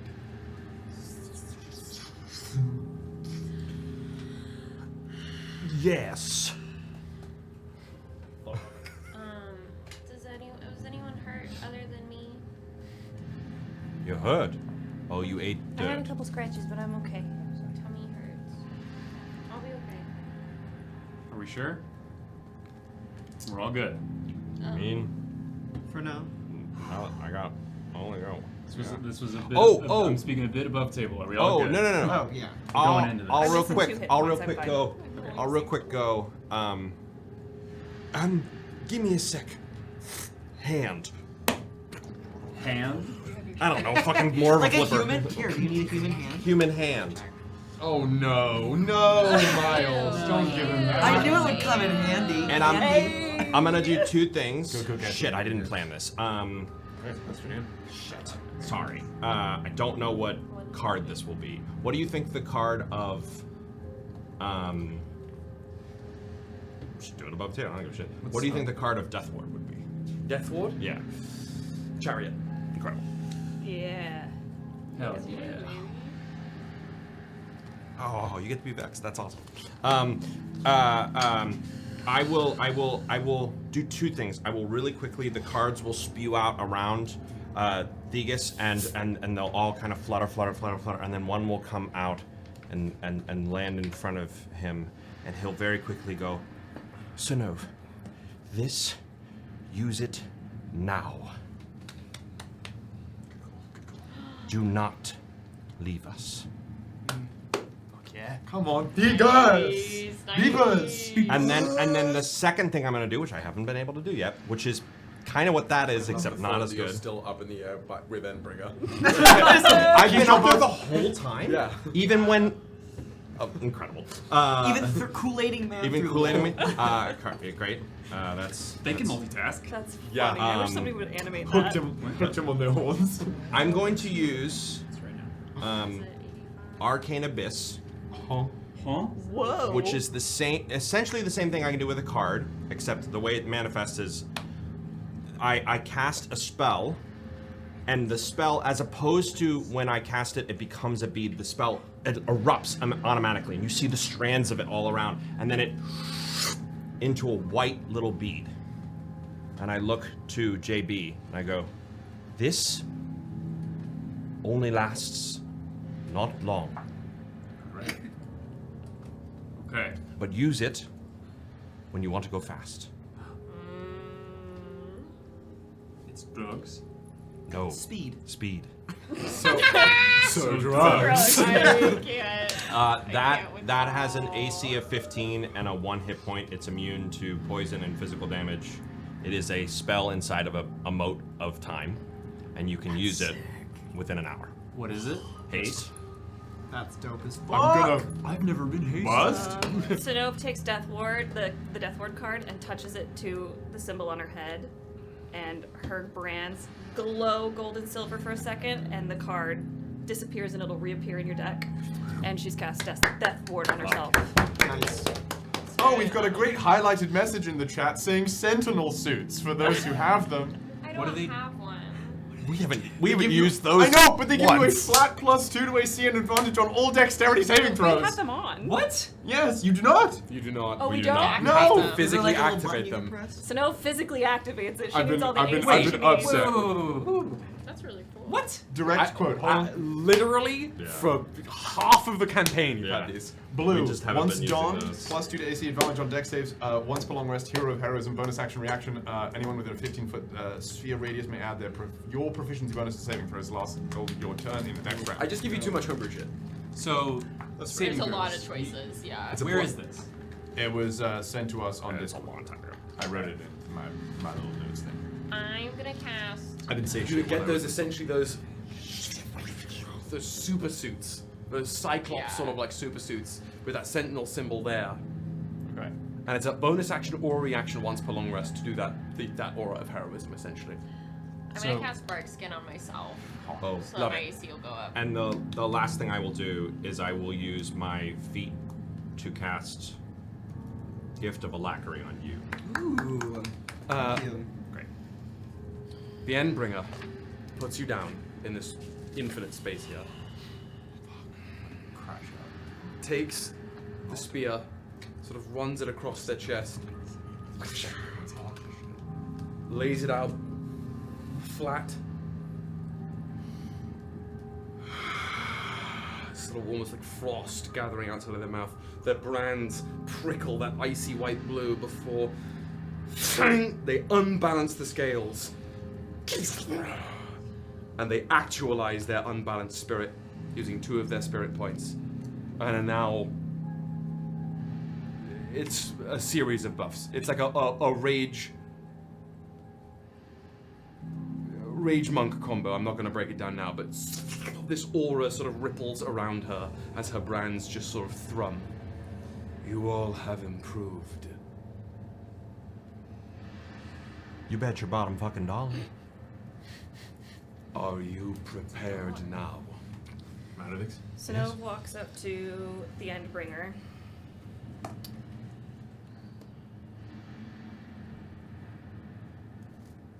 And slowly takes her hand to try to touch their face, if they'll let them.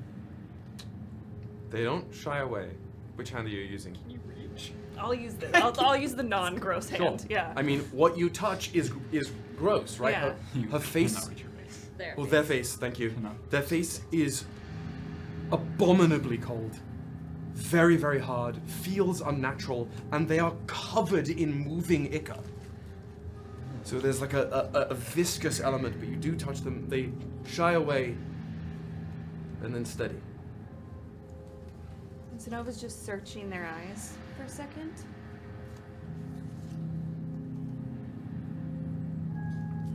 What do you hope for? I'll find you again through the glass.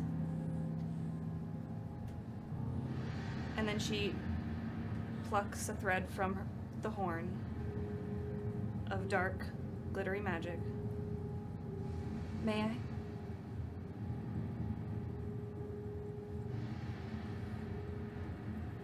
Casts Warding Bond.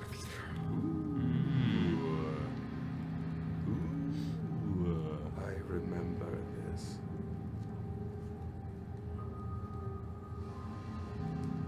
Find me through the glass. And then Synnove will go get ready to go in. Maravix. You alright? Ready? No, but yes. Good. I do love you, you know. Holds. For what it's worth. Scratches her tree off. I love you too. Thank you all for doing this. I don't know what awaits us in there, not quite. But I'm glad it's you who's here. A promise well kept, Synnove. Thank you. Hey, we've never failed at anything, have we? Never. Never. Endbringer, would you kindly? Stand back. They levy the bident. Ichor rolls upwards, gathering across their throat, over their lips, and they speak in a language that sounds again like icebergs shattering into water, that sounds like someone wading through thick mud. It is not a language any of you here understand, but the word that they say is warp. That blue ball gathers. Oh my god. It then coats the entire bident in that rippling bright blue energy. They stab into the storm sphere. And using this almost repelling energy around the sphere, they carve a sliver, this diagonal stripe into the congealed storm sphere. Move now! Go. Gotta blast. You all head in? Yeah. Can they follow? They slip under their own spear, whip it around, and the storm closes behind them. So they made it in. They made it. Okay. As the Endbringer drops to one knee, steam wending off of their brands. Do you need assistance? No. She does. And floating in the air is a horror. Oh my god. About 15 feet up, there is a torso. Bound in chains, with a great metallic chalice wedged in the center, through which all the chains extend. All of the limbs and the neck are functionally completely severed. Strands, filaments of energy holding a head, what remains of 2 forearms and hands, 2 legs from the knees down, those strange digitigrade legs. Their long white hair dissipating into that same purple lightning. You recognize this form. It is the same physicalized form that you saw pronounce itself as the Herald of Ending, still in that heinous scream, but there is significantly less of them left than when you saw them in that vision 2 weeks ago. They are being shredded away every moment. As the chains bind their torso, there are spectral chains that extend across the gap where their arms and legs and neck have been eaten away, all pulling the essence down into that chalice. The Endbringer points the bident, that blue glow that then wends over the body of the thing that was Aelys, and their form, still distended, still chained, still ripped apart, in totality, just drifts closer to the ground. Gary just books it straight forward. Oh, jeez. Okay. The Endbringer is essentially stuck there, holding Aelys down. I am going to examine the room. There is nothing here. It is just a spherical chamber of lightning, cloud, storm. And I don't sense any presence. You can roll me a check. Okay, then I will. Synnove will grab Talis by the hand and lead him over to the chains to investigate the magic chains to see if we can. So let me undo the hear threads. anybody who wants to investigate the scenario. Who is that? 100%. Let's do. 2 of you can do it with advantage. How? Investigation. Yeah. Who is What's your proficient? investigation? +6. Mine's a +9. I'm trying to start. Do it. Both With advantage. I have no Both have pluses. advantage. Okay, great. Healing. Yeah. What you're gonna use to do that? I would use a greater restoration. That's a 5th level. or is that something I would sense like this is not something that can be healed magically? You don't know that. This is not something you've ever encountered before. Yeah. Maybe after We they're out. Yeah. Okay. I'll wait. 15. And the second? 26. 15, 26. Okay. The chains. They all stem from this great, impossible chalice. They are very physical, and they are moving. They again, from the chains that are physicalized and moving around the torso, little wisps of purplish light extend to create these spectral chains that are tethering the severed arms and limbs. With a 23? 26. The chalice itself. It is almost identical to the chalice anchor used on the heirloom, complete with the sigil, Harimlord Harim's family crest. But as you get close to it, the sigil itself shifts into a new shape. almost like a window carved into the chalice, allowing you to see that the chalice itself has been filled with a very low, thin layer of viscous bodily fluid. Almost, it's not quite blood, it's not quite ichor, it's something else. But the sigil there has shifted into the Viraan family crest. And this chalice is, if the... I'm not going to draw the sigil right now because it's going to take too long. The family crest? Yeah. Okay. But essentially, Mamma Mia. I'll draw a diamond, essentially. If this is the chalice, and that's the Viraan family crest, it's not, look over there, or on the wiki, rather. Yeah. It's filled like there. Okay.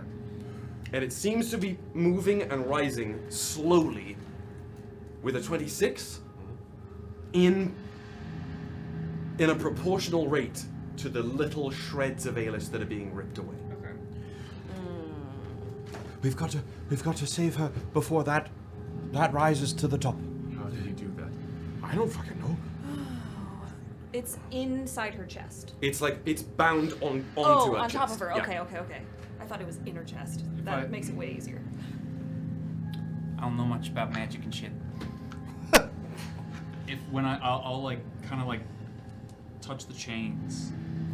Do I sense any energy that is not magic that is key? That is key? It's the only thing I know how to fuck with. What do you want to roll me for this? I guess you could expend a key point to resonate through it. Yeah, I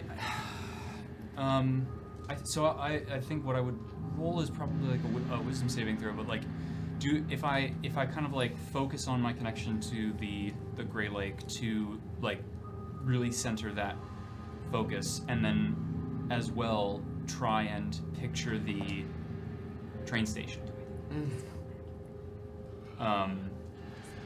And just find anything in like either in Aelys or in the chains to like latch onto. That's all I have. Are you going to touch the chalice to do this? The chalice? They were examining the chalice. Yeah. I was going for the like a chain. The chain's on the torso then. I'll touch. Okay, fuck it. I'll touch the cup. All right. Touch the cup! Touch the cup! Take a breath. I want to go home. Whenever he asks if we do something, I'm like, probably not. I don't know. I don't trust you. You take a breath. You focus on not just the key, not just the Grey Lake, the positive energy that you have used before. You touch the cup. A quick pulse of your own positive energy.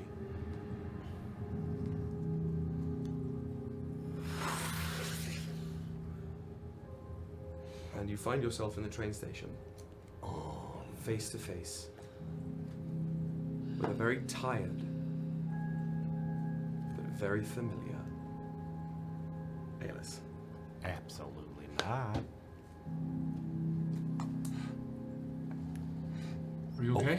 That's a dumb question. Hi. Are you real? Yes. We need to get you out of here. He knows you're here, wants you to be here. I know. But Don't just go. do you know anything about the cup that is on your torso? Yes. How do we get it off? Please don't. It's not what I asked you. It needs my blood. It needs it? Why? What is it? It's a trick. It's a contraption. It's to hurt me more. Okay, so it doesn't need it in our interest. It needs not it. How do we get it off? Fill it. With what? My blood. No. How else do we get it off? No.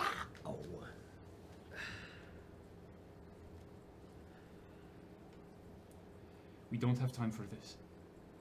I'm telling you the truth. Jean-Baptiste, you know that?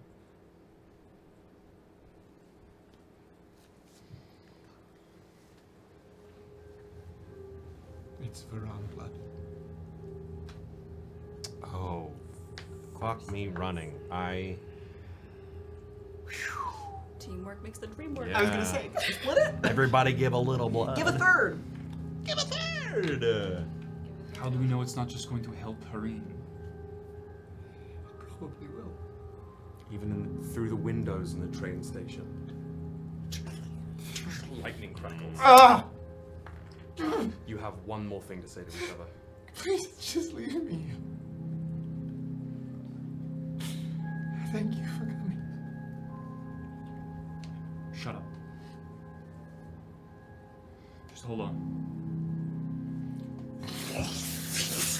It passes in a moment in real time here in the storm. How do we get her out? It's taking her blood. Well, then let's just take this thing off of her chest. I don't know if it's going to let us. I can try dispelling the magic, but I don't know if that's going to be strong enough. Garavellir would cut his hand and see what happens. You just slit your hand open. Oh. Blood pools into the chalice, and it doesn't. The liquid doesn't rise, but you feel a pull somewhere deep, deep down. That it's like that moment when you stand on the edge of a tall building or a great cliff, and you look out on the majesty of the world below, and that little intrusive thought is like, what would it feel like to just free fall?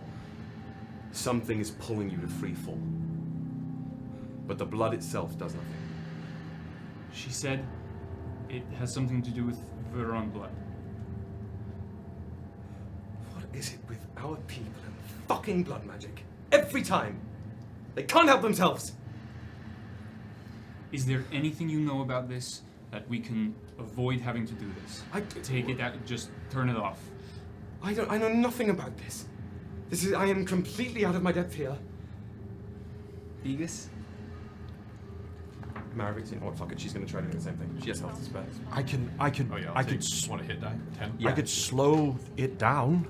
No, I mean just like can you access the herald? Yeah, she's gonna database. What do you feel? Maybe.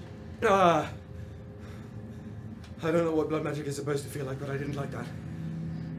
That's tense. It wants a lot. If it wants a lot, perhaps we can remove the stipulation that it has to be Viraan blood. How? I can get rid of magic. So can I. It might not get rid of all the magic, but it might get rid of some of it. What are you doing? I'm not going to stop you. I'll try and do the same. Do you know any spells to dispel magic? Alright, Yumi Kosuma. Let's do it. What are we doing? I'll upcast 5th level Dispel Magic on it. 5th level? Fifth level, 4th level. Let's go. Describe it to me. I want to hear this. Alright. So I think we take each other's hands. I will not touch your gross hand. Circle to the left. I'll be on the end. I will gladly touch the gross hand. Okay. Follow my breathing. You should touch the gross hand. You're breathing? Try. Okay. And I will mimic Decima's breath as much as I can, and I will breathe in as much of the distortion as possible. Oh. So will I. I love it.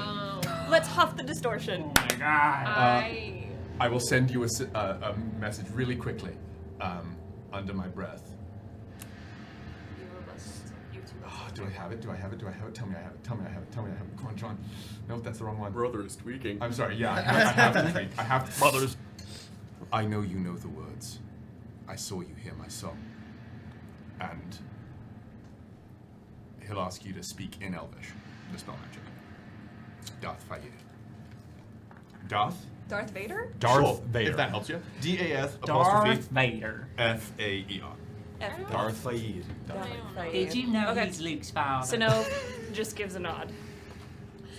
Spoiler. I believe in you, Cosima. Ythae'el Cosima for casting this spell is they have bark skin on them, and for them the bark skin comes out of the roots of the flowers. It goes down over them, so it's like the glow that comes off when they do magic is like wending through the roots that have come over them, and those little motes of light. And while they're speaking in Elven while casting Dispel Magic, it's just they're humming their celestial little, I'm a little bit courageous, I'm a little bit scared to themselves as they're focusing and trying to put as much magic into it as they are. As Synnove is huffing the distortion with Garavellir and matching his breathing, instead of pushing out like she usually does, she's pulling the light away from the chalice into her. Perfect. The three of you become this little arcane circuit trying to breathe in and breathe out and wend away this enchantment. And you, fifth, fourth, fifth, 2 5s and 4. The three of them, you can watch this like the actual arcane brilliance, like a neural network. So went in and out, and then through the cloud. A massive crackle. Your magic washes back up onto you, and for a moment, all of you in the room can hear Aelys scream. It rattles your very bones, it shears your skin. The three of you will not lose a spell slot since you huffed in a distortion. You will take damage equal to the rolls of your hit die for each level of spell you cast. Fuck. Jesus Christ. That might be a lot. Ythae'el Cosima didn't take a snort of I did not. atmosphere. No, it doesn't matter. I'm breathing. I think I'm alive. It's still. not to do with the atmosphere. It's the atmosphere is what's allowing you to not lose the spell slot. It's the fact that the magic was rebuked that is causing your very essence to shear apart in the same way that Aelys is. It can't be tampered with. What the fuck do you mean, Garavellir? He would have done something. It doesn't. Then what are we supposed to do? Garavellir takes off the necklace with a key dangling on it, takes a small box out of his pocket, wraps it up, holds it in his hand. And passes it to Maravix. I'm sorry, you're doing, and this means what? Take it, please. Take it? Yes. No. Maravix, you know what's going on here. No.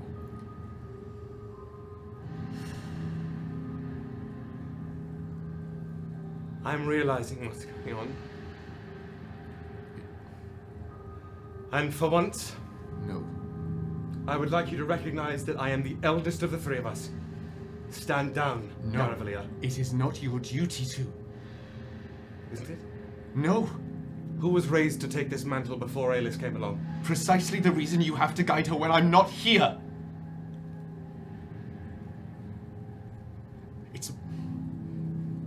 It's my duty to take your place if one of you fell. It was my burden to. Let me do that. Is it your burden? Or is it the one you're still talking to night after night? My decisions are my own, Garavellir. I will not let you do this. I will not trade one sister for another. I'm afraid you don't get to decide this. And you do? Yes. Frankly, little brother. Don't you dare. Why don't you just hold hands and try together? And maybe half of you can go in there. Why are we so quick to just be so nihilistic? Try working together first.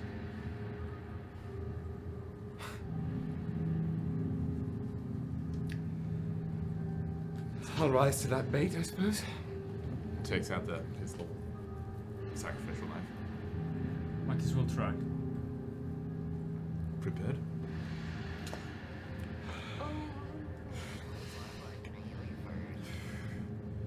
Ready? Synnove touches Maravix's shoulder and casts guidance. This will hurt. And I'm going to, with now the intimate familiarity of exchanging a circuit of blood, I'm going to sort of link our blood together. What? You didn't listen to the thing. No, I didn't. We were having That's dinner. gross. Surprise. I'm glad, because I was eating. And I will attempt to push half of our essences each into the chalice. It never touches the lip of the goblet. It, like, the blood wells up and back in. I won't go in. And then just for a second,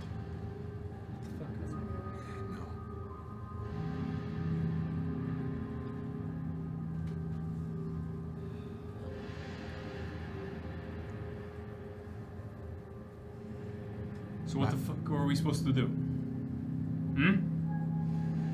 Two Virans are leaving, and I'm ensuring one is Aelys. No. That doesn't make any sense. You're saying that it's mad that you tried to help I thought you were each other? creative. And I just, with only my blood, start filling the chalice. Does it work?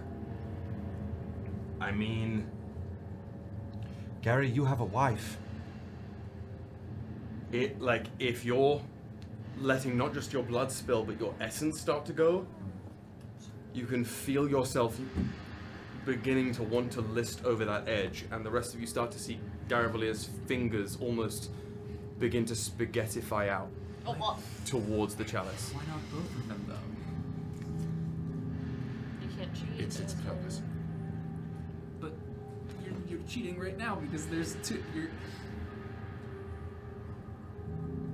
You heard them. You have a wife, right? I do.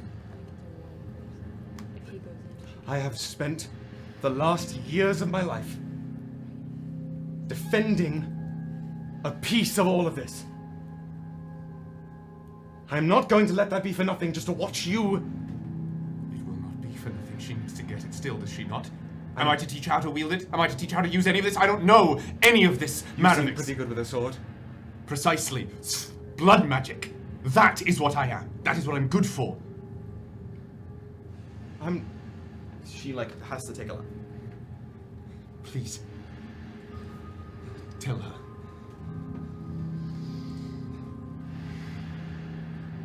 If she lives, that is for the betterment of everyone. If I live, it is better for me and mine, and that is it. I just feel like we have not exhausted all creative avenues Then where please. we all go. I thought you were creative, Garavellir. Then Use please, that big brain of yours spill and think your of blood. another solution. What suggestions would you have of me? I'm asking you to think. I have my thought. No, you gave up. I don't You're think resigned. so. Aelys is still in there. You are resigned to your fate.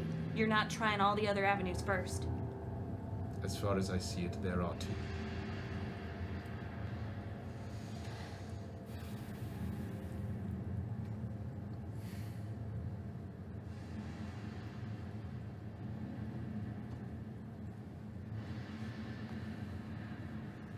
What if you used your hand? Not into the cup, but try to bolster Aelys. It's worth a shot. It's something. Synnove walks up to Aelys. Can I reach her face? Now that Yeah. Endbringer has pulled Aelys down, yes. Okay. As you're doing this, Endbringer's still holding it up, they're just gonna look up at you through their strained effort.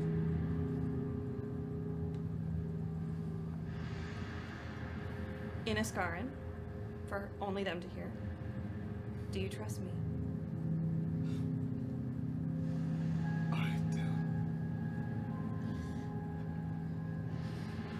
Synnove walks up to Aelys and puts her hands on her face, making sure that as much of the black hand with the ice can be in contact with her face. And staring into her screaming, painful eyes. Oh, no. Why is it doing that? I hate that. Welcome to Jurassic Park. Aelys, sugar. You made me a promise. You said if there was any path, if there was any road, you would take it. We are lighting that way on that path, and I need you to step down it.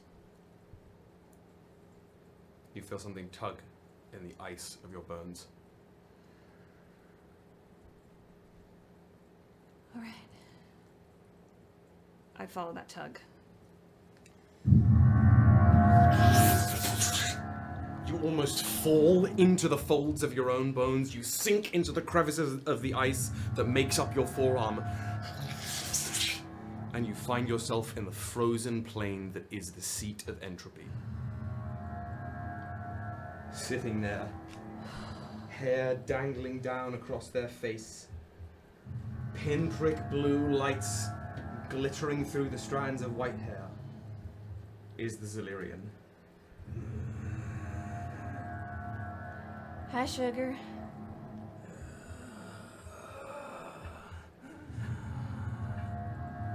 Miss me? Like you will never know. We have to get our girl out of here. We cannot let any more Viraan blood be spilled. Then she will never leave. Not with that attitude. You do not know what we have suffered here. What horrors are inflicted on the soul. There is one way out. You must make a choice. No. I choose everyone. That is my choice. Then you will flounder in the storm. You wish not to fail. You wish to shine a light. You know the phrase, do you not? Tries to right itself. Every light casts a shadow. Be bright enough to cast one, or she will be consumed till all that remains are copper bones. Call me liar if you must. But when you have whittled away your hope, all that is remaining will be these truths. That I promise you. What happened to the big, scary god sleep that I knew? I was starved. And you let that beat you? Yes, I did. You will see soon enough. If you linger too long, the Worm Riders. I'm gonna try one more thing. Okay. Synnove storms up the steps to the throne. No, like, bow or anything like Aelys. And then she's gonna get down, because I'm assuming that the Zillyrian's kind of like hunched over. Yeah. Yeah, Get she's down gonna on it. get down in front of them and take the hood of her cloak and pull it up over her head. And then grab their arms. What is your intent?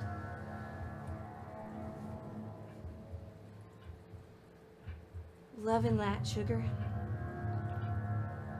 Love and light. You gotta hold on to it. I will cast no shadow here. The shadow I cast will be on Harim, Lord Harim. But I need you to dig deep down into whatever resolve you have left so that we can all get out of here. Because my choice remains everyone. And we can make you whole again. It reaches its long, clawed hands out to grasp your elbows. If you like, I can give you the strength to choose. I can make it not hurt. But hear me. Or would you like to watch how it was made? You have seen through our eyes before. I can show you once again. Then show me.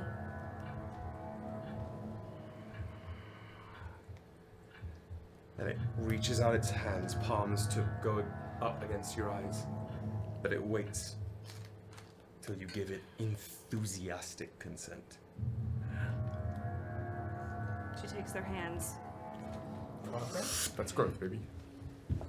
As the darkness covers them, your consciousness, for the second time, is transplanted into Aelys, an indiscriminate time ago. You feel like every nerve on your body is being set on fire as this chalice is wedged into your sternum, like you are being pressed with a hot poker right in the center of your ribs that then sets all of your nerve endings alight in cascading pain as these chains rip across you. As this is happening, as Aelys, is Harim Lord Harim in the view? I was about to get to it. Synnove is watching Harim spin that magic and clocking it. Sure. Okay. She's watching every step and noting it. Harim has their hands behind their back and they're just watching, tilting their chin to make sure all the motions go right. As the chalice sets in place, they tilt their chin one way, the chains tilt their chin the other way, the chains ripple over the other edge. They first move their hands up, twitch their fingers, and you feel these little bursts of white hot light all over your body before these almost myriad blades cut away at something, a part of you that you cannot reach. Shearing chunks of your soul away that then get brought back in these little iridescent motes that then carve the Viraan symbol into the chalice. Before another hand comes out and with a simple click of the fingers. If you're watching, Yeah, no rings. gotcha. The click, there's a brilliant pulse of iridescence across the whole room that sets this sigil in stone, bound. You can feel like tethers, these strings, these impossible strings tethering yourself as Aelys to this chalice through veils upon veils upon veils of reality. And I'm not even going to make you roll for it in this moment. That click is something on par with the casting of the spell Wish. To change a law of the world. To change fact. And in this moment, that chalice is bound in permanence, in completion, in totality, to be filled, to be considered complete, when it is entirely filled by the soul of a singular Viraan. My mind. Nothing else will fill the chalice. Sorry. And when you open your eyes, or when the darkness wends back over your eyes, you are touching Aelys' face in the storm. Bump it. Well? Did you see something? I saw God sleep, Oh. And? and they showed me what they did to Aelys. What did they do? It's powerful magic. How do we reverse it? Does anyone have any kind of divine intervention or a wish spell or anything like that? Now's the time to pray to your gods. I prayed to books. The only other idea I have is to try to change the symbol on the chalice. To what? Is it etched? I don't know. If it was added, I could try to mend it. To go It back. was. And what would that do? Shift whose blood needs to fill it? Can I look at the symbol? Yeah. Up close? Does it look like it's like a carved etching on the outside? It looks, it may have been once, Yeah. but the way the enchantment has clearly worked on here, even in the moment of the sigil changing from Harim's crest to the Viraan crest window, it's like the chalice was always made this way. It has been rewritten to serve a purpose. It was given an end. Ythae'el doesn't know of anyone to pray to, but is going to take their cloak, step away. This is what everyone is saying doesn't really make sense, and they don't understand this choice, and spread out their star cloak and sit on the center of it off to the side while they're all discussing, and lay down the star sigil staff. And not like close their eyes, but you know when you're trying to soft focus, and just soft focus on the staff and on the stars, map on their cloak, and try to see the path that they're supposed to take in this moment. Because nothing that anyone is saying makes any sense to what they thought walking on the prime and being among these people would look like. And none of it makes any sense to what they think a one true path would look like. But the stars have not led them astray, so they're just going to soft focus on that and try to see it while this is happening.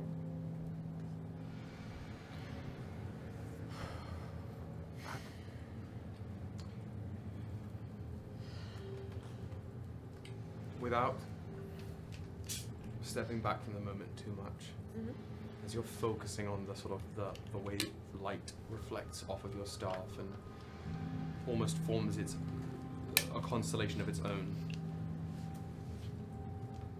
In this moment, as uncomforting as it may be, you get the sense, like Talis before you, that you are walking, or rather, you are in one of the places where you need to be. Why does it have to be so horrible? I accept that answer.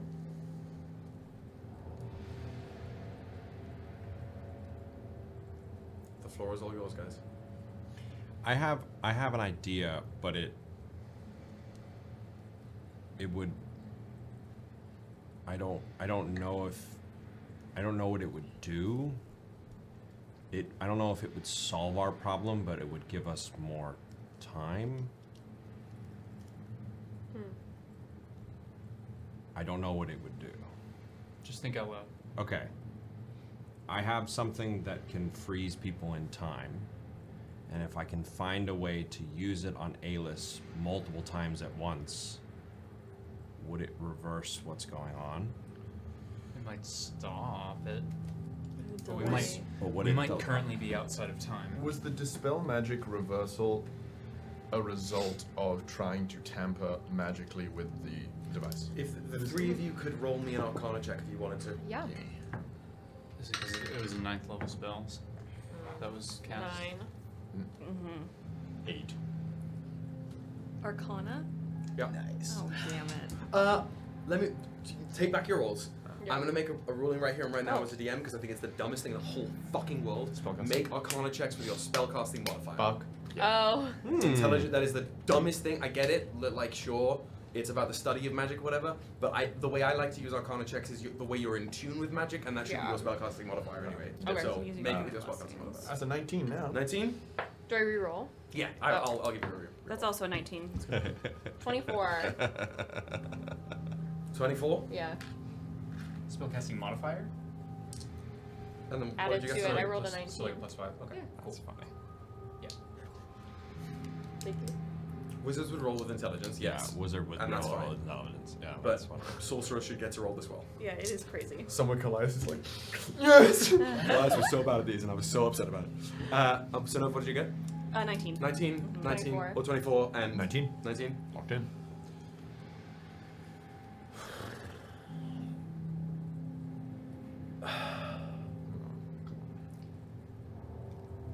There is something that has been sanctified about this. When I say that a law was changed in a moment of reality warping, You can't be certain about magic like this, but the way that felt to you, there is a very, very, very high likelihood that any and all magical efforts would be rebuffed and twisted. So anything magic we would try and do to it. It's unclear. It's unstable. But, like- the effects would be incredibly unstable.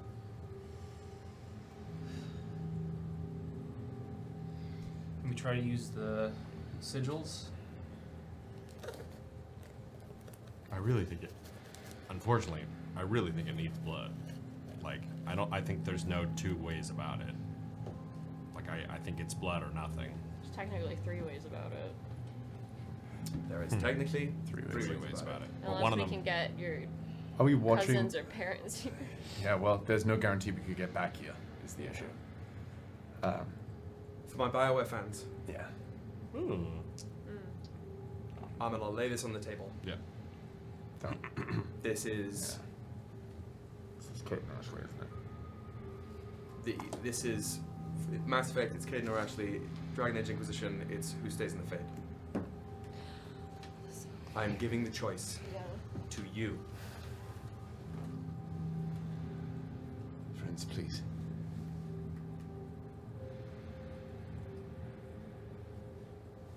Aelys needs her more than she needs me. And that has to take precedence here. It has to. They can help the Prime more than I can. Tell her, please. JB, please. Gary, what do you solve by doing this? You bring her back into this world Yes. without you. Yes.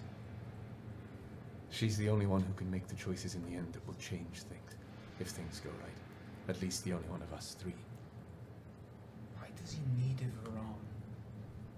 From what you've told me of your gift friend, to make it hurt. It just doesn't make sense.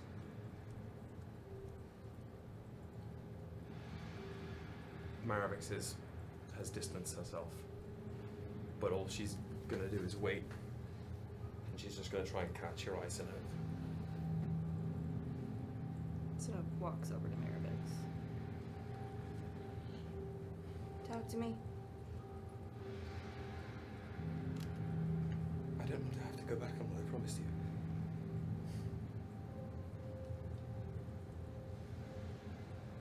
Then don't.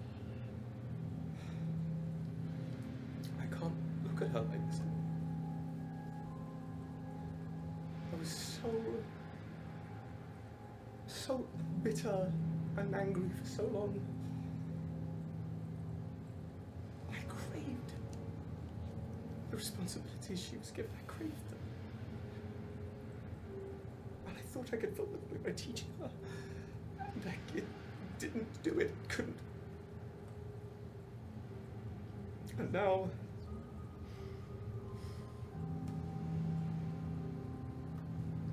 as a sister, I would like to be able to be there for you. I would like for you to let me.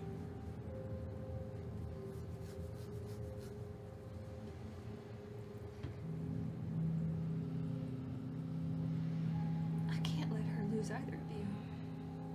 Losing one has torn me to pieces.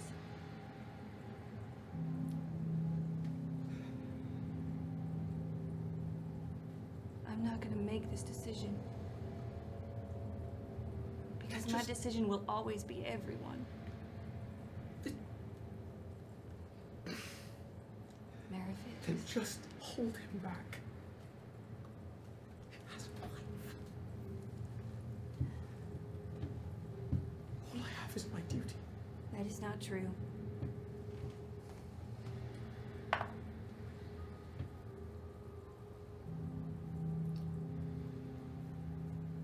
I'm just asking.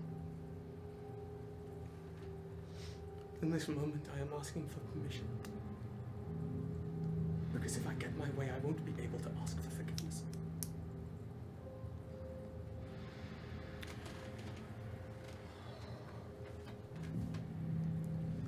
You You are.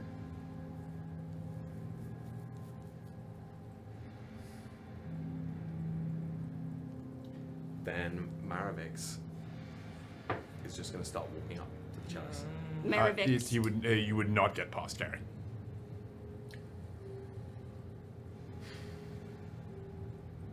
Enough. Sorry, actually. Enough, Garavellir. This does not have to be a debate. We do not have to make this harder than it has to be. I agree. Then stand up. You know I will not do that.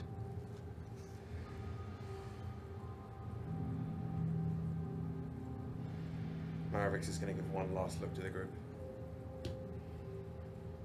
Above table. You either speak your piece, or Maravix is going to try to make a move. Above table, I don't want another femme character to die. Okay, fair. That's how I feel. Above table, I don't think we know.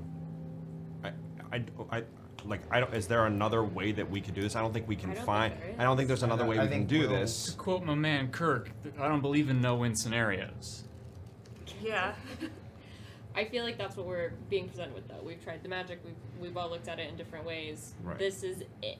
Kobayashi Maruko, fuck We're yourself. not missing something where we can find. This is the option. It is one I of am the three. presenting you Yeah. with a binary. Yeah. Cool. Okay. Or a a trinary. trinary.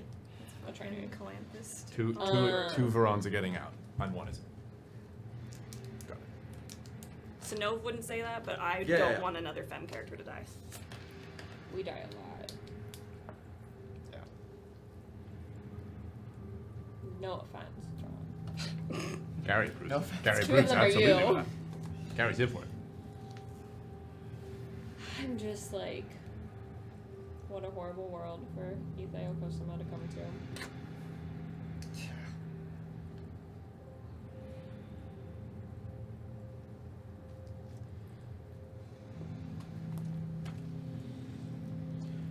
Can I cosmic damage true slice the chain? If you'd like to. Fucking do it. Try it. Throw Try it. spaghetti at the wall. Let's see if it Try it. sticks. I'll heal you. What if we all permanently give up our highest spell slot? Nope. And it's Done. like we're casting Wish. Nope. And it's like, it's love magic.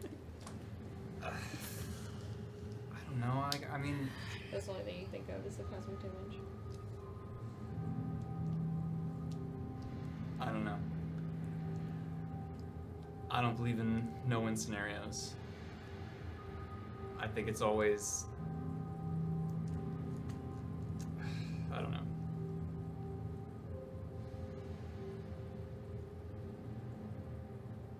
Like, if it's not gonna work, then I'm not gonna fucking do it. So But JB's not going to make any of these decisions because he literally is not a person suited to solve a trolley problem. Yeah. There's no, so like I cannot help. And there's no one else we can reach out to. Like, I'd love to be able to find another way, but if we're just saying that there's literally no way, I don't know. Yeah, because I'll sit for an hour and brainstorm. We could pray to all of our gods together. That's the only thing I can think of. I don't have any. I don't have a god anymore. I've got two. I can, as much as I can try, I can stop this, I could move her to a different point in time. But again, I don't know what I would be able to do to be able to stop her from, I can only sustain the inevitable, unfortunately.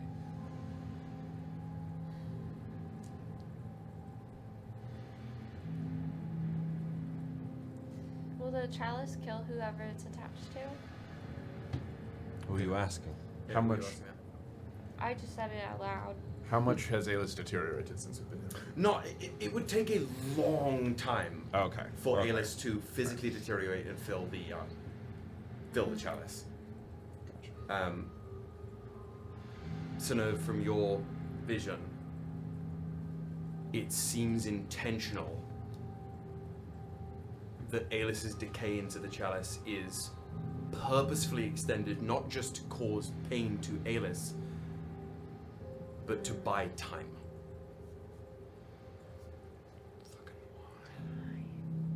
What is he To lead to until other people arrived.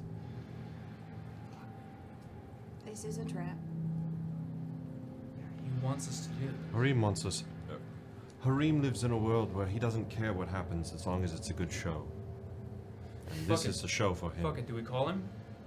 Harim? Call him up. I don't know. How? I don't know. Does he not know that we're here, the person who made this? He knows that we're Definitely here. does. I'm open. Synnove hasn't prayed yet, so I'm just gonna try that. I will join Synnove. I would love that. Who are we praying to, and how? Talis is praying to Yui. Fully. She's praying to what she thinks is all three of her patrons, but is really two, because she thinks Istava and the Cloak are different people. I love that for you. I really do. Two different entities. Until it's proven otherwise. Sure. Until they're in the same place. Have you seen them in the same place? Yep. Until the Cloak's like, yo. It's me. Because that's Ishtava's bag. Just calling it like it is. Yeah, that's who she's praying to. Talis, would you like to start with the prayer? Would you like to say grace? That was like. Would you like to say making grace? the younger Would siblings anyone start like to say grace. grace? Who would like to say grace? Making the younger one start. Yeah, Talis. Make it good, because whatever magic made this, it's got to be equivalent exchange.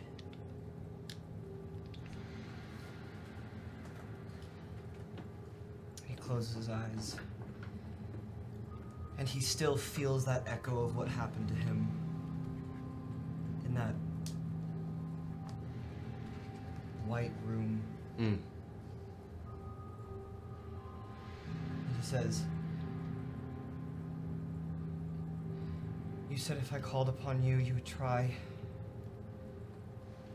I need you to try now. I can't watch another person, anyone, die or be sacrificed.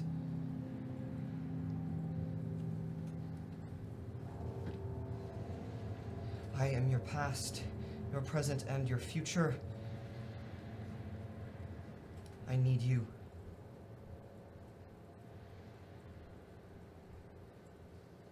I need you like I've never needed you before." And he's gonna take both his pendant off and his compass out.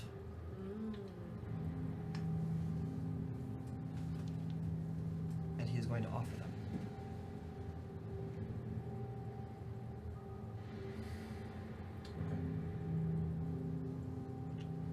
Synnove.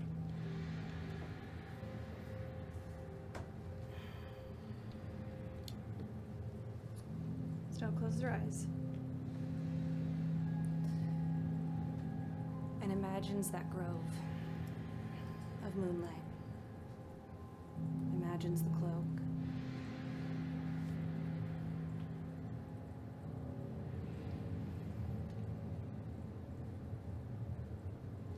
I used to think that devotion meant you had to always be pleasing. You had to make sure that they were happy, that they were right, and that they were loved.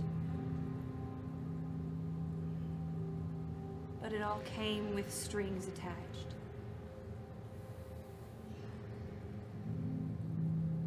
And you have shown me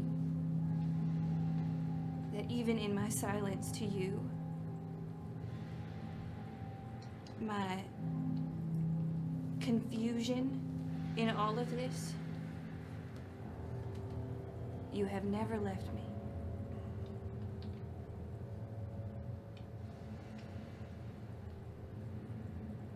And not only do I feel like you care, I feel love. And I don't know how to explain it.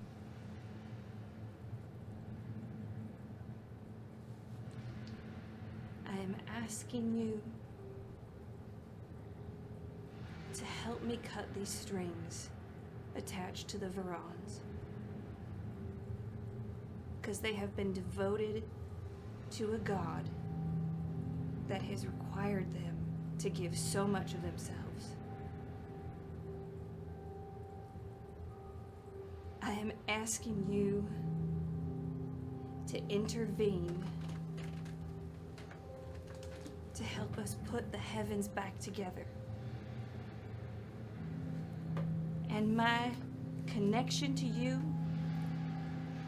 will not be passive, will not be just a matter of circumstance.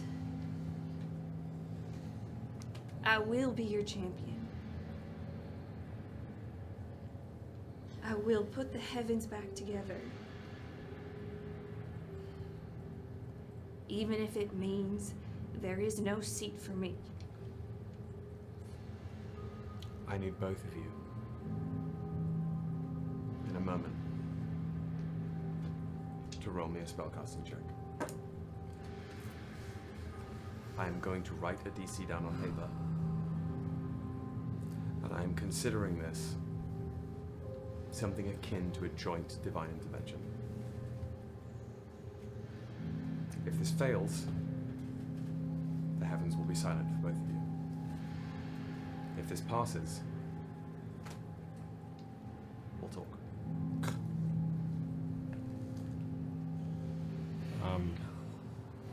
No outside influence of any kind. No chronal shifts. Nothing.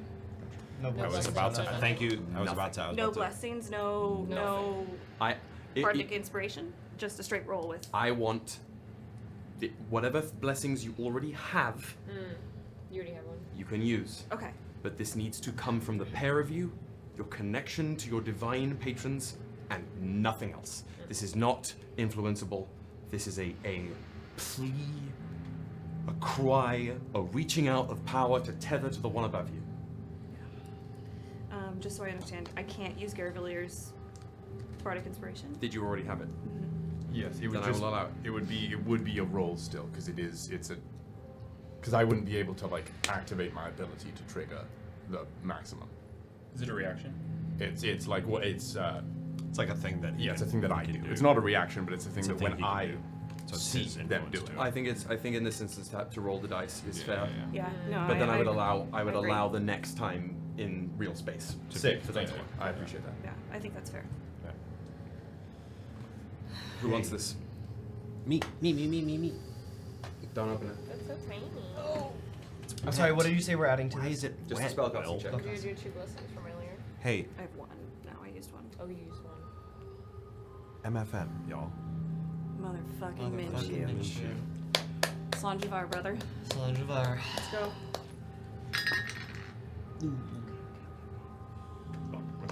I'm What do you rolling add to it? both of Your these. spell My attack? Blessing of Halifax and Your my... spell modifier or spell attack modifier? It should be proficiency plus spellcasting modifier. Spell attack. Whichever one that is. Probably 5 of them. Yeah, Synnove is another one, but it was done Oh during god, this what is time. math? 17, I think, for you. Or, But like, plus during this proficiency, right? conversation. Yeah, but that's your spell attack. Oh, okay. Then yeah, 17. 38. Oh, Whoa! 55. 55 in total. Open the paper. That's a 40. Oh, thank God. I needed both of you above a 20. Yeah, fair. I'm trembling. 38. How the fuck did you get? Yeah, how the fuck? I rolled a 15 plus I rolled a 5 on the Halifax. I rolled a 9 on the inspiration, and I have a plus 5, 6 plus 9. So we're Plus not 9. killing Gary. Jesus, Rachel. Not yet. Guys. One moment. What do I want? Yeah, let's do this one, because I like this. Play It's Tough to Be a Star. I've given up godhood for my girl. Mamma mia. In this moment, as you offer your words, as you hold the antler, as you pull out your compass and your pendant, in the moment that your words pass, both of you find yourself in a shared space. It is a grove, deep in the woods, the moon hanging overhead. Grass is lined with dew that glitters silver. You both can see each other, and you both can see the two figures ahead of you. A brilliant stag with horns of crystalline bismuth, and an armored angel, radiant and resplendent, hand on the mane of the deer. I'm sorry it has had to come to this. These are the troubles your age faces. And it breaks all the hearts in the heavens that it should be you once again to have to decide. We can assist, but make this well known. You face a formidable opponent that would make the seats of the hearth themselves tremble.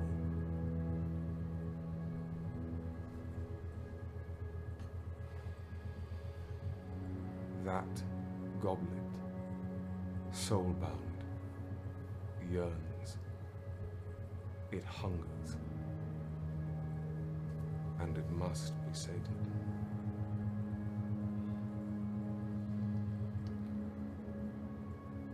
What we offer is an alteration, an opening. We can change the specificity of its want, of its thirst, but we cannot remove it entirely. To whom? At a great cost.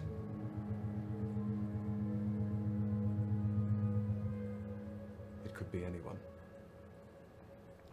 But someone must fall to unshackle those chains. And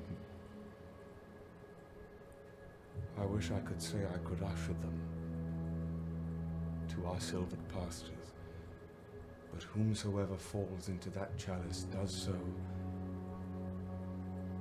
to fall knowingly into ichor and ice.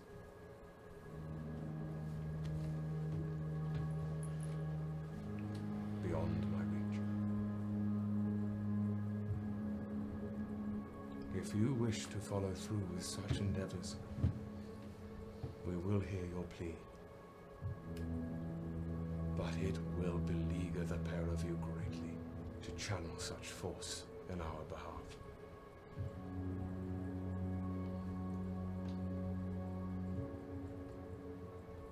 So it would just be whoever's willing to give? I'm gonna switch above board. Yeah, for this. I want to understand this. Yeah. Or is it fucking random? What the God of Prophecy and the Prince of Twilight are offering here as a joint effort is to shatter the specific nature of the soul bond here. They cannot dampen the goblet's need for a soul. Right. Someone must fall to the chalice for it to be unbound. All they can do is make it take any willing soul. Any willing soul. Red shirt when you need it. God damn it. And it would, the pair of you would bear the brunt of the burden. So it has to be one of them. No. In effort it would render you. They would take the effort, but then also someone else would die. Sorry. They would become. The pair of you would suffer significant, immediate, whatever. Aftershocks. Retaliation. Splashback from this effort of essentially channeling godly power into this chalice. But really, all all it does is open it up to any of us. Any of us to be able to. Somebody still Anybody can consider themselves. Somebody still has to go in the cup. Yeah. So we're back right where we started. Yep. But we could change who it is. Yeah, but it has to be a willing person, you said. So.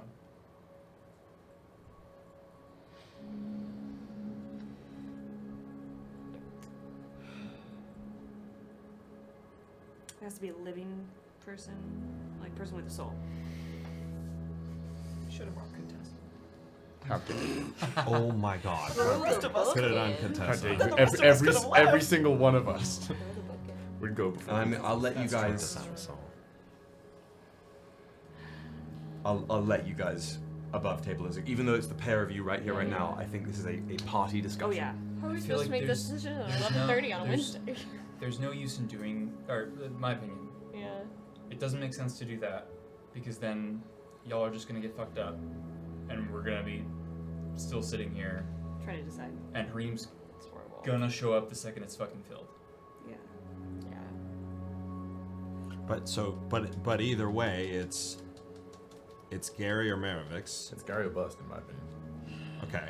I've It's listened. Gary or Maravix, or then it's any of Anyone, us. any willing person. And it's not gonna be any of us.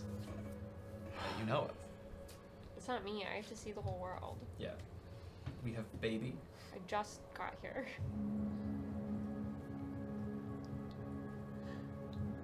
So I don't.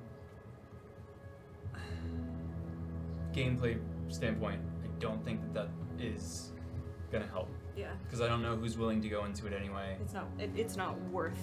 There's already we Yeah. already have 2 people that are willing to go into it, so like we don't need to muddy those waters anymore.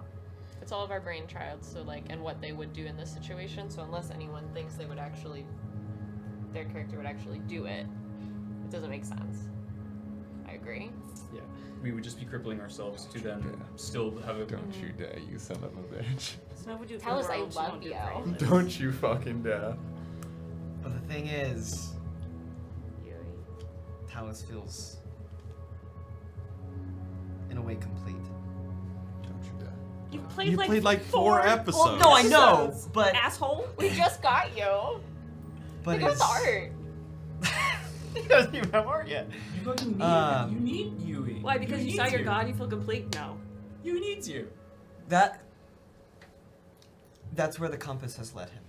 I don't like that you're smiling. And in that essence of what Talis knows, I don't want him to die.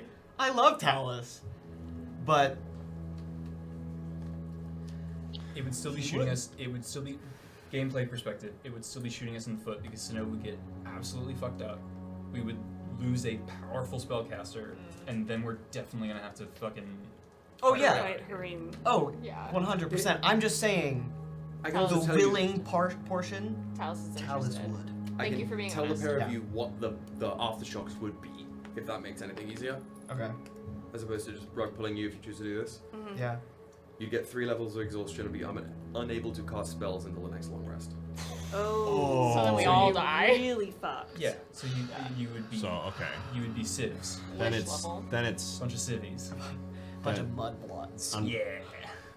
Is it Fuck me. is it Gary then? Trust him, dude. This is horrible. You knew all week we were gonna have to make this choice? I've known a long time. I was gonna say Will's known for a long time about fucking- this. I've known since Gary was introduced. He said it the first session. He was like, your path ends in a storm. Said it first session. So Gary's been. You're right. Gary is resigned. know. He's been. Why'd you expected. get married? I would have said your name Because right. you wanted to. This whole time I feel so rude. Have you? What if she? Look, hey. Look, You guys don't know that. Yeah. no, I think He might that know is. that. I think. He might know that. He does. That's Yes. irresponsible. Wait, Yep. hold on. Sure yeah. is. Yeah, I agree with you, Kyle, because I think the decision that the gods are offering fucks us 2 times. Yeah. Yep.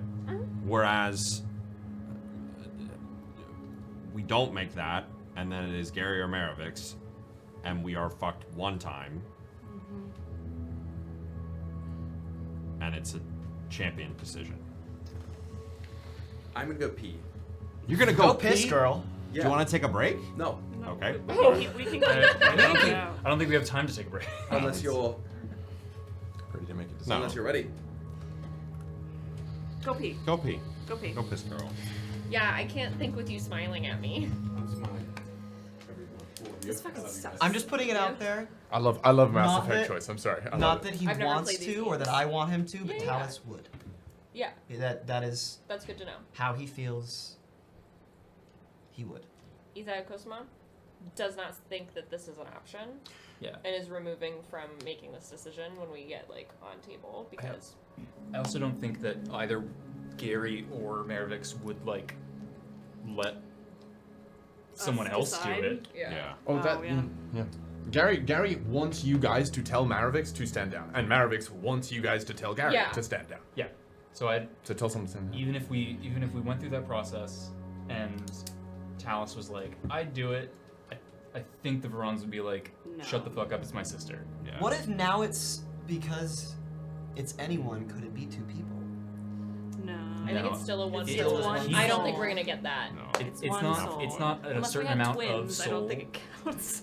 Do you think twins have one Problem. soul? Yes, they share a soul. Hannah, what? Hannah, we don't have time for this. This is very serious. Oh yeah, sorry. Ugh. Sorry, God. my These gods can't fucking do anything. Synnofe's gonna go I up and take know. the power and make it fucking happen. Oh god. This is one Could we Yeah. somehow?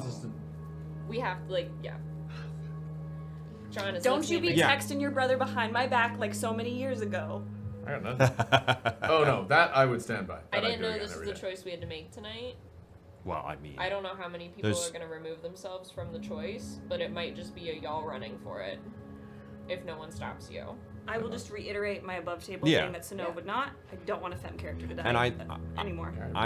I'm for then it being without metagaming it. I'm Yeah. for then being like saying to Maravix like let Gary have One older sister has to get out.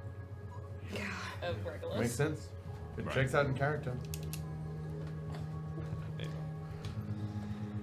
As I've said, JB is literally incapable of this kind of situation. We've decided we'd like to go Mentally. back in time to when we all first met, and we'll say to Harim, no thanks, and we'll just NVM. start the campaign back that way. Okay. We have accepted the reality in which we exist, actually. Get there. You're That the time is wizard. absolutely somewhere this campaign could end. That would be fucking crazy. I could, I above table even more so. What I want to do, just if we were trying to like let's bring Harim here, is I want to take my staff and make my hand my staff and point them together and cast Touch tips. and cast like something that would bring like teleportation in some way that would bring him there. I don't. That would Even soft if he magic was- the shit out of that. Even but- if he was there though. I know. I don't know what bringing him there would do. Like I think he'd then fucking kill us and use one of the Virans to. Above table, my decision is Garavellir. Same. Gary Bruce. Same. Gary Bruce. Ythae'el Kosuma would not, like, above table when we go in, not making a choice between two people. Okay. Won't help either one, Yeah. just so you know. I, Kyle, am also having a hard time with this.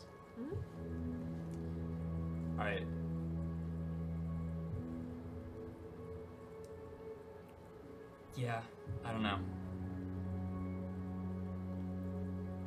He does have a kid on the way. True.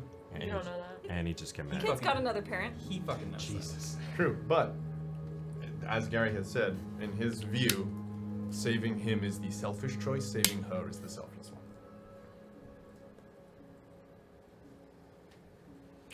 Because keeping him alive benefits Decima and the kid. In Gary's eyes, keeping Maravix alive ensures that Aelys has a proper guide, which Gary knows himself. If he gets out of this, he's done. He walks away. Which, for the argument of Maravix, helping Aelys helps the world. Bingo. And that's what. And Gary would have been ranting this at the top of his lungs. Yeah. Saving him helps two people. Saving her helps everyone. And he picked the people. as Gary is ranting this, Synnove would just give him a nod. Oh, all of that's being like explained. Oh, he'd be if this is a because he basically would be begging you guys. Hang on, are you dropping out of the grove? Oh, that's you. Do we need to say peace, bye-bye? Say thanks, but no thanks.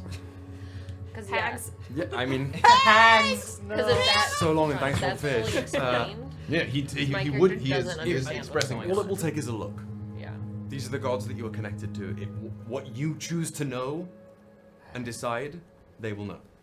So then Synnove will very slow, like very minutely shake her head at the Prince of Twilight, and then immediately go out of the vision and nod her head at Garavellir. You can say goodbye to your god, but that's what I'm doing. Okay. Talis locks eyes with Yui for a long moment.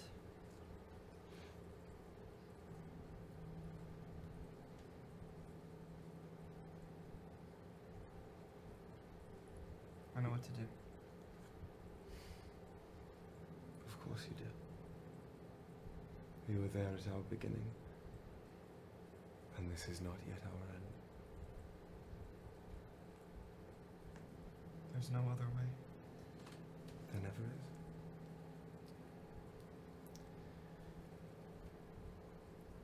Till we meet again. With bated breath, I wait. Who are you? Where are you? Bump the track. We have a new god relationship to ship.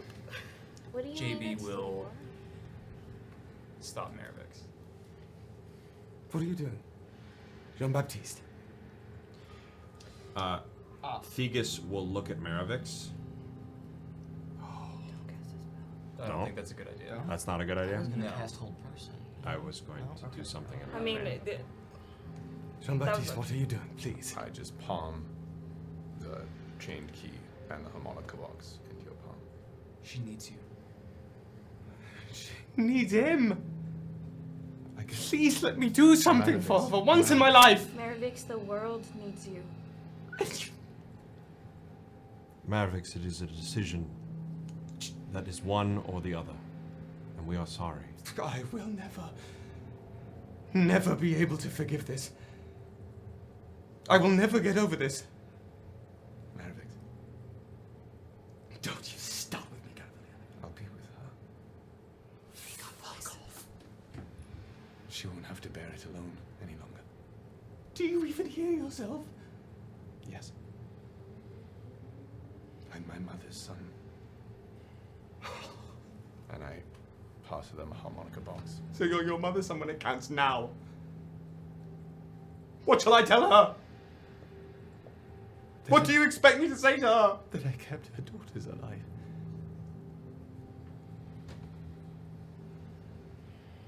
I will lean as close as I can to her ear and hold her tightly, and in elder blood.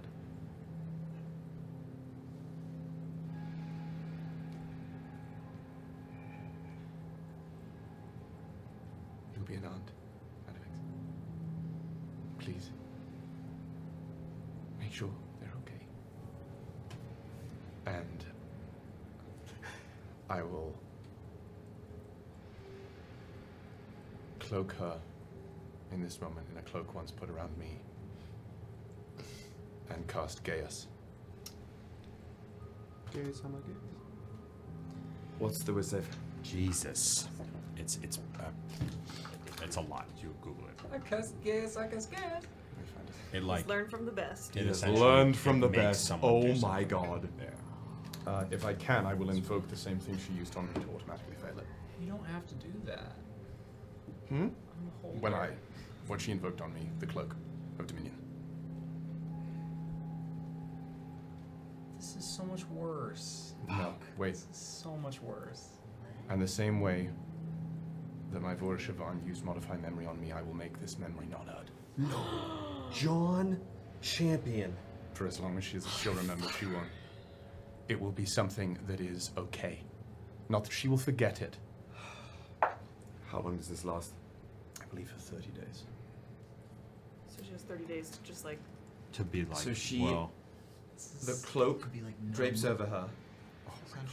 This shimmering veil accompanies it, along with the sound like a distant lyre playing a melody long forgotten.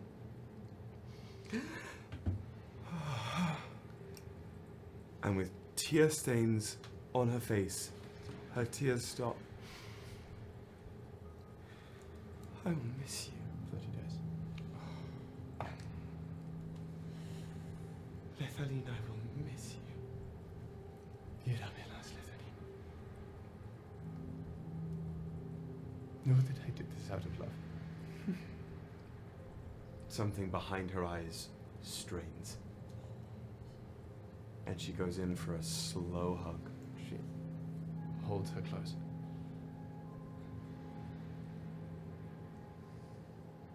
You can tell them the effects you're under if you wish. They'll likely be able to help you. I don't think I will. I believe you.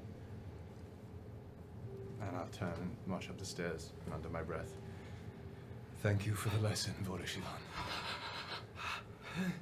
I'm just holding her. Oh. And I will get my hands around the cup and I will look in Aelys' eyes. I love you.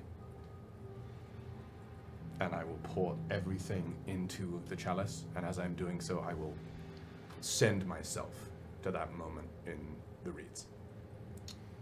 And I will just feel that. So as Garavellir empties himself into the chalice, he will smile. The rest of you watch as Garavellir finds some semblance of peace, closes his eyes, reaches towards the chalice, and begins to unwind like black yarn, spooling out. Your skeletal arm shivers as Garavellir gradually unwinds until above the chalice is just this sphere of black ichor that seeps in, filling the chalice to the very top. As the chalice is filled, Aelys' connective tissue on their limbs, their neck begins to regrow and reattach, chains shattering, the goblet separating, the sigil changing from the Viraan symbol back into the Harem family crest before the liquid calcifies. And as Aelys is stitched back together and drops to the ground, Aelys Viraan, your first memory is not your own. It is through your brother's eyes, in the reeds of a marsh somewhere to the north of the Heart Wilds, embracing a woman you know to be your wife, who you know to carry your child. You know this. It was a memory hammered into the back of Garavellir's brain that is now yours, forever as if it was your own. For the rest of your life, Aelys, this will be the easiest memory you will ever be able to recall. And as that image fades, you look up at the group of people, some of which you know, two of which you don't, and a vacant-eyed look from your sister Maravix. Synnove tentatively will walk up to Aelys and get on her knees next to her and take her head in her hands. Elongated bones, protruding and elongated hair. It is more like the vision you saw in the Distortion than the one you knew. Thin, spindly bones where they really shouldn't be. You know what she looks like now. Yeah. And she hunkers down for a moment. Synnove just wraps her arms around her. sorry for all of it. I know. Don't be sorry. Oh, as the storm ripples. Fuck me running. Aelys, I need you to. You had no choice in the matter at all. The storm parts as a hulking figure steps through the clouds. My precious legionnaires. So good to see you all again. I do so wish it was under better circumstances, but I can't say I haven't been looking forward to this. What an absolute show you have put on tonight. And I, for one, cannot wait to let off some steam. Let's take 15. Take 15? 15? I said this was gonna be long! Intermission. So it was two break. Well, say goodbye now. Okay. Love We you love guys. you, Ythae'el Cosima. Thank you. Kyle will be Ythae'el Cosima. I fully believe in him. Okay. Thank you guys for sticking around. If you are here after the break, bring your seatbelts. And if you're not, then I'll see you in the YouTube comments later. See you soon. Back in 15 minutes. Hello, everyone. Hi, folks. Let's do this. We're gonna Let's dive ride. right back in. What do you? Oh, you're doing that. Okay. Let's. Okay. So, the figure of Lord Harim himself, has just parted the storm and entered. Toga, armored breastplate, in a little more belligerent attire than the last time you saw him, and notably on his right hand, 5 different colored rings. Okay. I have been most eager to let off some steam. And you, my fine, fair nemesis, I have been most intrigued to see what a year of steeping has done to you. Shall we try for a second round? Please. I still have. As this black ink cracks behind her as myriad witchbreed hands claw into her skin. Plenty left to lose! As all of it rips her skin apart as she enters the Revenant's raiment. Jesus. Okay. Harim is going to just clench his fist, and the sapphire, the ring just hewn from a piece of sapphire on his index finger, will glow, and this faint shimmering light will ripple over his entire body. Please, give me something worth remembering. It's a dash. It's on side. Endbringer is trying to stand up to reach for you, but you're already gone. Are we in initiative or not? Real quick before we start initiative. Yeah, where is he? I just because I don't want to have to. This arm, I'm going to look at my staff and look at my hand, and recreate the staff as this hand. So I have 2 staffs. Oh, so that's going to be one of your 2 charges. Correct. To double it. That's sick. Yep, idea. I'm into it. Great 2 staffs. idea. Double fisting. I'm going to give everyone one little moment like that to do something because Aelys has just lunged as the Revenant. Great. And this is going to it's done. It's happened. It's initiating initiative. But everybody gets a beat. Great.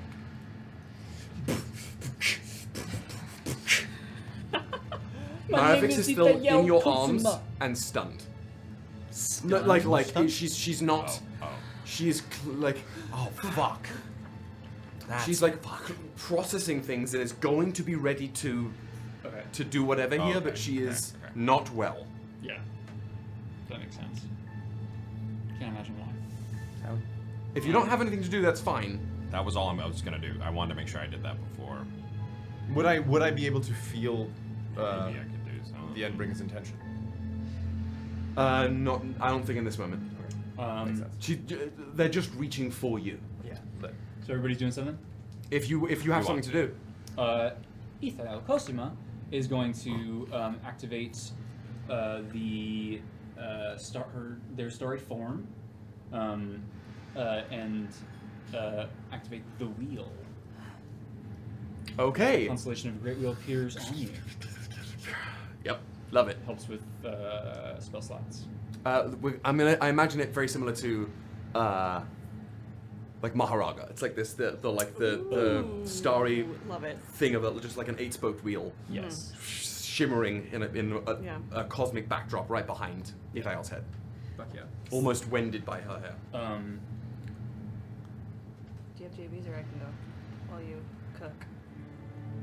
Thank you. Okay. Synnove sees Aelys move, and without a second thought, she turns, and from like her center, that golden glow that she had with the black hot topic glitter when she cast Beacon of Hope just explodes. Instead of slowly, it's like. Yep. So everybody has. I assume we're all within range, so you have advantage on death saving all throws. right in the same space. And I believe wisdom saves. Let me just double check. Death and wisdom. This whole space is from where Aelys dropped is in the center. We're gonna call this. It's 60-foot radius across the way. We're gonna call it 120-foot spherical area. Okay. And when you're healed, you get the maximum number. Fuck yeah. While they're in this aura, or does it just persist? It's while they're in the aura. And how far does it reach from you? 30 feet. 30 feet. Okay. 30 feet. So when you're within 30 feet of Synnove, you get these benefits. Yeah. Okay. I will, as JB, I'm going to. We're going dragon. Fuck it. Hell yeah. Fuck yeah. I'm gonna expend all the key necessary. That's 8 hit points. You have 8 minutes to manifest the dragon. Yeah. Huh? Fuck it. You do have a pride demon. Can I do 2 things? Unleash that pride Well, you're demon. gonna unleash the pride It's demon. Pride Month. You have to. Go, or we can Come on. retcon it. I want to keep Beacon of Hope. That can be my first action. That'll be. I think that'll be your first action. Yeah. And the way we'll do it is Fair. similar to other summons we want. The Pride Demon will take their turn immediately after you. Gotcha. Do you have Elfias by any chance? Yes. I'm going. I believe that. Oh, brother. Sorry, And then anything from Talis. No, he's just mentally preparing himself. Okay. Right now. Yeah. So, what I need, because the moment here, Aelys, the Revenant here. Yeah, I will refer to you as the Revenant when you're in this form. Taking a page from JB's book, you are lunging towards Harim, who's after clenching their fist, shimmering with that sort of blue veil. They have one hand behind their back and the other hand just open towards you. Make your strike, and this will set us off. Okay. We're in the Revenant's raiment. Do I have advantage like I did last time? Against the Celestial? Yes. No.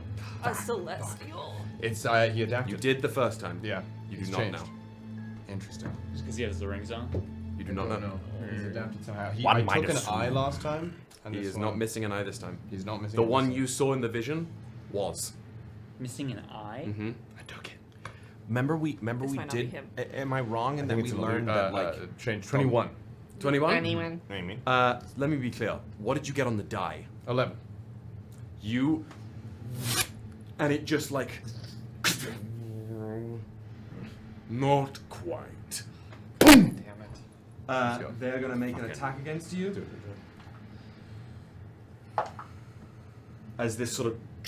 This gravitic force condenses around their hand. They rolled really low. Good. 18. Does not hit. It just. You just catch this fist, this pressure. And so it begins again. Roll initiative. Oh, I don't want can to. do I it, don't yeah. want to do I'm that. happy I to don't do know it. what I'm doing. Oh, I'm rolling so many people's initiative. If you need us to Jaeger something. You have. You add a D8 to it. Yeah. Healer's probably going last. Wow. I didn't do great. Fuck yeah. John, I think there might be a Harim pin in there. Do you want to grab it? Damn, there is. You have that for. He's changed. He's I adapted. don't think it'll matter, but you have that for 8 He understands hours, it now. which is crazy. Oh. That spell, I That's should use wild. that more. It's just I always forget when to use it because we start and then I'm like shit. So I try and do it early. So, okay. Okay. Fuck me. Okay. Who got above a 20? 32. 32. Okay. Whoa. That's gonna be fucking. Give Talis to start. Give 20 to black. 15. I got a smelly 20. A smelly 20? Uh-huh. So that's gonna be Theagus next. And then we're down to 15 to 10. 14.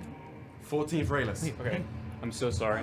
Grab your Aelys pin. I'm getting all my shit together. Yeah. Ythae'el is at a 16. What did you get? Was Aelys? 14. 14. So it's gonna be Ythae'el then Aelys. Got it. Wait. Katari. Oh, no. JB got a 22. 22? What did you get, Theagus? You're above me, but below Talis. Okay. John, enemy. Great. We can at least use that one until we make an endbringer one.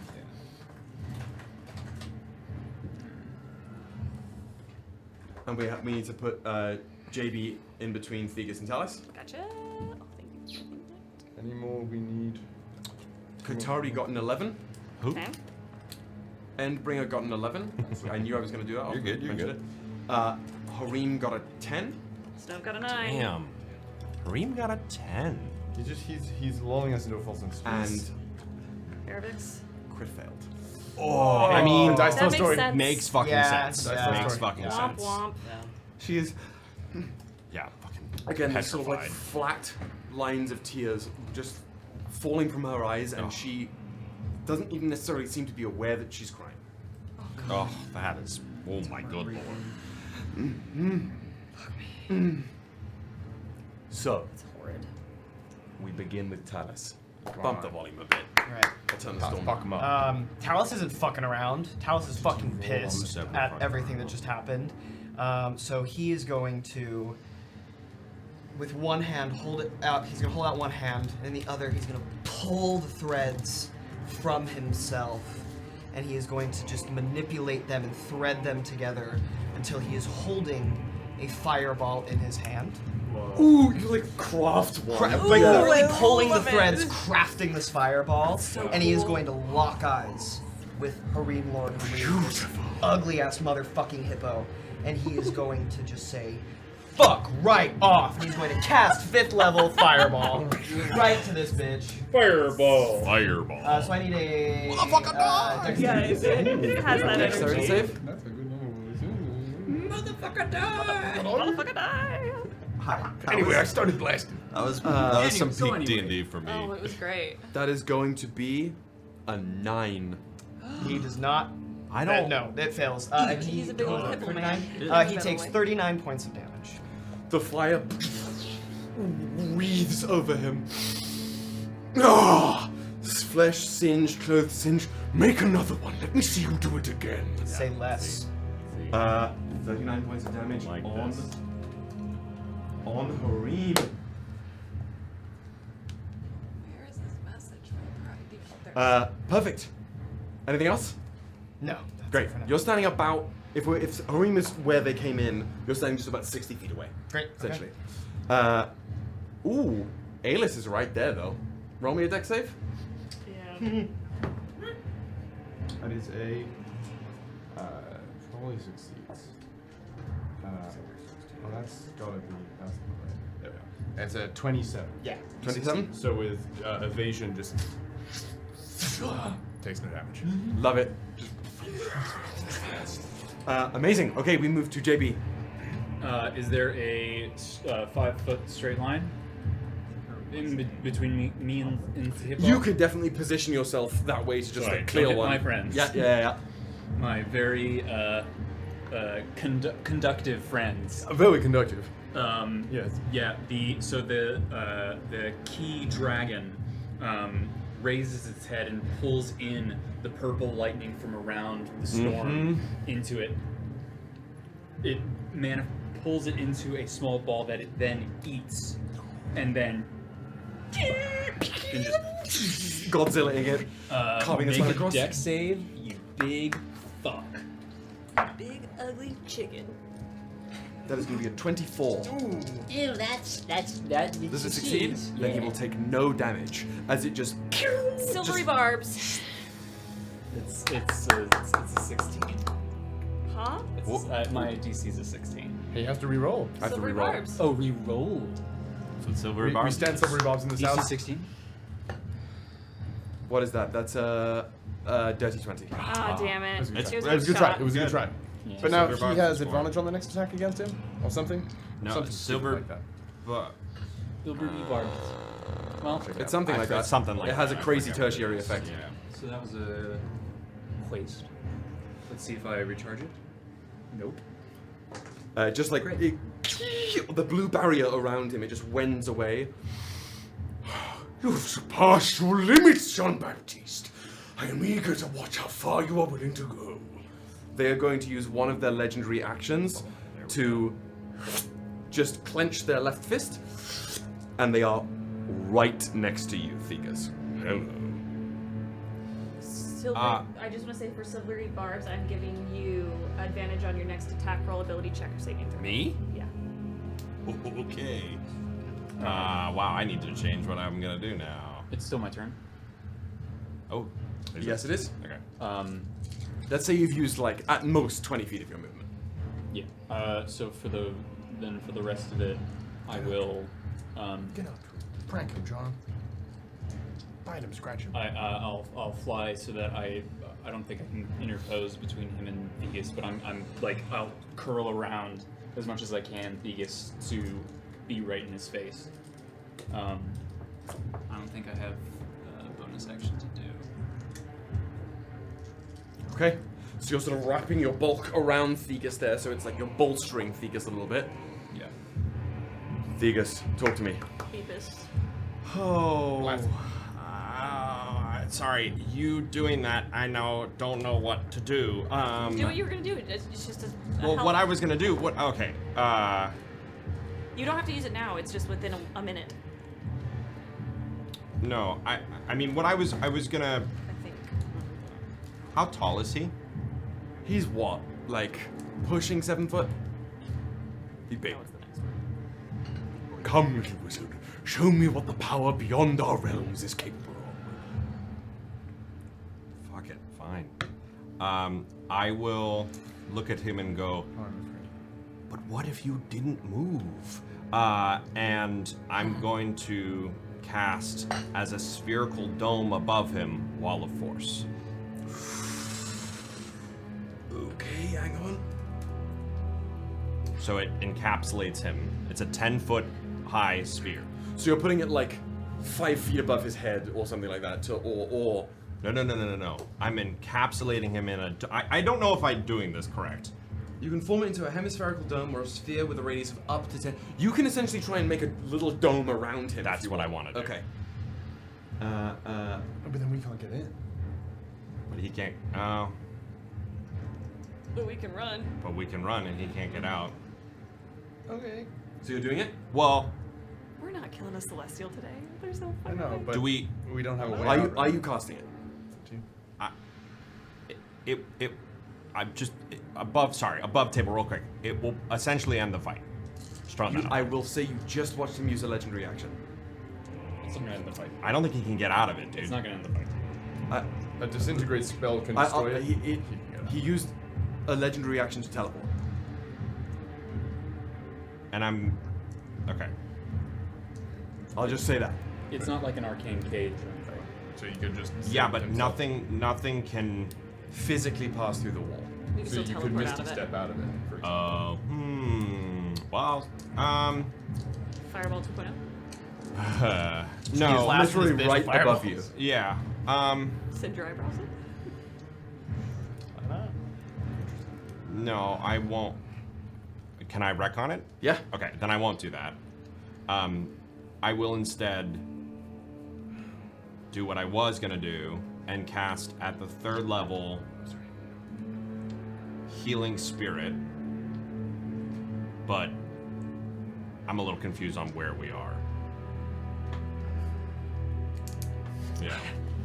Grind with the champions. It's It's always your next phallic attack and roll, it's ability always check, strange. or saving throw. Oh, great. So it's just the next one. Okay. We don't So if you don't have use it now, range. you might use it later. We just draw weird stuff to save the day. John, That's kind of like Yeah, Misty Step could beat Wall of Force. Yep. That's kind of bullshit. That's why the spell is it Magic Cage or Arcane Cage? That one, Yeah. where like that's why. Oh, it's just the version of it. Yeah, I guess if I'm dealing with. Oh, also Wall of Force is concentration. I'm glad I didn't do that. I'm so excited for Mouse to fight. Bring him out. Huh? Mouse. Moose. So, this is a terrible circle, but here we are. Aelys is right now over here because it's where Harim entered. You guys are all around the center point here. Harim, Theagus, we've got the curvature of JB Dragon here. Maravix is over here, Synnove is over here, and we're gonna put Endbringer there. So you are right there. Okay, I'll put it next to me. So it's a 30-foot spear. Does it follow you or No, I just can post move up? it wherever Okay. I want it to. Love it. And for everyone, Healing Spear, if you're in it at the... It's everybody but Aelys that's in it, right? Yeah. Which, at the start of your turn, you gain 2d... Because I did it at 3rd level, 2d6 of health. So it'd be max if you are in the Beacon of Hope. Which everybody also is. Right. Whoa. So you'll gain 12 12 HP every single time you go back into it. Oh yeah. The first time you It's a bonker spell. Okay, that's my bonus action. Fuck yeah. With my action, I will knock him out of the box. I will take, if you'll let me, I will know take what you're both gonna of do. them and I'll go. Okay, goodbye. Pew pew. And, that's you essentially like. Yeah. So you're not using two. It's one action One for action. one beam, but it's doing. It's usually 2d10, right? Can it be 40? You bet your ass. Let's man. go. I just have a railgun penguin. As essentially, Oh, I the, have to roll a hit, though. the thought modes. Maximum Yeah. pulse. Like do that. They form this radius around both staff ends to like magnify That's the so beams cool. and. Yeah. I have to roll the hit to that. Yes, I do. 100%. Come on, get him. Prank him, John. So I'd have advantage on this, Hannah? If it's an attack roll? Yes. Yeah, you have Yeah, advantage. okay, great. Thank God. 19. What did you get on the die? A 10. It just. Whoa. Motherfucker. That's Not interesting. quite enough. They're going to use another one of their legendary actions to just try and wallop you with this condensed gravitic force with a resonant lunge. Okay. It's going to be a 29 to hit. 29? You're gonna get cream. Temporal Shunt. Temporal shot. Remind me. You have to make. It's a reaction. When a creature makes an attack roll or starts to cast a spell, you have to make a Wisdom saving throw, or you vanish from this moment. Hang on, that's it. What is? That's what a reaction. feature is giving you temporal shot? It's a spell. Oh, I can't do Yeah, that. that's- sorry. yeah. That's two casts. Two. Yep. Sorry. That's a reaction though. It doesn't matter. It doesn't matter. It's one spell slot, one cantrip, unless other things are in play. Yeah. I could do it later, but just the way that But it if is. that's not how counter like spells later works. in the turn, It he'd be should able be. to use his reaction. No, like if we've done it before, it's like if you've cast a spell, and then I counterspell, you've counterspelled my counterspell. We've done that before. Yeah, that's just how. All right. Okay, I'm here for it. I think it makes sense for on the turn, but if it is a reaction, I like it. Okay. Wisdom save. It's a Wisdom save. DC. Yeah, it's a Wisdom save throw.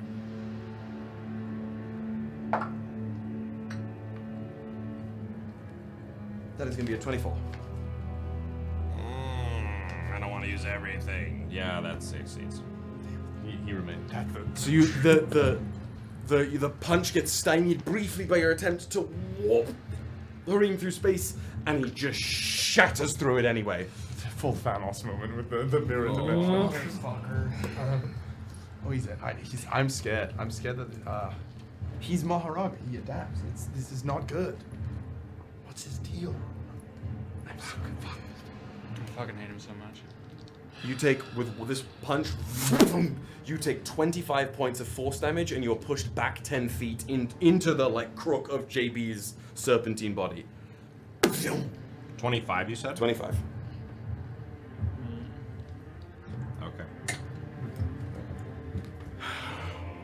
Is that really all you've got, little wizard? We move to Ythae'el Cosima. We've got Aelys on deck. And bring her in the hole. You're right on here, in front of him, right, JV? Mm-hmm. Okay. And you need what's on the die, don't you? I need what is on the die. Fuck. Okay. We're gonna do shit. Fuck. Shit. Fuck.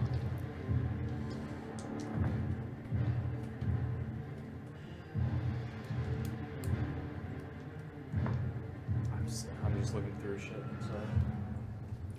Sorry. You could hold an action to juice up your healing if you want, if that's easy for you in this moment.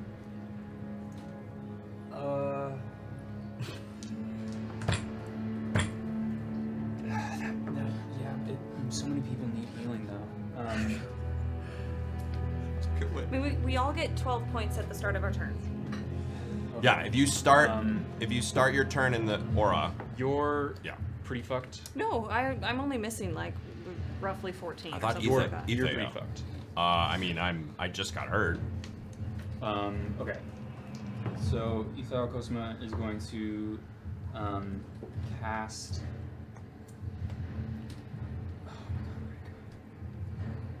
Gonna cast Healing Word on himself. Does she get the Is she in the thing? I'm sorry. Do Are they they get in the? the Do they get? And who? Isma. Ythae'el? Yes. Isma. So they get 12 hit points automatically. So just automatically, okay. Because they're in the aura. Yep. That Or the helps- hearing spirit. That Sorry. helps a little bit. Oh, I forgot to say. I'm so sorry. The spirit manifests itself. It has to manifest itself as a small little goblin. Oh my god, damn you fucking chef. Nice. Love it. Yeah.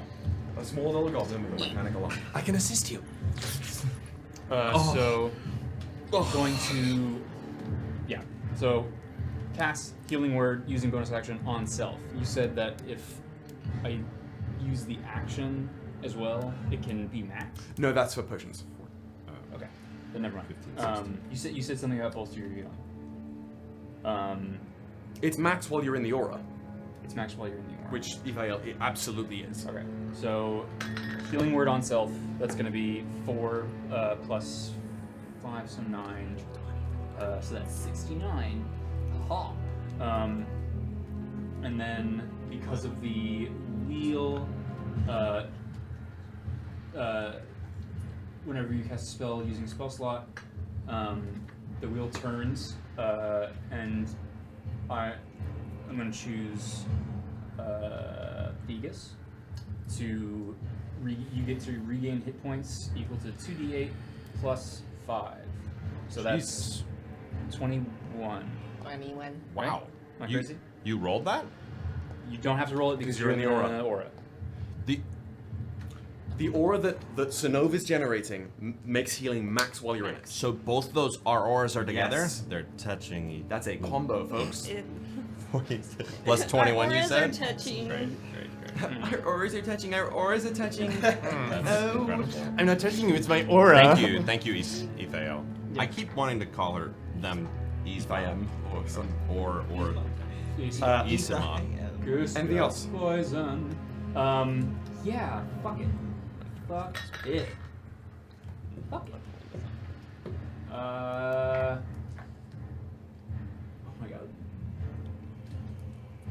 Does not have a damaging cantrip.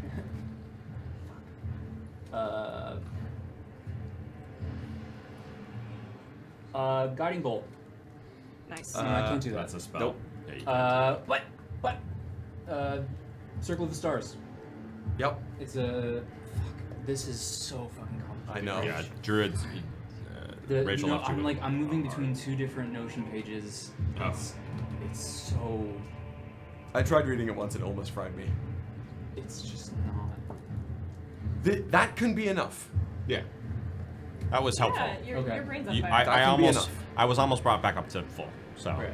and I took a good amount of damage. So. And we can. I'm gonna. Shall we say that Ythae'el maybe positions themselves slightly behind the embryo?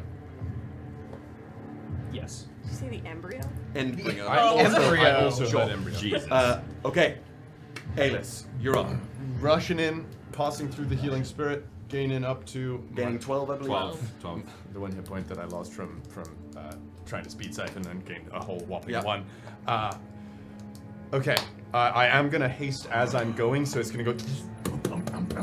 I think instinctively it's not even a choice since I'm constantly channeling negative energy in the Reaper raiments. 2 key points are automatically expended on top of it to just go for this man. I pre-rolled, didn't crit. Does a 12 hit him on the die? 12 on the die? Yeah. It just warps off. Does a 17 hit him on the die? It ripples through the blue barrier.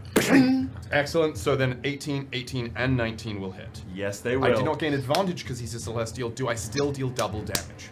No. Fascinating. Okay, then it's first one. As 4 successful hits go through, as that is a total of 114 unresistible necrotic and a reduction of 4 to your constitution. Bring that bitch to his knees. Firstly, yes. Where are you aiming the strikes? 100 what? 114. Jesus.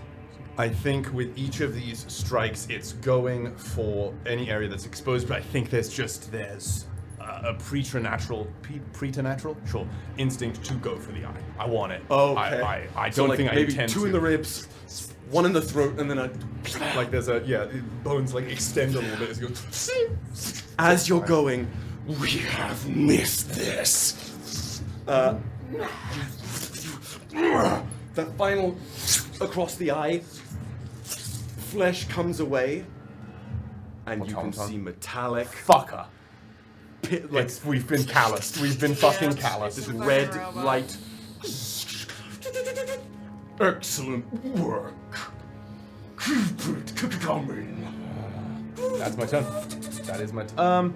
How much movement did I have? You moved 50 feet to get here. Exquisite. Then I'm gonna go back up and then slide to the end bringer. So I'm beside them. So like back here? Yeah.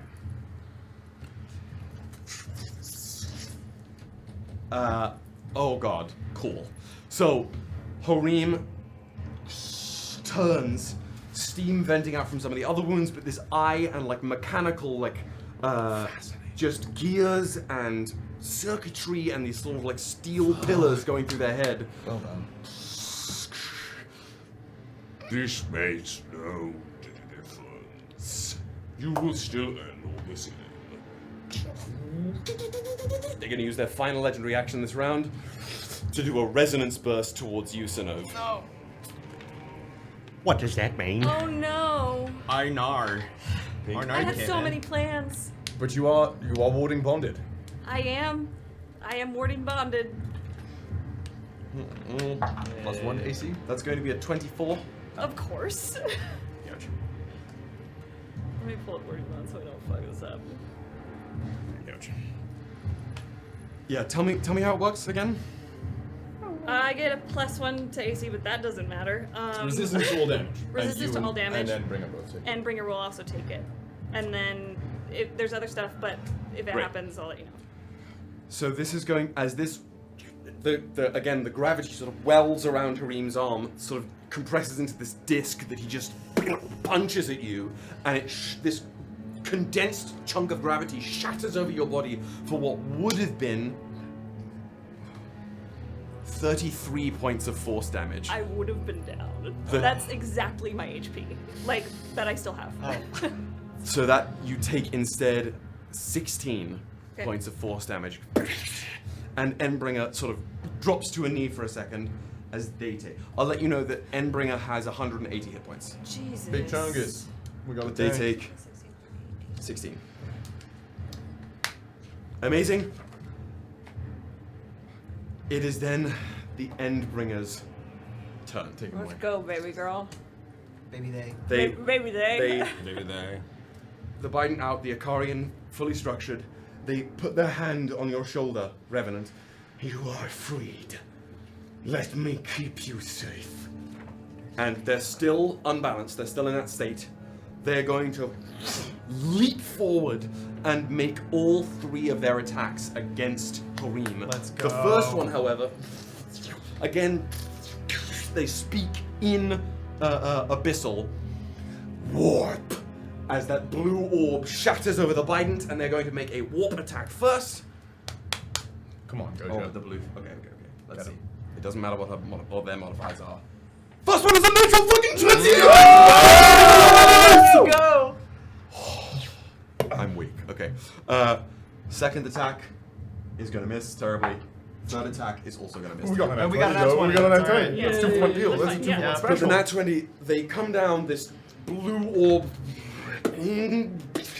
digging into Harim's chest, ripping open more of their clothing. As you can watch, as the spear with the blue orb gets closer, Harim is pulled up into the air 15 feet before being slammed down by the Bident as they take...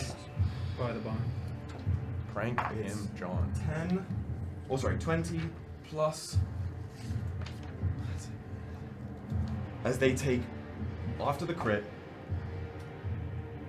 33 points of damage from the warp strike. Even in death, you are still formidable. As the spear is pulled from them, another 33. Endbringer is now right in the mix with you, Theagus and JP. That's going to be their whole last turn, so we move to Harim. Oh God, damn it. Excellent work, but not quite what I was hoping for. Let's see if you can withstand this. They open their right hand, the blue aura drops back into the sapphire ring before they flex their... Which one is it? They flex their ring finger, this just band of stone with this empty open setting, hold it up into the air,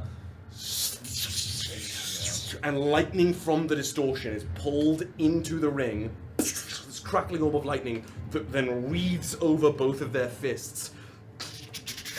Now, let us play. I hate this bitch. That's not good. It's not even the real. I know.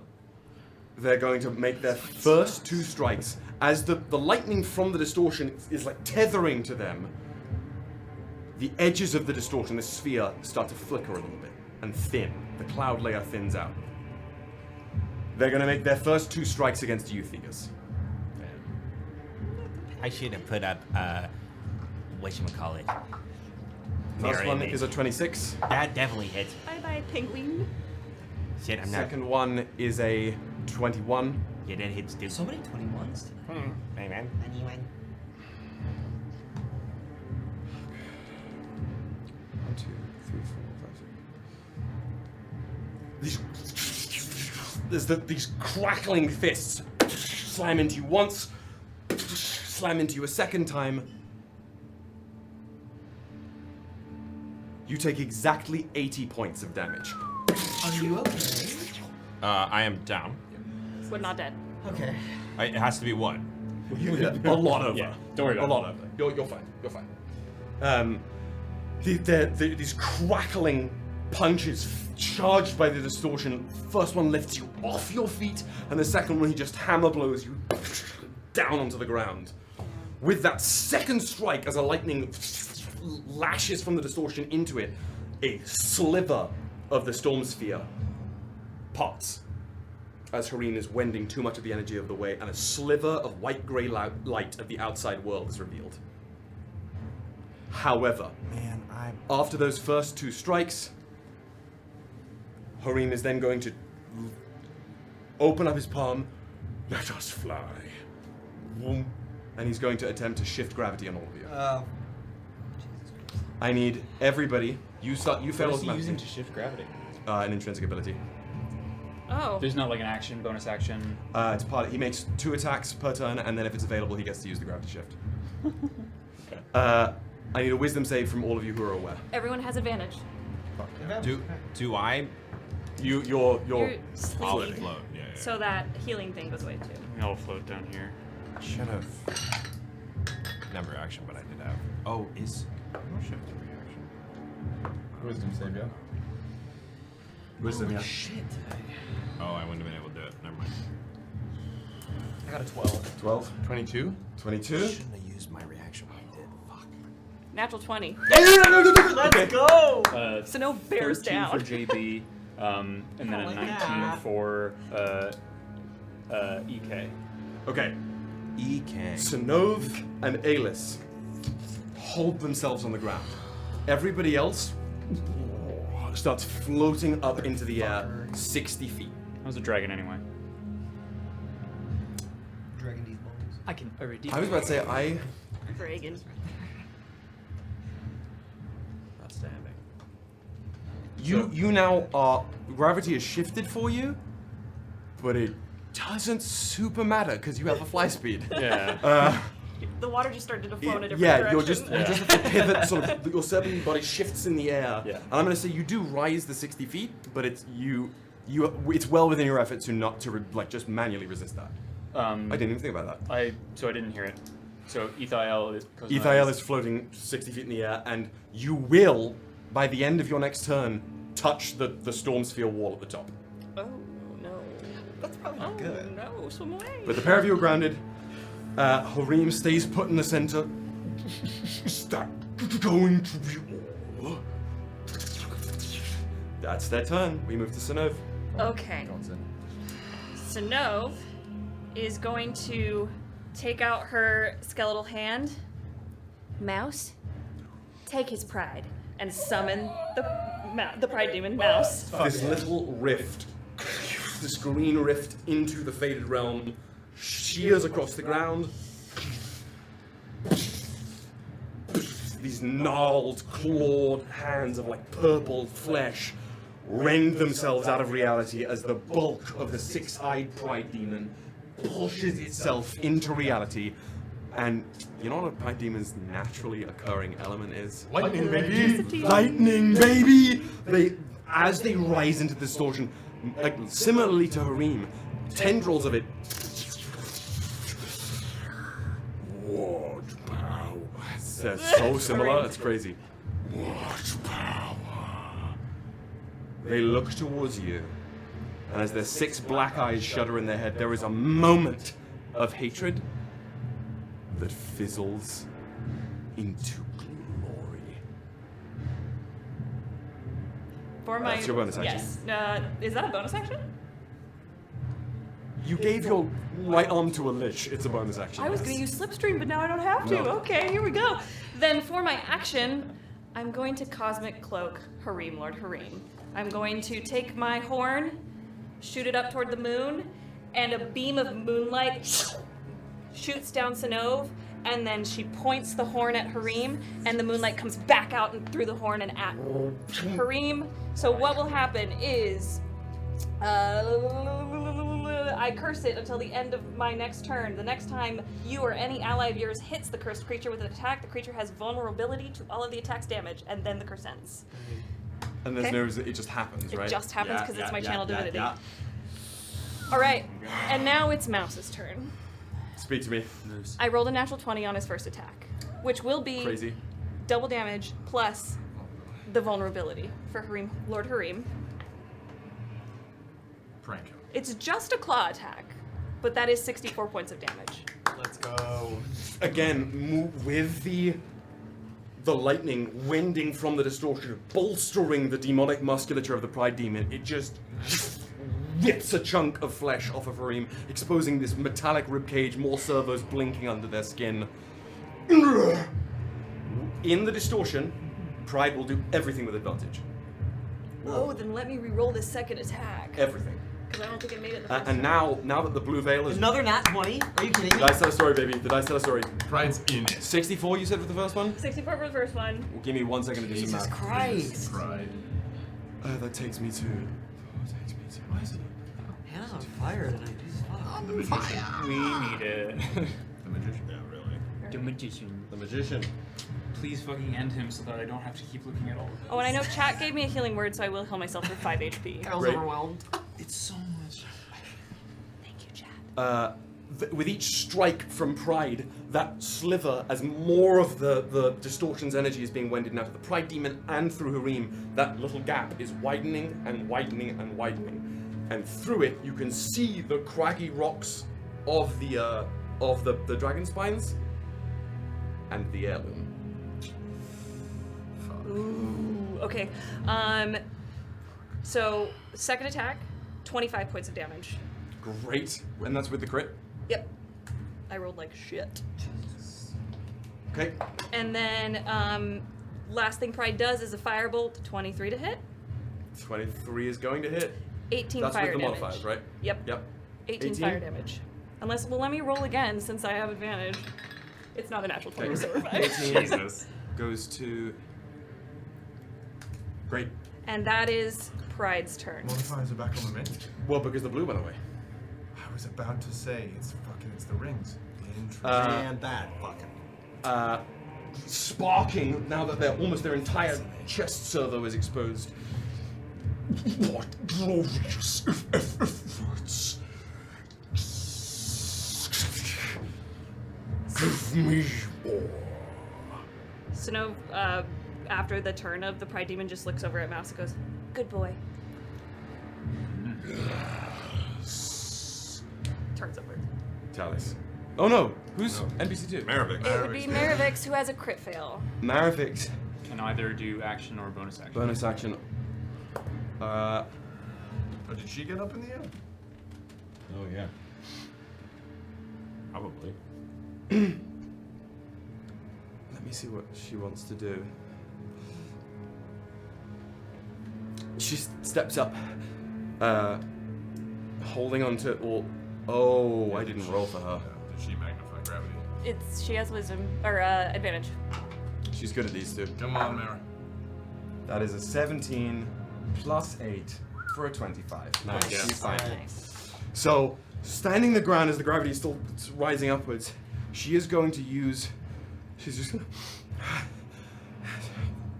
make some hand signs. And use her once a day key-based cast of telekinesis. We need to go. And she's gonna hold the gap open. Okay.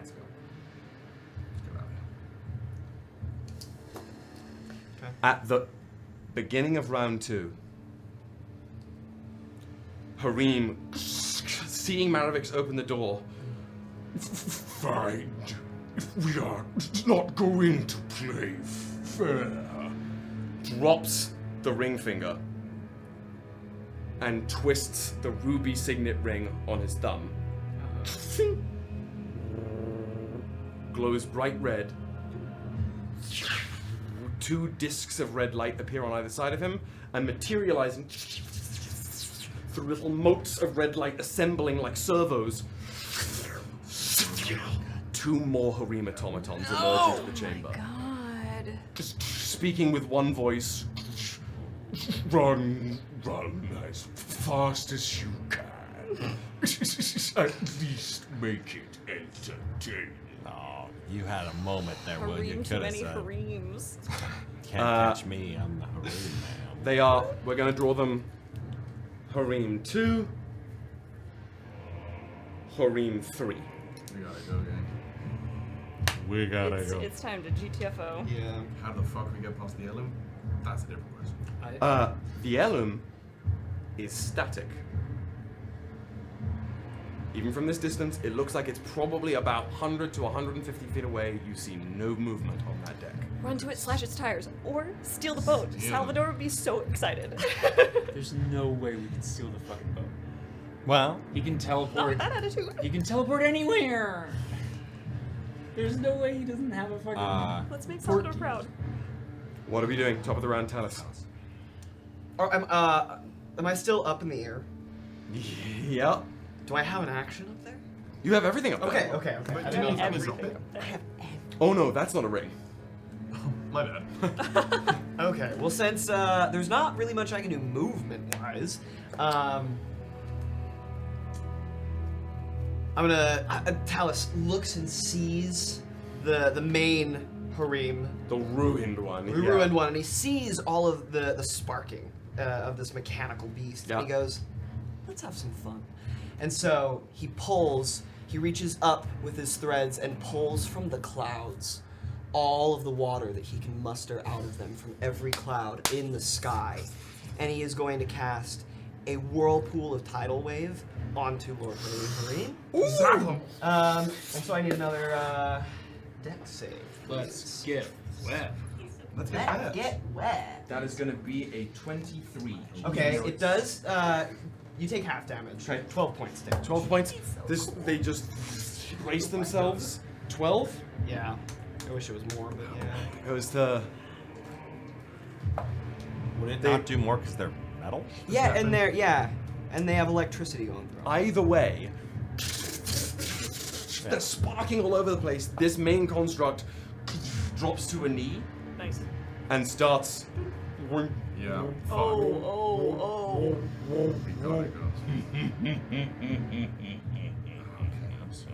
He's got that bomb in his chest. Lights are blinking all through the center of the construct. Okay. That is one construct essentially neutralized. Is it gonna start? If that's what you want to call it. Is it gonna blow up? Yes. I do not know that. Yes, it is. When does it You can kind of move. What do you mean, kind of? Like, Would like it not literally be swim in the air? I just not to rules out of this is gravity shift a concentration spell, and would it not be dropped with? It that? lasts. Oh, it's not a concentration. It lasts till the end of his next turn. But he did just go down. Yeah. I don't know if that is helpful for us. It's helpful. We gotta fucking move. It's a 60-foot drop.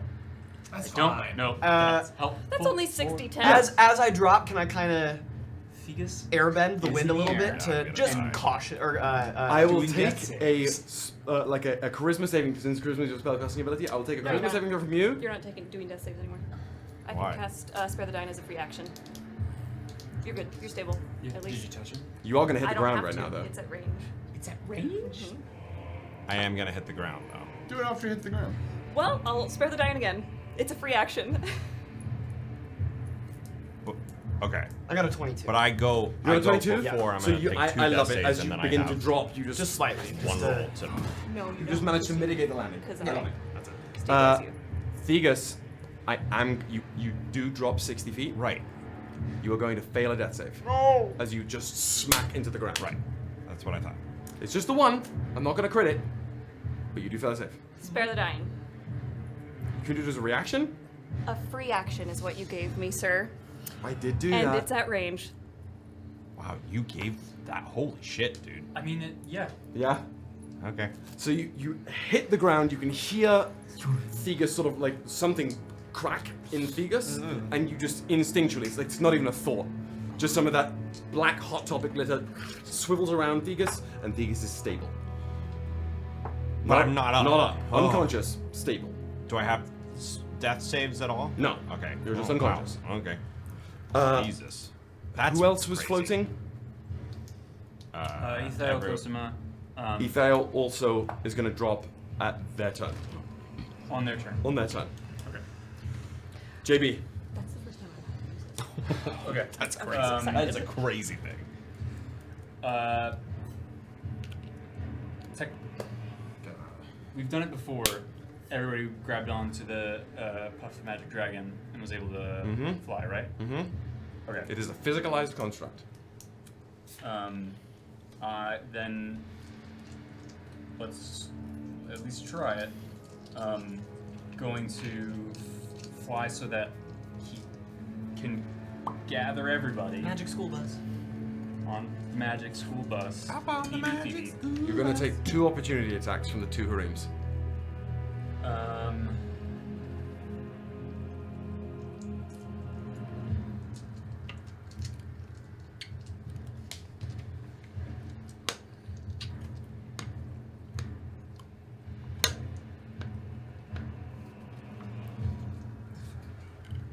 Wow, that essentially. I don't know.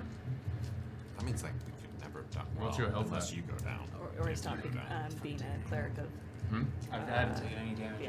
The I know, but like as the dragon, how much HP? Only 30. Oh, Yeah. so you're like, So you're like a spectral dragon. it would just be down anyway. So, fuck it, fine. You're risking. Then, fuck that. We're going directly at. We're just gonna attack. The one on the right. The one on the right. Let's dance. Make 3 attacks. Great. First They have attack. not activated any rings yet. These two. First attack is a bite. Hiya! That is a 14 on die. You don't need to worry about that anymore. Yay! Because the blue is not up. Infinity so the Infinity Gauntlet. 23 to hit. That's gonna hit. That's gonna do. Going to forcefully release his curse technique. 6. 11. So that's 11 points of piercing damage and 8 points of lightning damage for the bite. So it's 19 total. You just chomp into one. Yep. Claw attack. I rolled a 15 plus 9, so 24. Yep. And then I'll roll again. Whipping chunks out of it. Rolled a 9 plus 9 is 18. 18 to hit. Mm-hmm. It does not hit. Okay, so the first one hits. So that's 2d6. Great. Good and bad. That's 7. 12 points of slashing damage. Okay, hell yeah. You just again ripping into this second harem for everything you can. These ones don't seem to speak. Okay. Now that the middle one is silent. Is the middle one like glowing like it's a bomb? I'm not gonna say yes. We've seen one of these things before, and it's blown Oh, up. you did see literally one of these things before in Distera? Absolutely. Yeah, that's gonna blow. Okay. And this looks big. We gotta go. It's gonna do It's gonna what boom it big did to time. Valor. So. Or I guess that wasn't what that was. Sorry, that was Can you step the wind? a different, totally different thing. But I'm a dragon. That's true.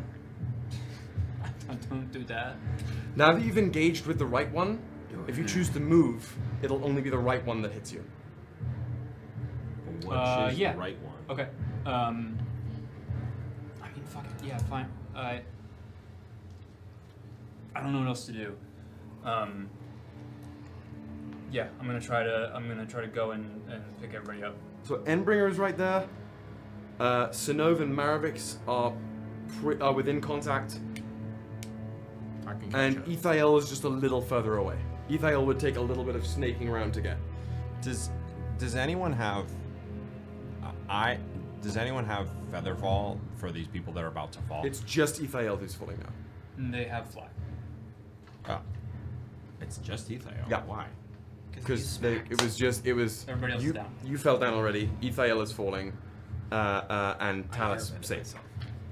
Outstanding. Never mind. And I'm a dragon. And dragon. I'm So a dragon. the harem you just fought is going to try and make one of those again gravity enhanced strikes against you. It's going to be a 26. Yep, that hits.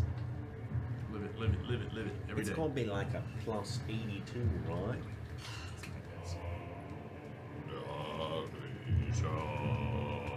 That is 25 points of damage. Are you still there? No. Yep. Oh, you're still. It's 30. 5 hit points in a dream, baby. 5 hit points in a dream. Woo! Staying alive. Just this, it shatters a chunk of the energy, like condensation of the dragon. So there's a piece missing, sort of glitching there. But you are able to, people are getting the message. As you begin to move, Endbringer is going to use their reaction to swing up onto you. Yep. I'm going to say with Theagus down, you can kind of tail scoop them with your reaction. Okay. So Theagus is on. What can I do? You're just out, You're like a light. Out Until you're like a healed. lion. Can't do. Are we swinging by me yet or not quite? Can't do jump. It's How the end much of movement do you Theagus' have? turn. I can't do anything. 85 speed. So, You're gonna do like a loop. 5, 10, 15, 20, 25, 30, 45, 50, 55. 55 gets you to Maravix. Who else is there? You're gonna then move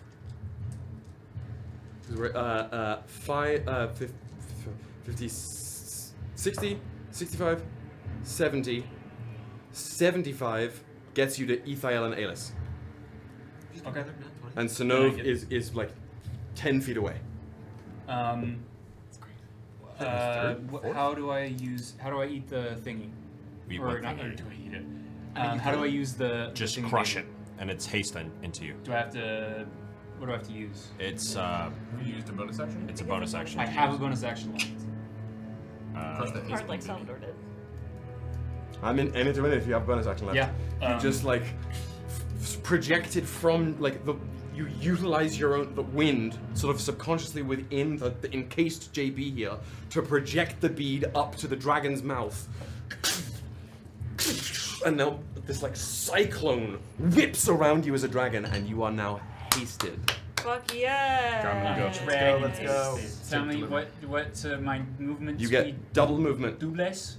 Plus 2 to that's- AC. So that's 80 more feet of movement. Jesus. Gets you easily to Synnove and clear out of the storm sphere if you want. And No, I'm going to I'll win. stay Turn around. around. Did you Synnove? Honestly, we should ride. 15, 20, 25, 30, We 35, should 40, keep 45, 50, riding the dragon 55, until 60, we can't. 65, 70, 75, 80. You are... Did you grab? You are 30 feet outside of the storm sphere. Cool. And I have everybody. And you have everybody in a line down your back. And taking the haste thing also gives me the extra action. Yep. Yep. So you can dash. To dash. So that's an extra 160. So it's an extra 160 feet. And yeah, just fucking like Thank zag. God. Thank God. Where are you zagging to? We can get back to Scholar's Rest. Because you have... If you... Let's boost his ride. That's where Aloysius is. That's where Leonard is. If we go somewhere, He's gonna get. If we go somewhere quickly and you get me up, I can circle us back to where we need to go. I can do it. You have to get me up, and sorry, this is a little metagaming, but All I'm saying is, let's say you pivot, you're 30 feet out, you dash again, the 80 feet just down this ravine, which gets you within 40 feet of where the heirloom is. It is empty. I don't trust. Why would he It's do my that? birthday on Friday. Why would he do that though? wait, what? I mean, that's It's fair. a trap. You're the dragon. That's a trap. You're the one steering the ship, literally. As they left, Synnove sucked mouse back up her arm. Oh God. I finished that sentence, so it was normal. Suck a mouse up your arm. Yeah, I'm not taking us there. If somebody wants to try to tell me to, but there's no way that. No, Revenant is just focused on where we came from. At least let's nuke it. Slash its I mean, tires. we're right next to it. I will actually. So y'all can nuke it. I will. You're only 40 feet away. I can get fast and loose with the initiative order here. If we want. I will see that actually, and then I will cut open a rift in my chest. Soulcraft, manifest, and I will tear a part of my chest open as I will summon. I rolled a 7 on the die. 9. Oh no. 13. Yeah. Since it was 60 HP that I lost, it's 13 Witchbreed thralls. Destroy it. As I send them. I give you a gift ship and you blow it up. Yep. Okay. Yep. Absolutely. I'm not trusting that for 1 second. What? Somewhere Because Salvador I just wanted starts someone to weep. make a model of it so you guys could travel on it. But it's gone now. Yep. Absolutely. As it these is. There's no way Okay, I no. trust that. He just leaves his ride casually there. in a place where where he doesn't expect anyone to get. Yeah. And we think And he now has Reynolds is stranded. He definitely has OnStar. Are we kidding? OnStar. These 13. It's like a black range. Oh. These pale, awful creatures just shudder out from you and begin ripping the heirloom apart. Let's go. I'm gonna switch the music up here.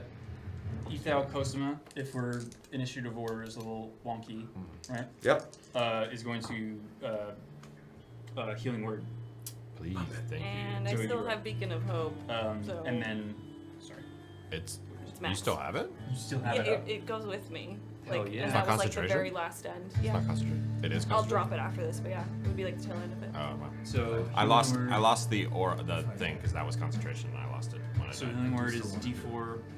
So it's you get 9 from the healing word, and then who does anybody else need healing? No, I'm gonna likely need some help with exhaustion in a second. Actually, I could use some healing. Then we'll do the. With Oh, the, I do now. Actually, yes. Sorry. Guys. Yes. Or we also have the potions too. Well, let's save those. But we do have them. Yeah. So for Synnove, I'll do the 2d8 plus 5. So 21. 21. Anyway, that's great. As you guys attend to yourselves on the back of the Orphanos Protector, the Guardian of Orphanos, you went down over the heirloom as the witch beam start to rip it apart, and then up and around, past the distortion. As you're pivoting back, you see one of the harem automatons clamber out through that gap that's shuddering.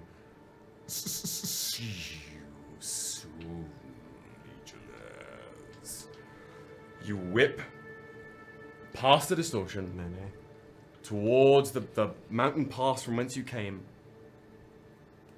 There is a brilliant white-orange glow behind the distortion as something is torn asunder. And it warms the cold mid-afternoon light as you pass by Scholar's Rest. Ren gazing up at this brilliant dragon passing by. And you head back into the blizzard. I can't answer. And that is where we will end What? the session tonight. Music is up alright. No, but like the song is. Ready? What I've done. Wow. Crazy. I'm not lying. I could play for another 4 hours. Somebody I'm so amped. said I'm that wired. that was the longest we've ever. That's a new record. I believe started including early, the yeah. preamble. I Oh, we believe did. it's- Oh, we yeah, had the 'cause we started preamble. Oh, we early. had the preamble. Yeah. So it might be. Well, regardless. Hey, Oh, y'all. guys. Thank you so much for rest in peace, Gary. Rips for real one. Rip to the Gare. But hey, Sazabria. Salvador. the core 4 has returned. Core 4. Wow. We got a lot to talk about. We will have we a do. considerable session because now I gave you the heirloom. I guess you have ways to transport yourselves back, but the heirloom is gone. Good. Womp womp on getting that as a fun mini. I'm sorry. There's no way Uh, that he cannot immediately know where that is, or immediately blow it up. You never know. You never know. Yeah, no, we would be so we didn't know paranoid what if we we were just on that fought ship. robot harems. We have no idea where harem lives We in. need to take the ship apart. I hope it was to search for important to him. bugs. I hope he loved that fucking ship. I hope 'Cause Aloysius that- was on board. That pain that I liked he's feeling Aloysius. right now, worth it? Yeah. you just fought him. That was him. Ew, gross. Don't make your boyfriend look like you. Not look like, become. That's worse. Be. That's Oh, I ickier. know. Be. I don't know. Thank you so much for watching. Amazing, guys. Thank you. Amazing. What an absolute wild Jail. session. 154. Friends at the table, friends not at the table. feel like I'm gonna We throw up. have 2 more chapters left. And we got so much to do. I love you guys. Thank you all so much for bringing your A games every single time. Enjoy. Yeah, give me that. Pour one out.